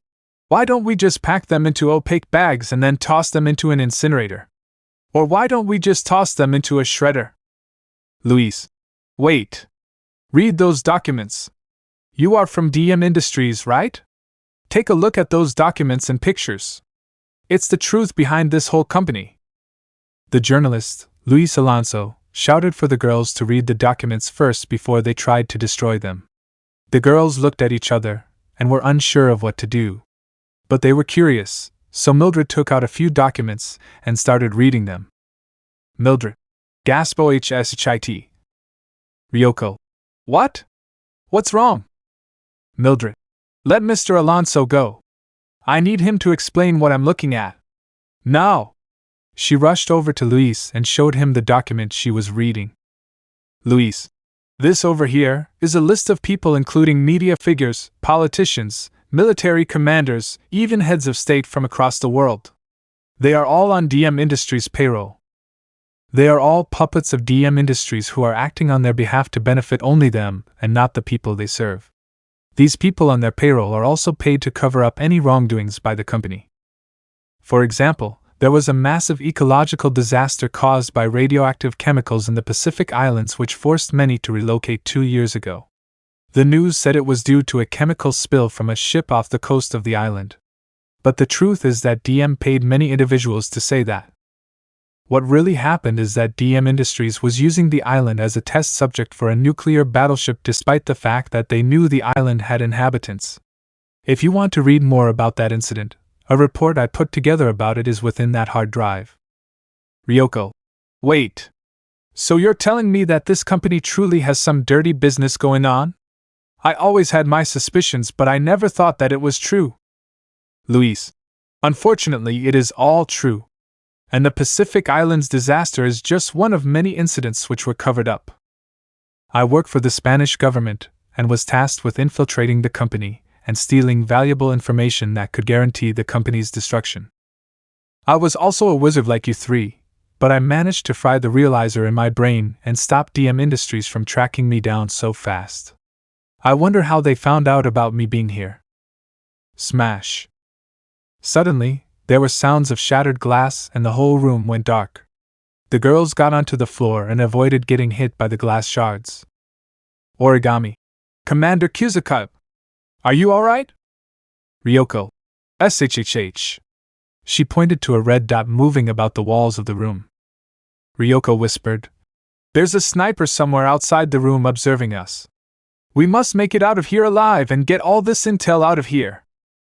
The girls and Luis did as Ryoko said and moved to safety. Once they were in a concealed position, they began discussing their next course of action. Luis. Right now we are trapped. I'm guessing they probably bugged your clothes with microphones and heard me telling you the truth. If they have a sniper out there hunting us, then they probably have reinforcements coming to kill us all. My real name is Jorge Garcia Gutierrez from Zaragoza. It was nice knowing you for. Origami. No! This isn't the end. We can still make it out of here. We just need to fight the hostiles and clear a path for an escape. Ryoko. I agree. We can't just die without letting the world about the truth. Jorge. Weren't you sent on a mission to expose DM Industries? Jorge. You're right. I've already come this far. Take all these documents and hard drives with you. This also includes instructions on how to remove and disable a realizer from your brain. Those realizers act as trackers, so remove them as soon as possible. I will distract any forces from DM Industries and let you all get to safety. Get to the door and wait for my signal, then run. I will blind the sniper's vision so nobody gets hit. Before this all goes down, what are your names? Ryoko. My name is Ryoko Kuzuke. This is Origami Tabichi, Mildred F. Fujimura, and Mikey Okamine. Nice to meet you. Jorge. Nice to meet you too. Alright, get ready. The girls crawled to the door and waited for the signal. Jorge sneaked to his closet and opened it up. He took out 3 grenades. Jorge pulled out the pins of the grenades and rolled them towards the window area. He shouted at the girls to start moving out. As soon as the door swung open, the grenades exploded and the sniper's vision was obscured by the explosion and smoke, allowing Jorge and the girls to escape. As they burst out of the door, they saw the corridor was clear after checking both sides and decided to head for the stairwell for their escape.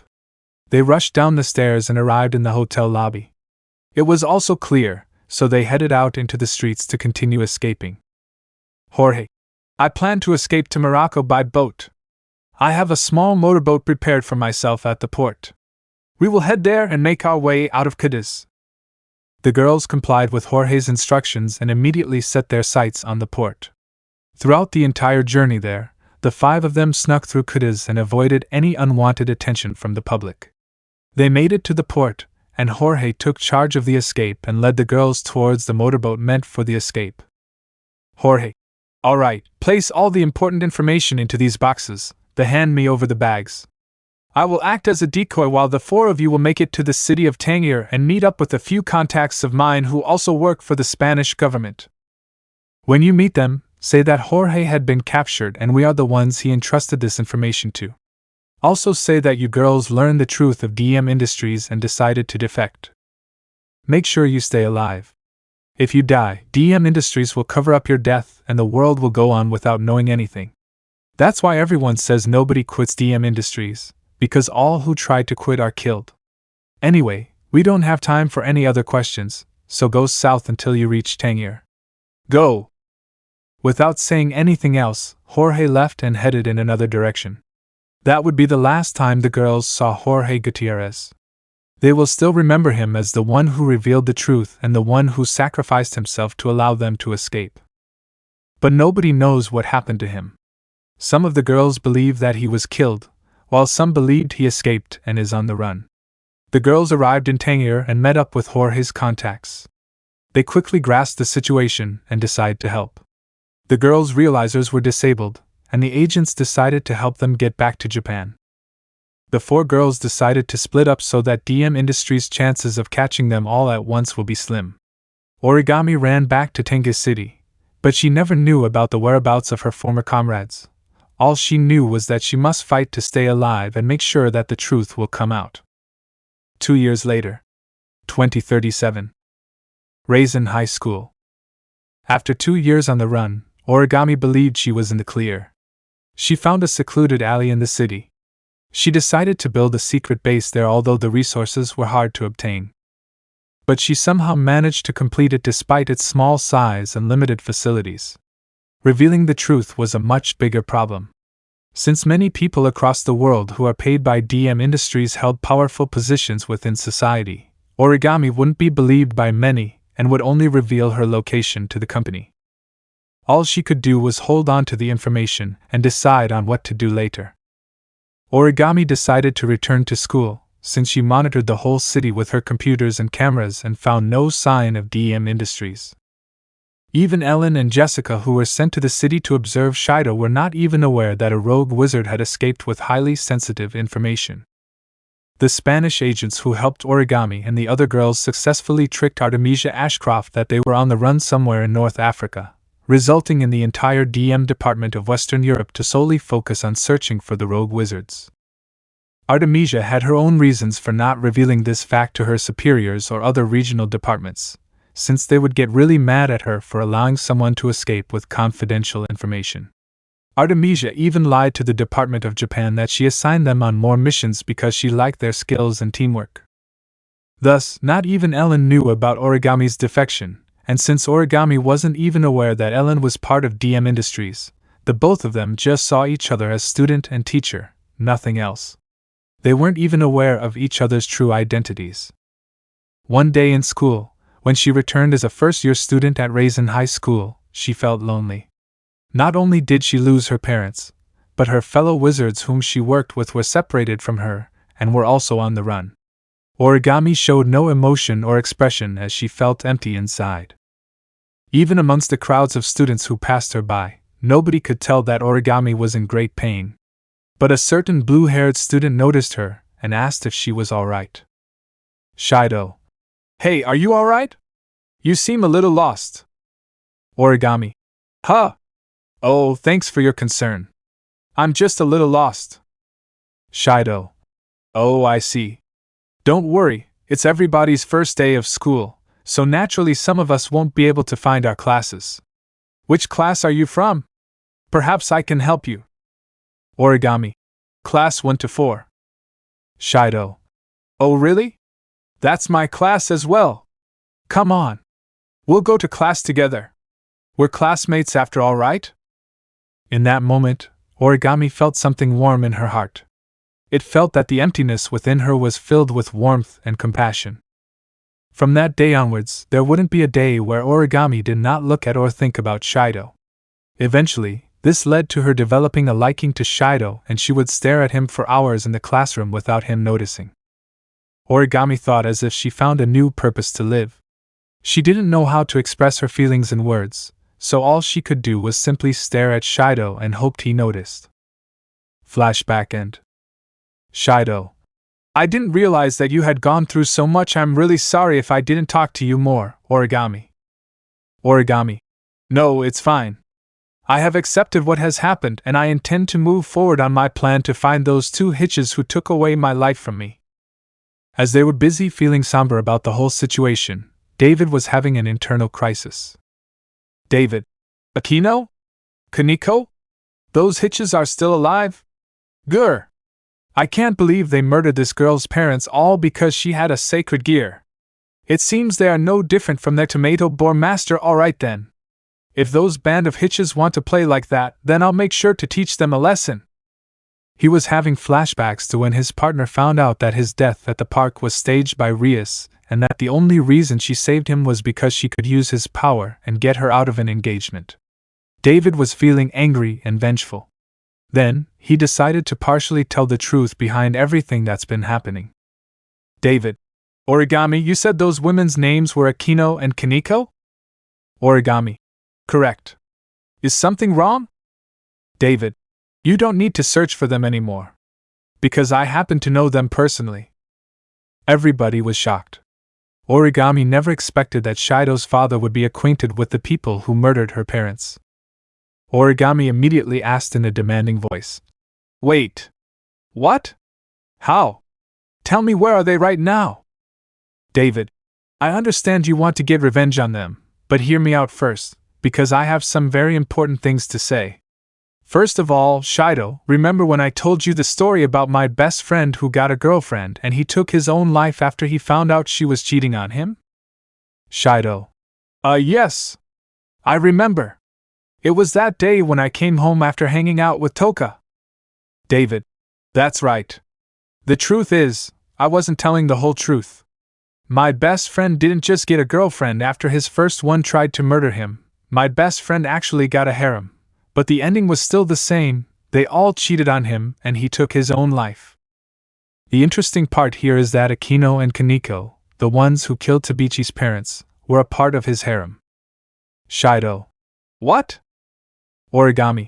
So that's how you knew them. Tell me more about them. David. I will get to that. Secondly, I wasn't telling the truth when I said my best friend took his own life. What actually happened is that my wife saved him. Shido. So he's alive? How did Mom do it? David. That's the complicated part. I will explain it to you, but first, I need to reveal to all of you about something. Toka Yatagami, give me your hand, I have to show everybody this. Toka was wondering why David wanted to hold her hand, but she reached it out since she was also curious about what he planned to do. David then placed his hand on her hand, and it started glowing with a bright red aura. The whole room was shocked. Shido and Origami just looked on with awe as they observed the red aura getting brighter. Eventually, the aura died down and David let go of Toka's hand. He said to her, Yatagami, when I first saw you, I could sense a strange yet familiar power within you. I analyzed your energy signature for a bit when I realized what was within you. A sacred gear. Origami. Wait. Sacred gear? You mean the thing that those two women wanted from me? David. Correct. I know this is all hard to believe, but they do exist. To prove its existence, I want Toka to think of something she holds strong feelings for and pretend as if you are summoning a special magical weapon. I gave her sufficient power to help her conjure her sacred gear. Toka. Okay, I'll try. She closed her eyes and thought about Shido, the boy she was madly in love with. As she focused on the images of Shido and the memories she spent with him since the day they met, Toka followed David's instructions and thought about calling forth a weapon which is her scared gear. With assistance from the power given to her by David, she managed to materialize a great sword with mystical and unique designs. Shido and Origami. No way! Toka was holding a massive sword in her hands that seemed heavy to hold, but she somehow managed to carry it without any difficulty. Toka. What's this? David. That is a sacred gear. All sacred gears have different appearances and abilities. For example, the sacred gear that she is holding right now looks like a sword, but I'm sure it can do more than just slicing and cutting. It is up to Toka to discover the rest of her sacred gear's abilities. Shido. Hold on, Dad. How do you know so much about this situation? First, you revealed that you personally knew the murderers of Origami's parents, then you just casually explained what a sacred gear is as if you were familiar with them. What's going on? David. Son, I know you are very confused about this, and the explanation for that will take very long to say, and I will just say the important parts here for now. Please bear with me and listen to what I have to tell you. Shido didn't say anything else. All he could do right now was listen to his father, who seemed like the only one who knew about the truth. David. Alright, thank you. Now, Tabichi, I can tell that you indeed possess a sacred gear. Would you like me to show you? Origami. At first, I didn't believe you. But now that I see that Toka has one, I want to know the truth and see mine as well. Her sacred gear was a set of white and golden-colored cannons that levitated by her side. She spent a while looking at them, wondering what they could do. But more importantly, she finally understood the truth that the two women who murdered her family were telling the truth. But this didn't change her opinion about them. In fact, Origami felt much more bitter towards them, and vowed for vengeance against them. David. Tabichi, I can tell from your face that you want to immediately hunt those hitches down. But hear me out first, since I know those two women, I know for a fact that they have supernatural powers as well.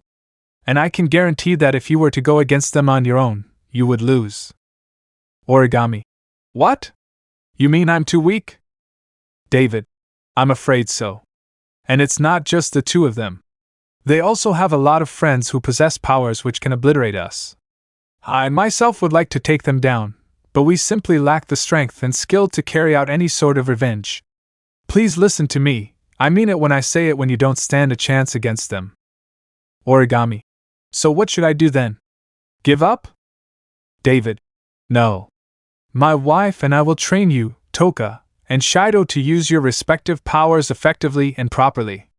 But I first need you to stay put for the moment, and lay low for a while. Don't forget that DM Industries is after my son and Toka. We need to come up with a plan first to purge that evil company's presence from this city. Shido. Hold on, Dad. You said I had powers just now? What are they? How did you know about this? David. Well, your power is to copy any sacred gear and use them as effectively as the original user. As for how I know this, it's another long story. But I promise I will tell you the whole truth. For now, please trust me and let me train you to utilize this power. I know this is a lot to take in, but if you want to stay safe for the time being, all you need to do is follow my instructions. Shido. Fine.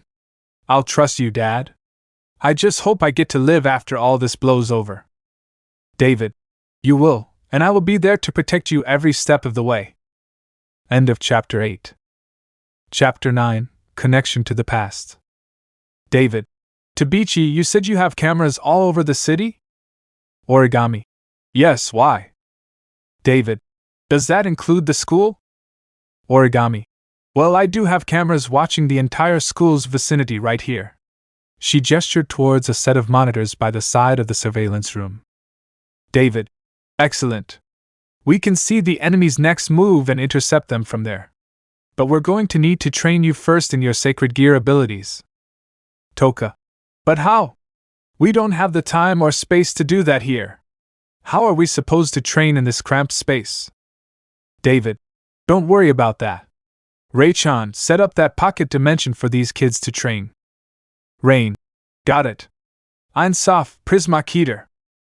Suddenly, a massive white light began to shine from behind Rain. The light spread from behind her all the way to the corners of the room. Then, the whole place was turned into a massive room of glass. Shido was shocked. Not only did his father have special powers, but his mother as well. He just stared in awe as he observed the walls of the room, which were now sparkling panels of glass with different colors swirling inside. Then, Rain pushed her palm forward and the room became bigger. Somehow, the room, which was the same size as the secret base, had now expanded into the size of a basketball court. The three students were stunned by this, and were questioning just how much they knew about this world and its possibilities. David then started speaking. Okay, this is a pocket dimension where time is infinite, but my wife can't hold it for long as it saps her power. In fact, this ability is an offensive attack meant to trap an enemy inside and destroy them with powerful rays of light, not a miscellaneous ability that gives the user a private training space. But we can use this place for a while to train for as long as my wife can sustain the existence of this place. Toka. So, what do we do from here? David. Yatagami, you're training with my wife. Tabichi, you're training with me. Shido, sit down first and observe us. I want you to get a grasp of their abilities. Shido. So, I basically have to do nothing but watch? David. Yes, but I want you to carefully take note of how your classmates unleash their power, because since your ability is to copy other users' abilities, knowing how their abilities work is crucial. Shido. Alright, I understand. Can we start now? David nodded and proceeded to gesture Origami to follow him to one section of the room. Origami complies and they arrive to a section of the massive glass room. David. Now summon your sacred gear. Let me see how it works. Origami followed his instructions and focused on conjuring her sacred gear. It took some effort, but she managed to do it again. Note that they are not wearing their astral dresses yet. They are still wearing their school uniforms while yielding their sacred gear, etc. Sandalphon, Metatron. The girls only get their astral dresses much later in the story. Many white and golden cannons were levitating behind her in a circular formation. David took a look at Origami's sacred gear and suddenly had a vague flashback. It feels like I have seen this sacred gear before. I swear I've seen it somewhere before. Never mind, I'll only know once I've seen what it can do. Alright. These look like cannons! Try controlling one and firing it. Origami did as David said and controlled one of the cannons behind her back and floated it forward. Then, she tried pretending to fire the cannon in her head, and what happened next was a powerful bullet made of light being fired out of the cannon Origami controlled. David then remembered what the sacred gear was. When he was still the Welsh dragon, Draig, he fought with Albion during the Great War and got tangled up with the devils, fallen angels, and the angels. David vividly remembered that there were a certain group of powerful angels he slayed while defending himself from enemies from all sides. After the war finished and he was sealed into the boosted gear, David spent his life with his first few users and learned that the abilities of those deceased angels were then also sealed into sacred gears as well. If he recalled correctly, the name of the sacred gear that Origami possesses is one of them, and its name was Metatron.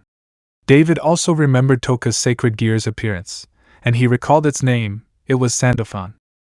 All of the sacred gears were named after the archangels of heaven because each of them discovered the power of the deceased angels still intact and decided to name each one after the archangel who discovered them. It was shocking for David to see the abilities of powerful angels he slayed in the past and see them in the hands of some humans. But this also meant that David knew how each sacred gear worked and its abilities as well. This made it easier for him to teach the girls how to properly use their sacred gears. David continued teaching. I see. So it's a sacred gear which is capable of blasting bullets infused with destructive light. Tabichi. Try controlling a few more and see if they can shoot simultaneously and continuously. If you want a sacred gear to work, then focus on doing what you want it to do. Origami. Got it. She stretched both her arms to the sides and swung them forward in a move that brought multiple cannons to the front. Then, she pushed her palm forward and commanded the cannons to fire a huge barrage of light bullets. David. Excellent! It seems like the energy boost I gave you is helping you control this thing quite well. I'll leave you to experiment with your sacred gear. I need to check on Toka's progress. Origami. I understand, but Mr. Murasame, how do you instinctively know the functions of my sacred gear? And those that have a name? Because I'm thinking of giving it a name. David remembered something important and decided to tell Origami. Oh, wait! Each sacred gear has a name.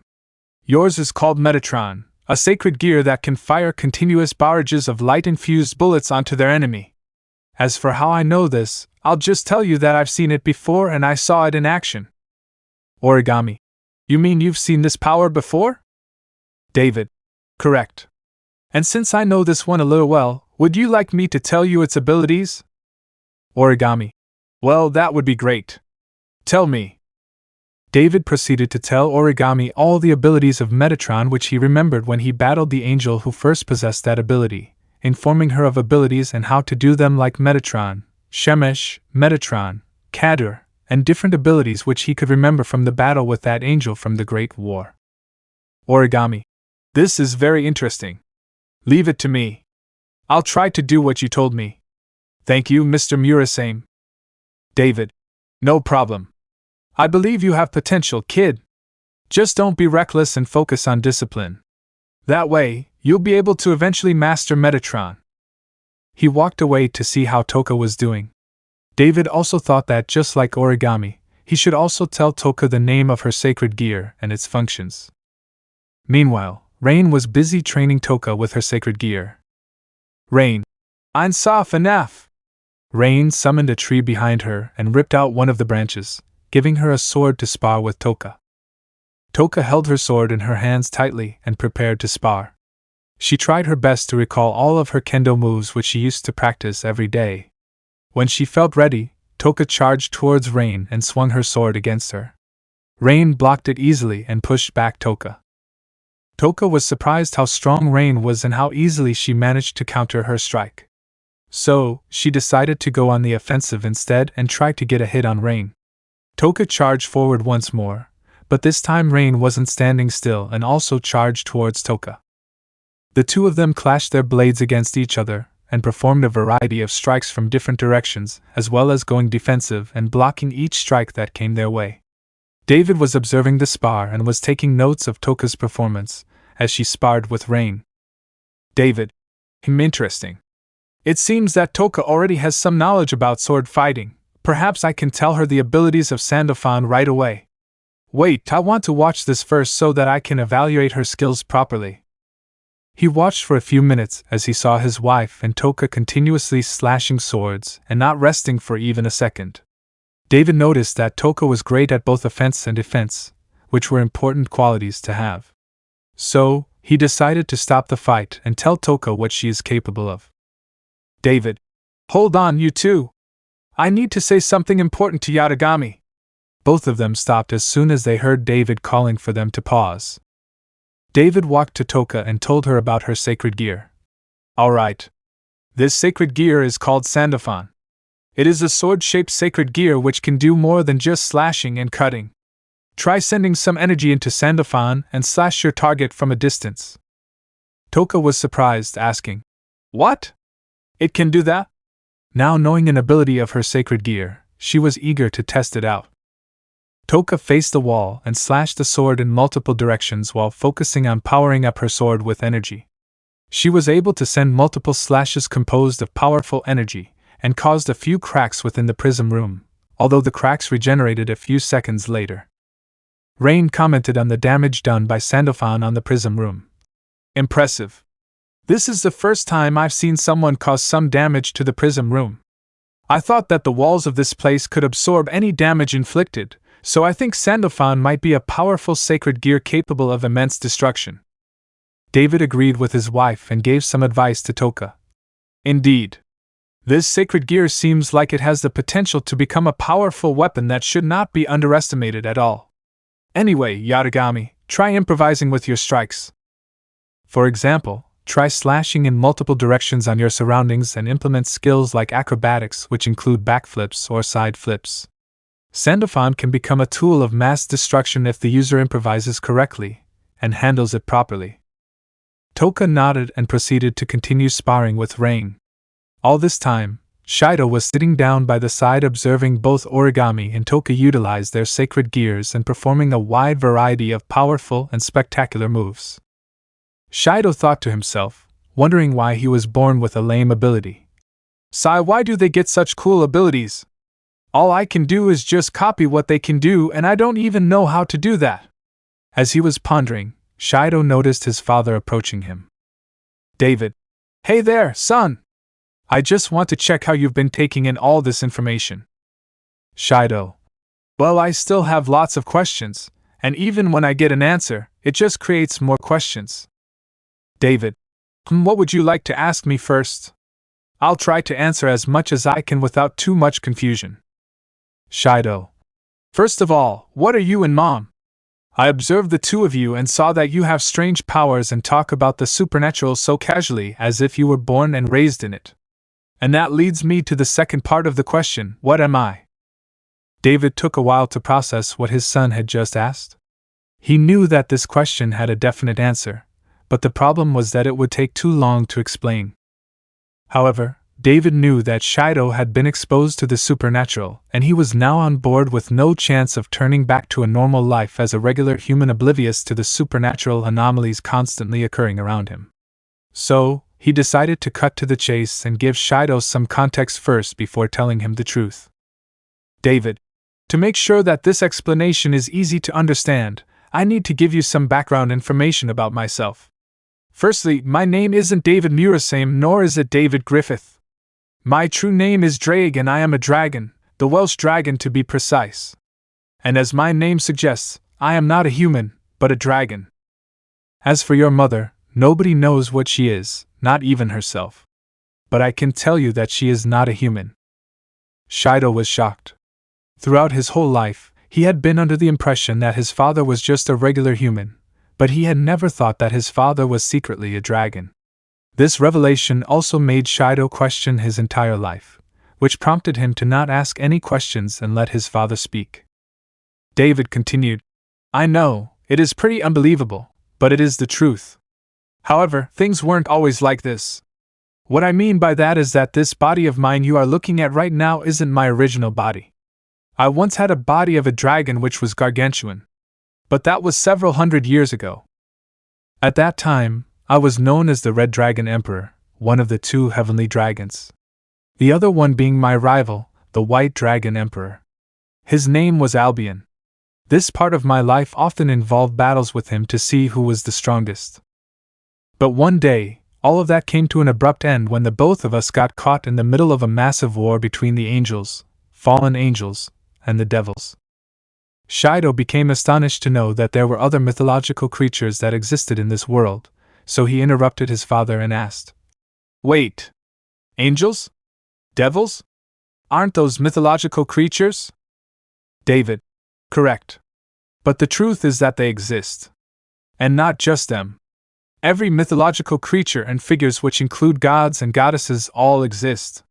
Think of a mythology. I can tell you with absolute certainty that they exist." Shido: "That means heaven and hell also exist. I hope I haven't done anything wrong in life. I wish to go to heaven." David: "Ha! I understand what you mean.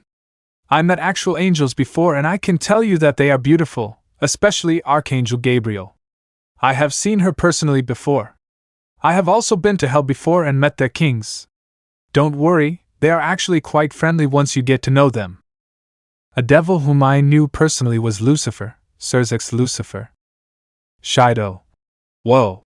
You've been to heaven and hell?" David: "That's right. But we're getting off topic here.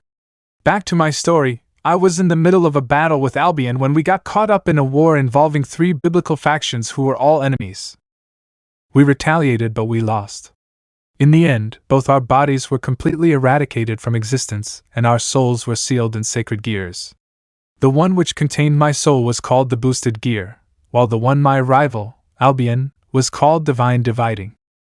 Our fate was to be born alongside humans who would be our hosts, and be used by them as weapons and continue our rivalry. We would move on to another human when our current user dies. Thus, I lived alongside many humans and experienced countless memories with them. If there was one person I could never forget, it would be, in my opinion, the strongest yet most recent user of the Boosted Gear, my best friend, Issei Hayato. Shido: "Wait! So your best friend was actually one of your hosts?" David: "Correct, and to be honest, his life story plays a huge role in many of the things you can't seem to grasp easily. But if there was one thing he has some direct connection to, would be your own existence, son."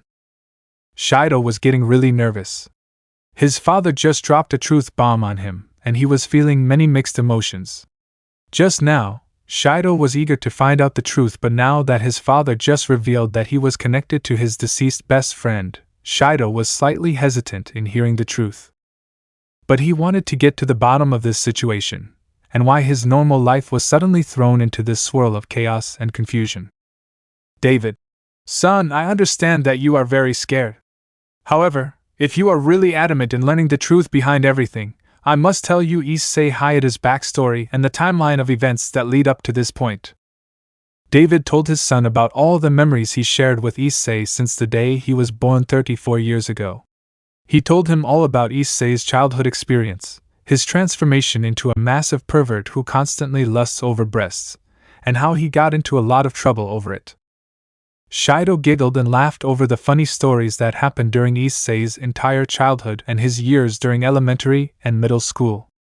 Even David couldn't help but laugh and smile nostalgically as he remembered every precious memory he spent with Issei.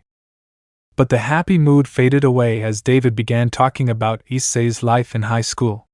David talked about the time Issei received a confession from a girl named Yuma Amano, who was secretly a fallen angel named Rainier who wanted to kill him because he possessed the Boosted Gear.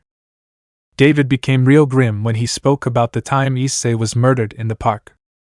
He paused for a moment before he continued with Issei's story, talking about the moment where he was saved by his second girlfriend, Rias Gremory, a devil who was the little sister of the Devil King and the ruler of the town he was born in. David explained the entire peerage system to Shido, and how Issei played an important role in this new group. He talked about reincarnation as a devil and how it affected Issei in his new life. David spent almost an hour telling the tale of Issei and all his heroic feats. As Shido listened to more of Issei's story, the more he became an admirer of him. Shido was especially stunned when he learned Issei had created a huge harem of girls. David mentioned notable people within Issei's harem and described them in detail, including Rias, Aquino, Asia, Zenobia, Irina, Rossweiss, Kaneko, and Ravel. Shido listened to his father as he talked about all the wacky and perverted and antics the girls got into with Issei while being completely hypocritical, and hating him for being perverted too. Eventually, it was time to get to the part where Issei was unexpectedly and painfully betrayed by the ones he loved. Shido could see that it was painful for his father to recall all the hurtful memories of the betrayal as he was there to see every moment of it.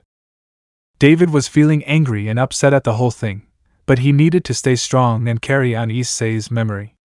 He made sure to include Florian Andromalius's role in his betrayal, explaining that Florian and his family members planned to overthrow the underworld government, and part of their plan was using Issei's harem as tools to achieve their objectives. Finally, David revealed the truth behind Issei's death. David: "Alright, son, we've reached the final chapter of Issei Hayate's life. Just a few hours before he died, Issei actually met your mother, who was working as a medic in the city of Cheyenne in the state of Wyoming. She was sent there alongside many other military personnel as there was devastating destruction caused by a massive battle between Rias Gremry's peerage and Issei's two friends who didn't betray him. Issei happened to learn about his reincarnation as a devil, which had a dark twist. He lost his mind and fled from the area and crashed on a mountain somewhere else. Issei was about to die when he was saved by your mother. Just now, you saw your mother having supernatural powers when she sparred with your friend. Another ability she possessed was the ability to reincarnate someone, but they would have to restart their life as a newborn baby and then grow up. Your mother did this with the help of my power and her own power, and managed to reincarnate him into you." This absolutely blew Shido's mind. This whole time, he was the reincarnation of his father's host, who was unfortunately betrayed by his loved ones and ended up almost dying, but was saved by his own parents, and ended up reincarnating into the boy he is today. Now being exposed to reality and the truth of the supernatural, Shido took a while to process everything, before acknowledging and accepting it. Suddenly, Rain appeared out of nowhere and asked, "Son? Are you alright?" Shido looked up and noticed Toka and Origami with his mom looking at him. They seemed to be concerned for him, and Shido wondered why, before realizing that they also stood next to Shido and David for the whole time without them noticing, and learnt about Issei's backstory and how he is connected to Shido. Then Shido spoke up.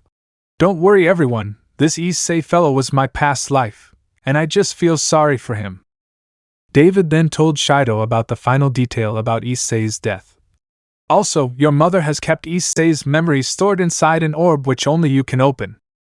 Originally, when we planned to raise you, we eventually wanted to reveal them to you when you turned 18, so that you'd be reminded that Florian and his family were still plotting to overthrow the underworld government.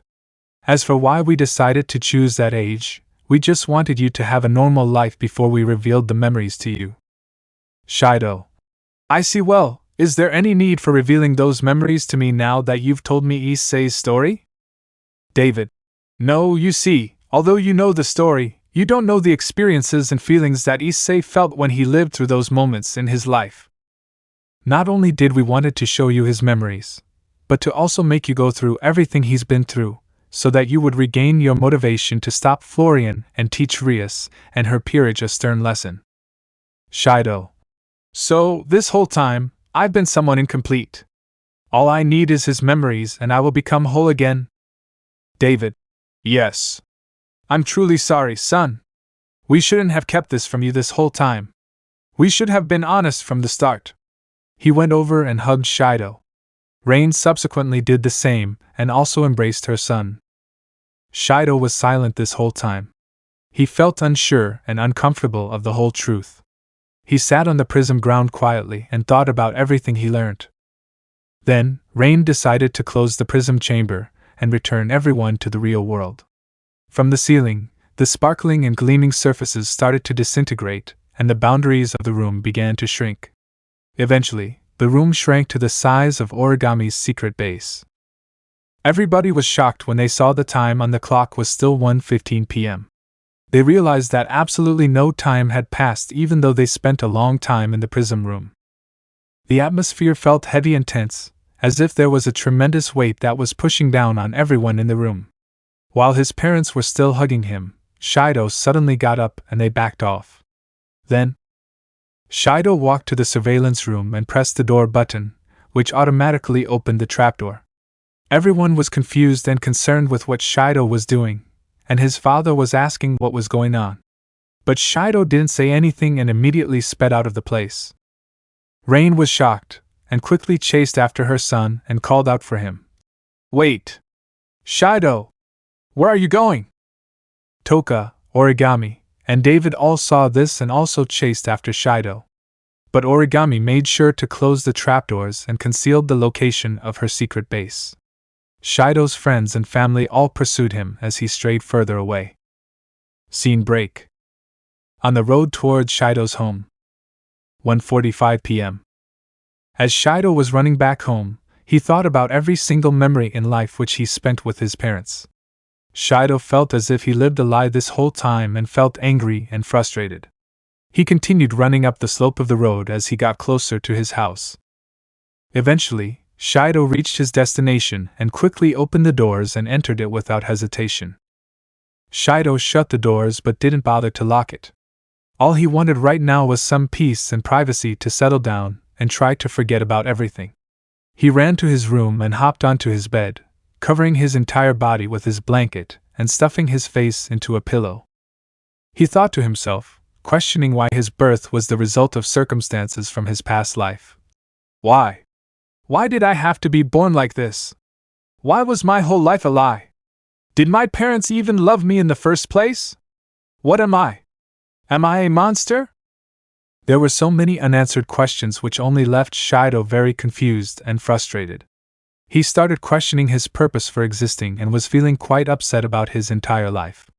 Shido just wanted to grow up and be a normal person, but he was suddenly dragged into the affairs of the supernatural and couldn't escape from it. He felt as if his entire ordinary life as a normal human had just collapsed and shattered into pieces. Shido cried melancholically as he continuously sobbed with great sadness and despair. He now knew that he could no longer be the normal boy he wanted to be, because all signs of normality had disappeared. No, there wasn't any normality to begin with. Shido was destined to receive Issei Hayate's memories and feelings so that he can gain the willpower to fight some devil who plans to usurp power in the underworld. While he continued to weep, Shido heard the sound of the front door opening, but he didn't care at all since he was too distraught and anguished about this sudden change in his life. The person who entered the house was his mother, Rain. She, being Shido's mother, immediately knew where he would be if her son was sad and wanted to be alone. So, she instinctively dashed up to his room. Rain quickly opened the door and found her son hiding under the blankets and crying all alone. She knew that she had to approach Shido without upsetting him further, but Rain never planned how to do so when this kind of situation arrived.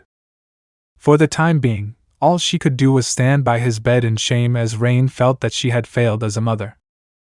Eventually, David, Toka, and Origami also arrived at the scene. They saw Rain quietly standing in front of Shido's bed and not saying anything at all.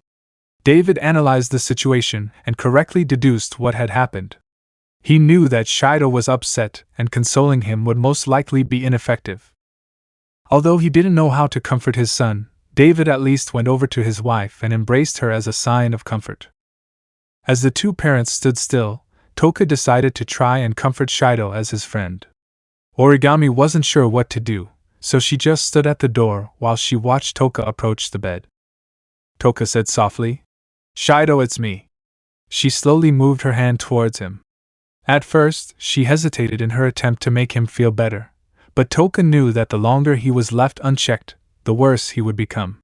So, Toka mustered up courage and placed her hand on Shido's forearm, which was tense as his hand was gripping on the pillow. Shido didn't even budge when Toka held his forearm. She bent down to him and gave him words of support which would be most appropriate for this volatile moment. "Shido, I'm here for you. You probably feel so alone right now, since you learned that there's nobody who can understand your feelings. I, as your friend, cannot do much right now, but I want to let you know that my view of you has not changed." Shido responded to Toka in a sad voice despite stuffing his face into his pillow. No, I'm a monster. My birth was never formed from lie between my parents. I'm just an empty puppet of a dead person who is missing his memories. I'm not Shido, I'm Issei Haida, but without his mind and heart. No, Shido, you're not a monster. You've been the kindest and most compassionate person I have ever met in my life. I was all alone when I transferred to Raisin High School and had nobody to talk to and open up my feelings to. But you talked to me and you said so many nice things which made me happy for the first time in so long. Your past life and his memories do not define you. You created your own life story by simply living the way you wanted as Shido. If there's nobody left to love you, then I will stay here by your side and give you my unconditional love and support. I mean it when I say that I wholeheartedly love you. You can think of this as my love confession to you. It doesn't matter if you're human or not, because I think you're the best human I've ever met in my whole life. I love you, Shido. And there's nothing that will change that. Shido calmed down for a moment and turned to look at Toka. His face was all tense and red. There were still tears forming around his eyes and flowing down his cheeks as he quietly sobbed. Shido, do you mean that?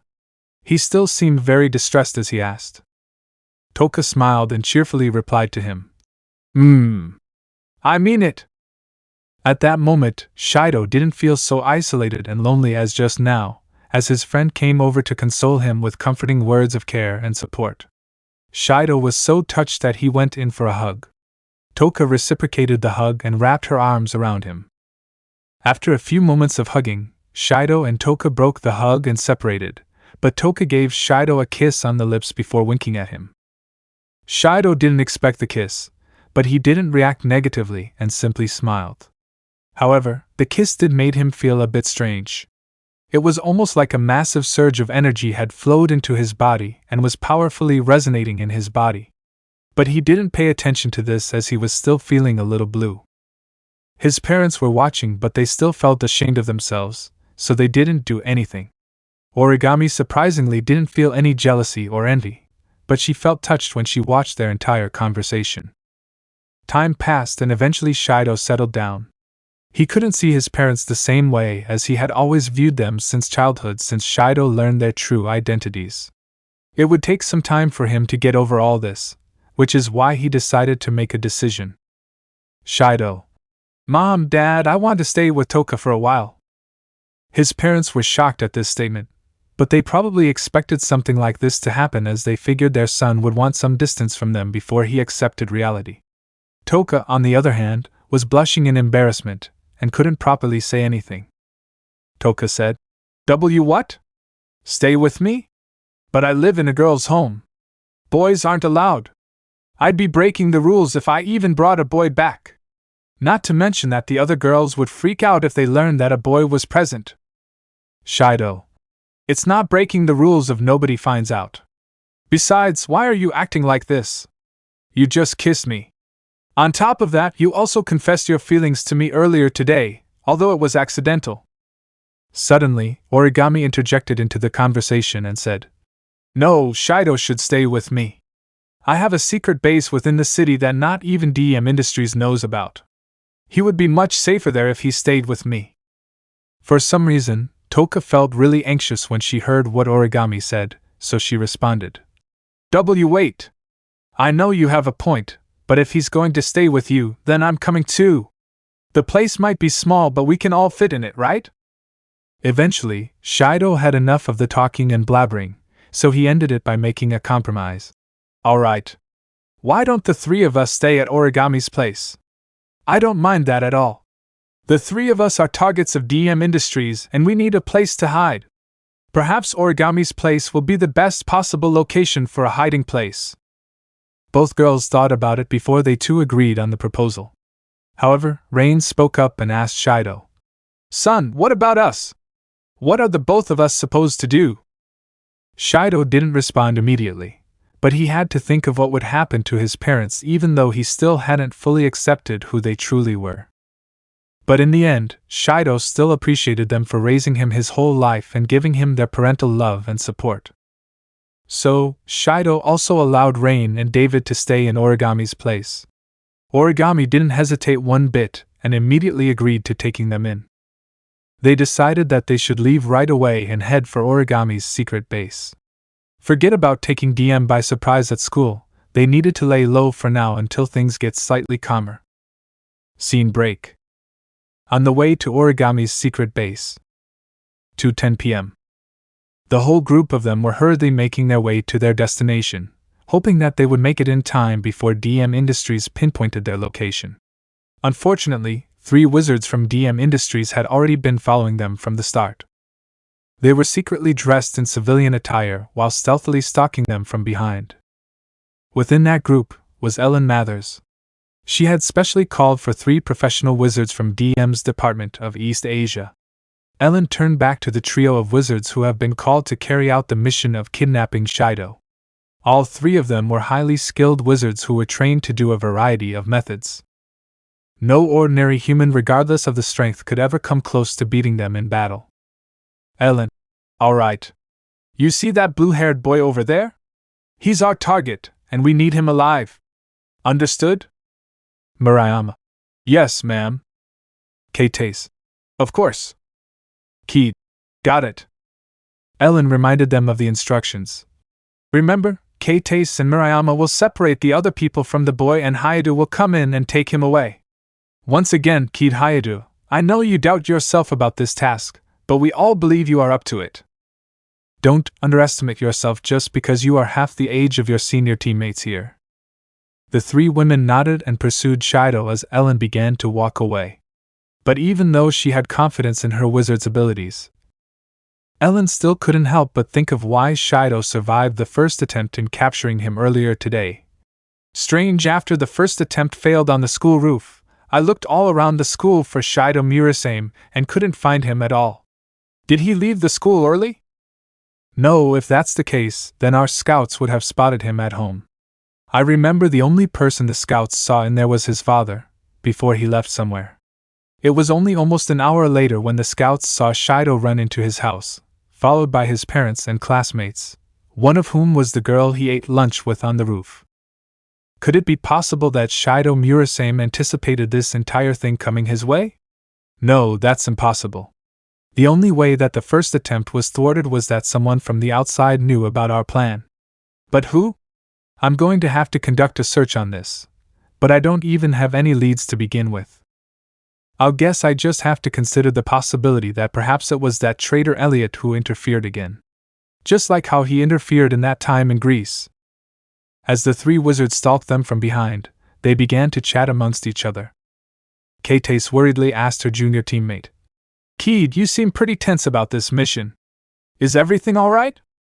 Keed bluntly replied. Everything is fine, Ms. Keitase. I'm an obedient soldier who follows orders and does not complain or defy authority. Murayama commented on what Keed said. Well, that seems good and all, but don't you feel a little bad for this boy? What would his friends and family think if he suddenly disappeared because of us? He is the same age as you and... Keed didn't even let her finish and started talking. And what? You mean I shouldn't hurt him just because he's similar to me? Don't compare me with him. Look at him, he has friends and family accompanying him. How sweet of them. I never grew up feeling any kind of parental love or receiving support from those around me. My older brother was murdered before I was even born and the police still can't find the murderer after almost 17 years. I'm going to reach my 3rd year of high school and my parents are still not over his death. They never even gave me any attention when I grew up, as they always grieved over my older brother, Issei. I was even isolated by my classmates simply because I was related to him. They said they didn't want to be associated with that pathetic, perverted family. I was all alone, you know. I hate my brother so bucking much that hearing his name makes me mad. I don't care about other people. I want that boy to know what it's like to be alone and be ignored by everyone. Murayama and Keitase looked worried when she said all of that, as they felt like Keed will go down a dark path if she believed like that. Meanwhile, Shido and his friends and family had just arrived at the end of the alleyway where the entrance to the secret base was. Everybody was waiting for Origami to open up the trapdoor. Origami went to the section of the wall where the fingerprint scanner was. She was about to remove the false bricks from the wall when she suddenly stopped. Everybody got frantic when they saw Origami stop for no reason, even though they are completely vulnerable. Shido anxiously asked, "Origami? What's the hold up?" But then, Origami turned around and side-flipped in front of Shido. Then, she immediately summoned Metatron and fired several bullets of light in multiple directions. Everybody didn't expect Origami to suddenly attack out of nowhere, and were wondering why she was. But when they looked into the direction she was attacking in, there were 3 women in mechanical suits that were trying their best to parry the bullets with their laser swords or dodge them. Origami said in a serious tone, "It's DM Industries. I know that battle suit. I've worn it many times." Toka asked, "How did you even know they were here?" Origami, "I programmed my watch to detect similar wave signatures from the realizer as a way to detect anybody dangerous associated with DM Industries if they were nearby. The watch doesn't make a sound, which is good since it won't let the person near me know that I'm aware that they are close. Instead, the watch tightens on my wrist and vibrates similar to an alarm. The watch had actually started vibrating from the moment we left Shido's house. I only didn't say anything because I wanted to lead them here." Shido worriedly asked why Origami led the wizards to a tight space. "But why here? This is a dead end and the only way out is blocked." But Origami confidently replied, "That's the best part. Wizards aren't trained to fight in tight spaces like these. They need to cover a wide area and surround their enemy. Taking them head-on is much more time-consuming and more difficult." With that, Origami charged forward as Metatron's cannons flew by her side and blasted more barrages of light bullets towards the wizards. Rain and David wanted to step in and help, but Toka stopped them and confidently declared that she and Origami would take care of it. "Leave it to us. We will show these supernatural wannabes the true taste of genuine power." She summoned Sandalphon and fiercely charged towards the wizards. Both adults were doubtful of the girls' abilities, but they wanted to observe their fighting styles and their combat skills after training them in the Prism dimension. Murayama had done her best to dodge all the light bullets, but a few had grazed the surface of her jetpack and prevented her from going airborne.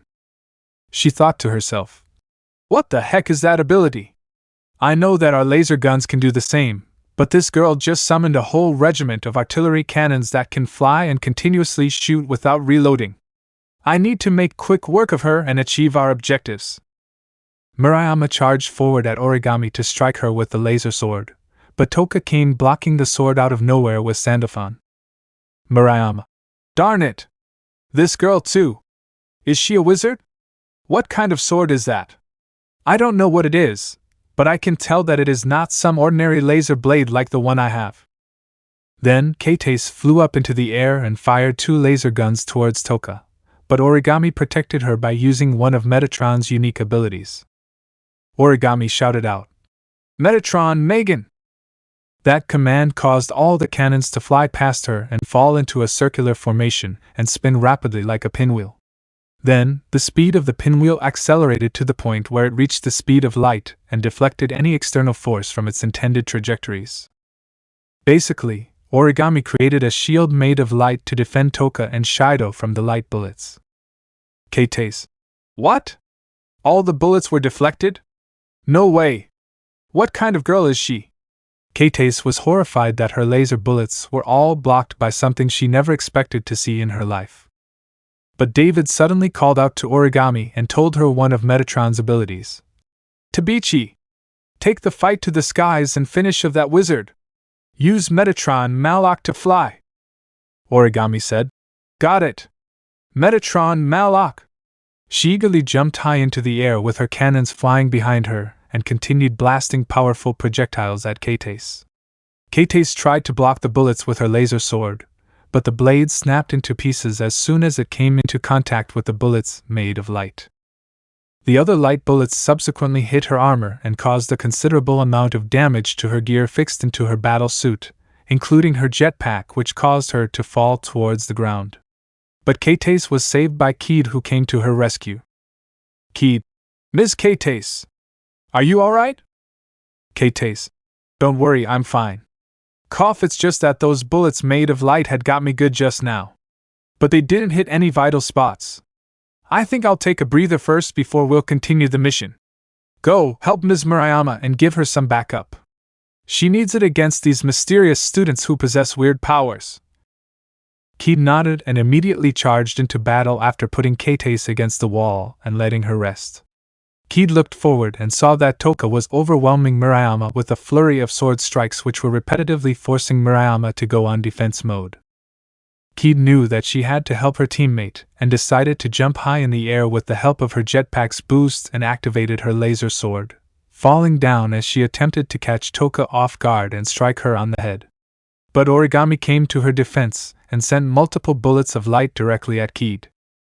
She couldn't react in time for a counterattack. All she could do was dodge the attack by activating her jetpack boosters and fly upwards.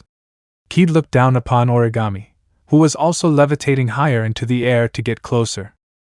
Keed asked Origami, "Who are you and what are you? Why are you getting in our way?" Origami hesitated to answer at first, but then she decided to avoid Keed's question and instead ask a question of her own. "No, what are you doing? Why are you trying to take away my friend?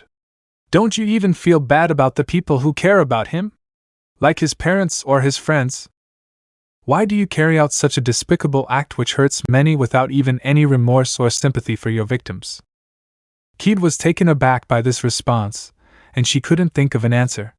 But since she wanted to avoid getting hit by those bullets and buy time for Kates to recover her strength, Keed decided to answer Origami's questions.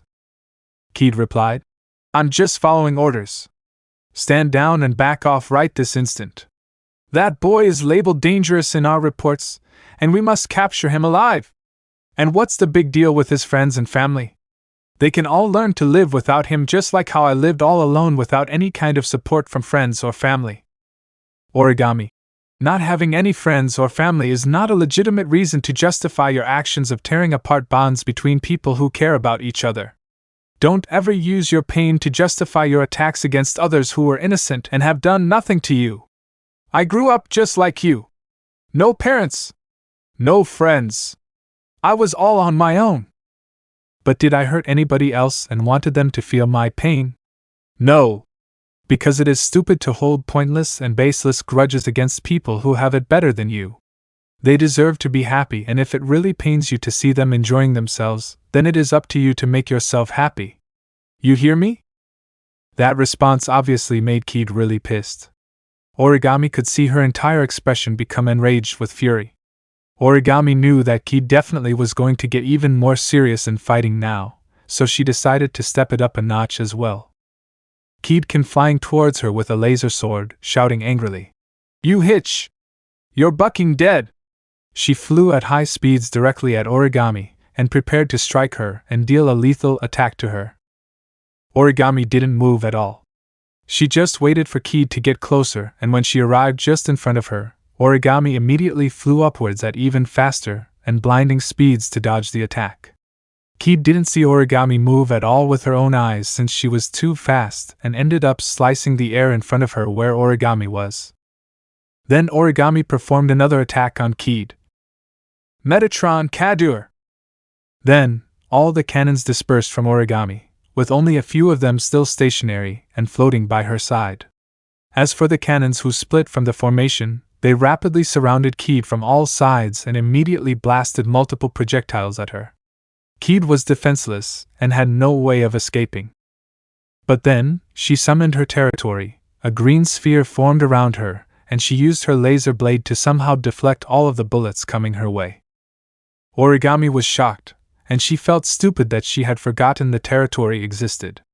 Origami thought that Keed most likely gave herself superhuman strength and speed which managed to let her pierce through the bullets from Metatron. She quickly withdrew her cannons back to herself and thought, "Damn it! This hitch is good. Will my shields I create with Metatron be able to block her strikes now that she's activated her territory? Wait. No! I need to keep doing this. I have to keep her busy and constantly make her use the territory. I clearly remember that there's a limit for the realizer. In that case, I'll do this." Origami immediately sent her cannons back into their former positions and started blasting right back at Keed. Just like she expected, Keed was able to slice through each of the bullets easily.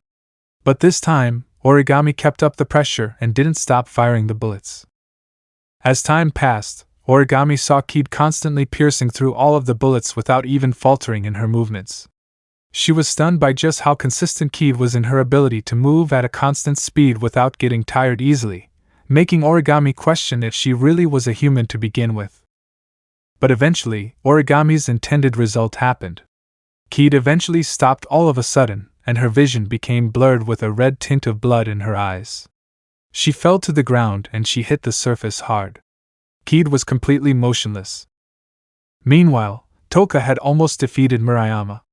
The problem is that Murayama had figured out Toka couldn't fight as efficiently and effectively when she wasn't in close distance, so she decided to continuously retreat backwards while defending herself before subsequently unleashing another attack which would cause Toka to step back and defend, resulting in the distance between them getting bigger. Murayama thought that she had probably managed to secure some breathing room for herself. But she was wrong. Toka simply walked backwards as well and the distance between them increased even more.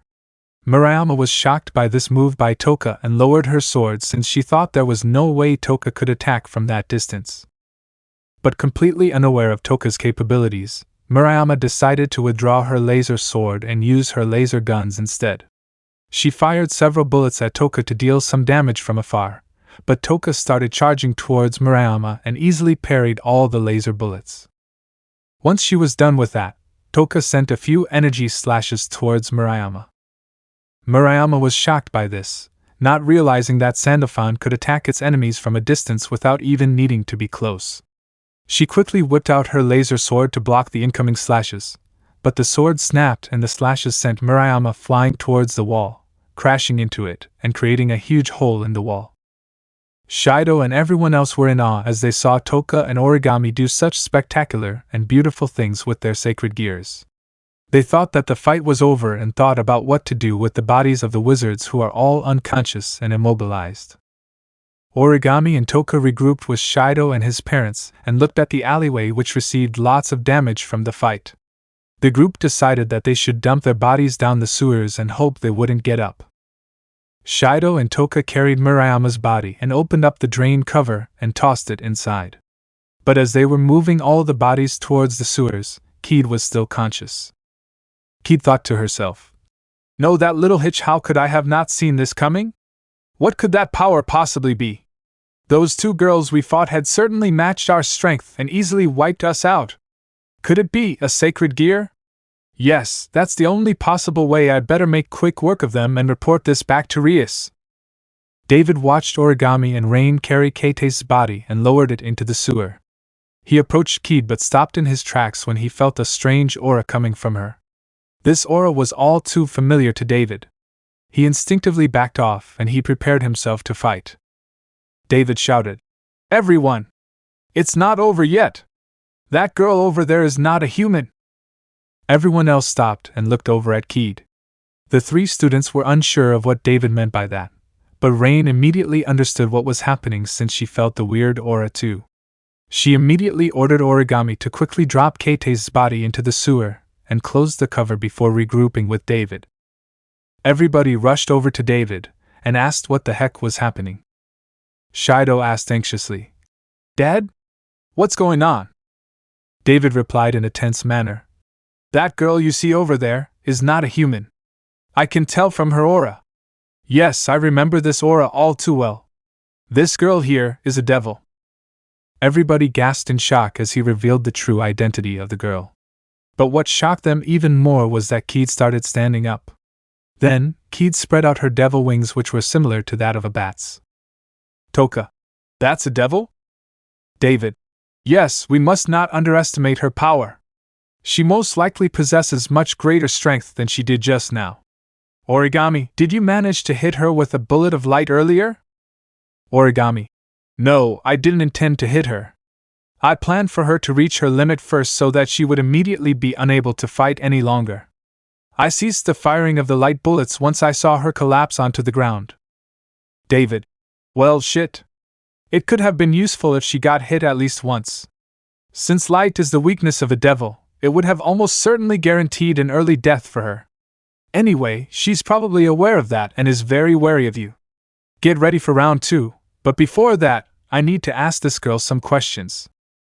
Keed slowly stepped forward and looked at the whole group with anger in her eyes. David took a few steps forward and began questioning the girl.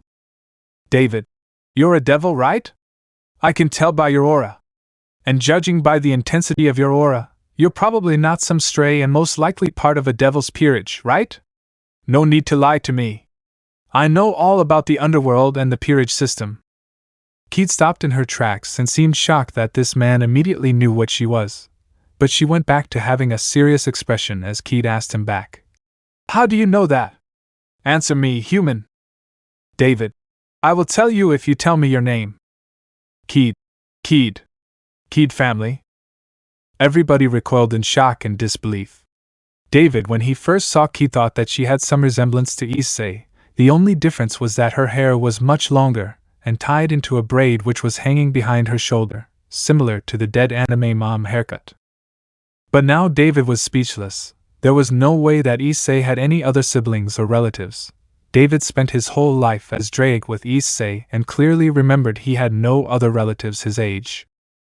However, David's doubts would be confirmed when Origami asked, Hayadu? As in Issei Hayadu? Was he by any chance your brother who was murdered? Keed also recoiled in shock as she didn't expect Origami to know her brother. But she became angry and questioned Origami. You! How do you know my brother? He's been dead for over 17 years now. And don't say his name! He ruined my life even when he's dead! Origami didn't know how to respond, but David luckily came to the rescue when he successfully changed the topic of the conversation. Your aura tells me that you have 4 pawn pieces inside of you, am I right? That means you're probably pretty weak. I can tell that you don't have a sacred gear, but I wonder what made you so intriguing to your king that made them want you to join their peerage. Keed angrily replied, Don't underestimate me. I'm a devil who can kill all of you freaks in an instant. Try pissing me off if you want. It'll be a swift death for you. David. Whoa. Watch your behavior, kid. I wonder, why did you join DM Industries knowing that quitting will result in your immediate demise? Won't your king be angry that you joined someone else? Keed. Quiet! Master Rias is currently busy with some stuff in the underworld. She's been gone for months now and is letting all of us do whatever we please. I joined DM a year ago and juggled my high school life with it because I was ordered by Master Rias to infiltrate it and annihilate its headquarters of this prefecture which is based in my town. She doesn't like them one bit. David. Huh. So you're a double agent, working for your master. Rias, was it? Is her full name Rias Gremory? Keed. How do you know that? David. That hitch owes my best friend an apology. She deserves to bucking die for all I care. Keed angrily charged at David and prepared to strike him with a punch infused with demonic energy. But David caught her wrist with his bare hands as her fist stopped right in front of his face. Keed was shocked as she saw this mysterious man easily stop her punch without even flinching. Then David said in a deadpan expression, Pathetic. That's an amateur move. I bet this'll finish you off for good. He used his other hand to grab her forearm and David flipped Keed over his shoulder and slammed her into the ground with brute force. Keed hit the floor face first, and she struggled to sense her surroundings. When she turned over her body and looked upwards, she saw David was standing in front of her. Keed reached out her hand and sent a fireball from her palm towards David. But he easily performed a roundhouse kick and the wind caused by the motion of the kick extinguished the fireball. Keed was even further shocked by this. She began to question whether David was a human or not and how he knew so much about the supernatural. David picked Keed up and tossed her towards Rain, who jumped up and performed a side kick to Keed's body as she approached Rain. Then, Rain she bent down towards Keed who was lying on the floor and extended her hand over her face. Finally, Rain sealed Keed's memory of her encounter with them and knocked her unconscious. Rain said as she stood back up. Keed Hayadu has forgotten about this encounter with us. All she remembers is that she is on a mission to kidnap Shido, but her memory when she spotted him earlier today was wiped out. Basically, she knows she was assigned to kidnap my son, but she doesn't know where he is. We will throw her down the sewer and hope the flow of the water will lead her somewhere far away. Shido, Toka, and Origami all looked at each other before agreeing that they should all throw Keed down the sewer. David picked her up and simply tossed her down the drain. He didn't even bother to see the dirty water she landed in because it was disgusting. All David needed to hear was a big splash noise, and that was it. He closed the cover and breathed a huge sigh of relief. David suggested that they enter the secret base now and analyze their surroundings. Origami agreed, and she opened up the trapdoors for everyone to enter. David followed Origami into the surveillance room and started watching all the monitors. He asked, "How are we supposed to identify people associated with DM Industries? Aren't they like the masters of disguise and deception when it comes to blending in with civilians?" Origami replied calmly, "Not to worry. I have another handy tool which can sniff out the ones associated with them. This tool can detect invisible waves in our atmosphere which are caused by the realizer, as well as detecting the special magnetic waves in DM keycards and personnel who are not wizards." She did some typing on her computer, and it opened up a sonar and radar application on her screen. From the looks of things, it appears that DM Industries has fully moved out of Tengus City. There was just one person left on the screen. David asked, "Find that person right now. We need to know who is still present in the city." Origami complied and pinpointed the location of that person. She pointed at a screen for David to look at. He saw that the person that the radar and sonar picked up was Ellen Mathers. David and Origami watched her and noticed she was on a call with someone. David, damn it! What's she doing here? Why is she the only one left in the city? And who's she talking to? Origami, don't worry, I can intercept her call. She did some more typing and tapped into their call. One of Origami's computers started playing audio of the call. Ellen, I'm sorry, Ike. I'm sorry we failed you. Westcott, no need to be sorry, Ellen. It's Bailey's fault she's such a hitch and can't get her assignments done. But anyway, I'm calling off the mission to capture Shido Murasame. It's been going on for way too long and no progress has been made. You're coming home. Ellen, really? Westcott, that's right.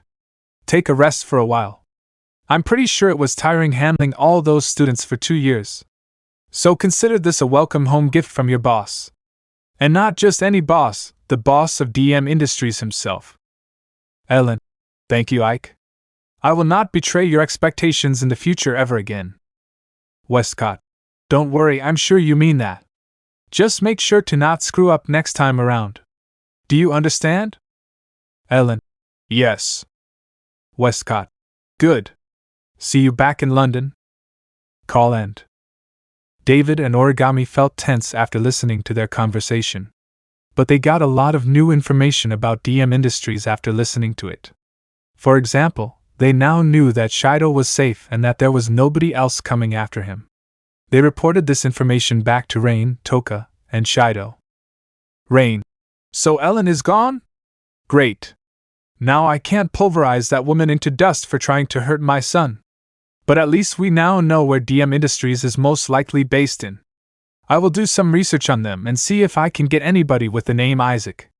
But what do we do now? David felt that their current numbers weren't sufficient to take on DM Industries right now, so he decided to tell everyone about the other sacred gears related to the angels he slayed in the Great War. Everyone, right now, our strength and numbers are not enough to stand a chance against any powerful force. DM Industries has massive power all over the world and we can't stand a chance against them. Don't forget about Keed Hayadu and Rias Gremory.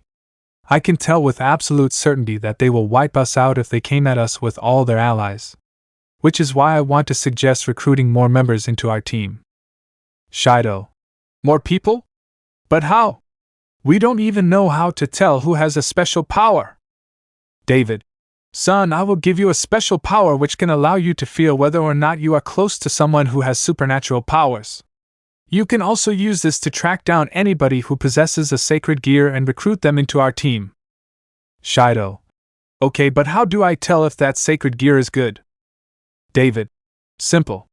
Toka's and Origami's sacred gears are actually similar to each other.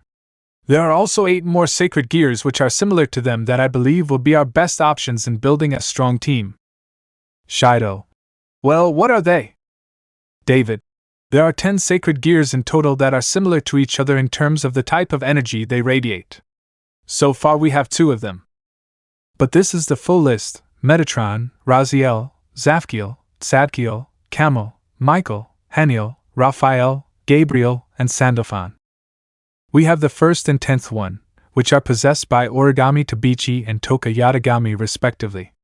We must search for the other 8 and recruit their users into our teams so that we can stand a fighting chance. As for how to find them, not to worry, I tried searching for their energy signatures by scanning the entire city. It was just to test my luck, but I could not believe it when I actually found all the other 8 signatures within Tengus City. Origami. Wait. That means they are all here. David. I know.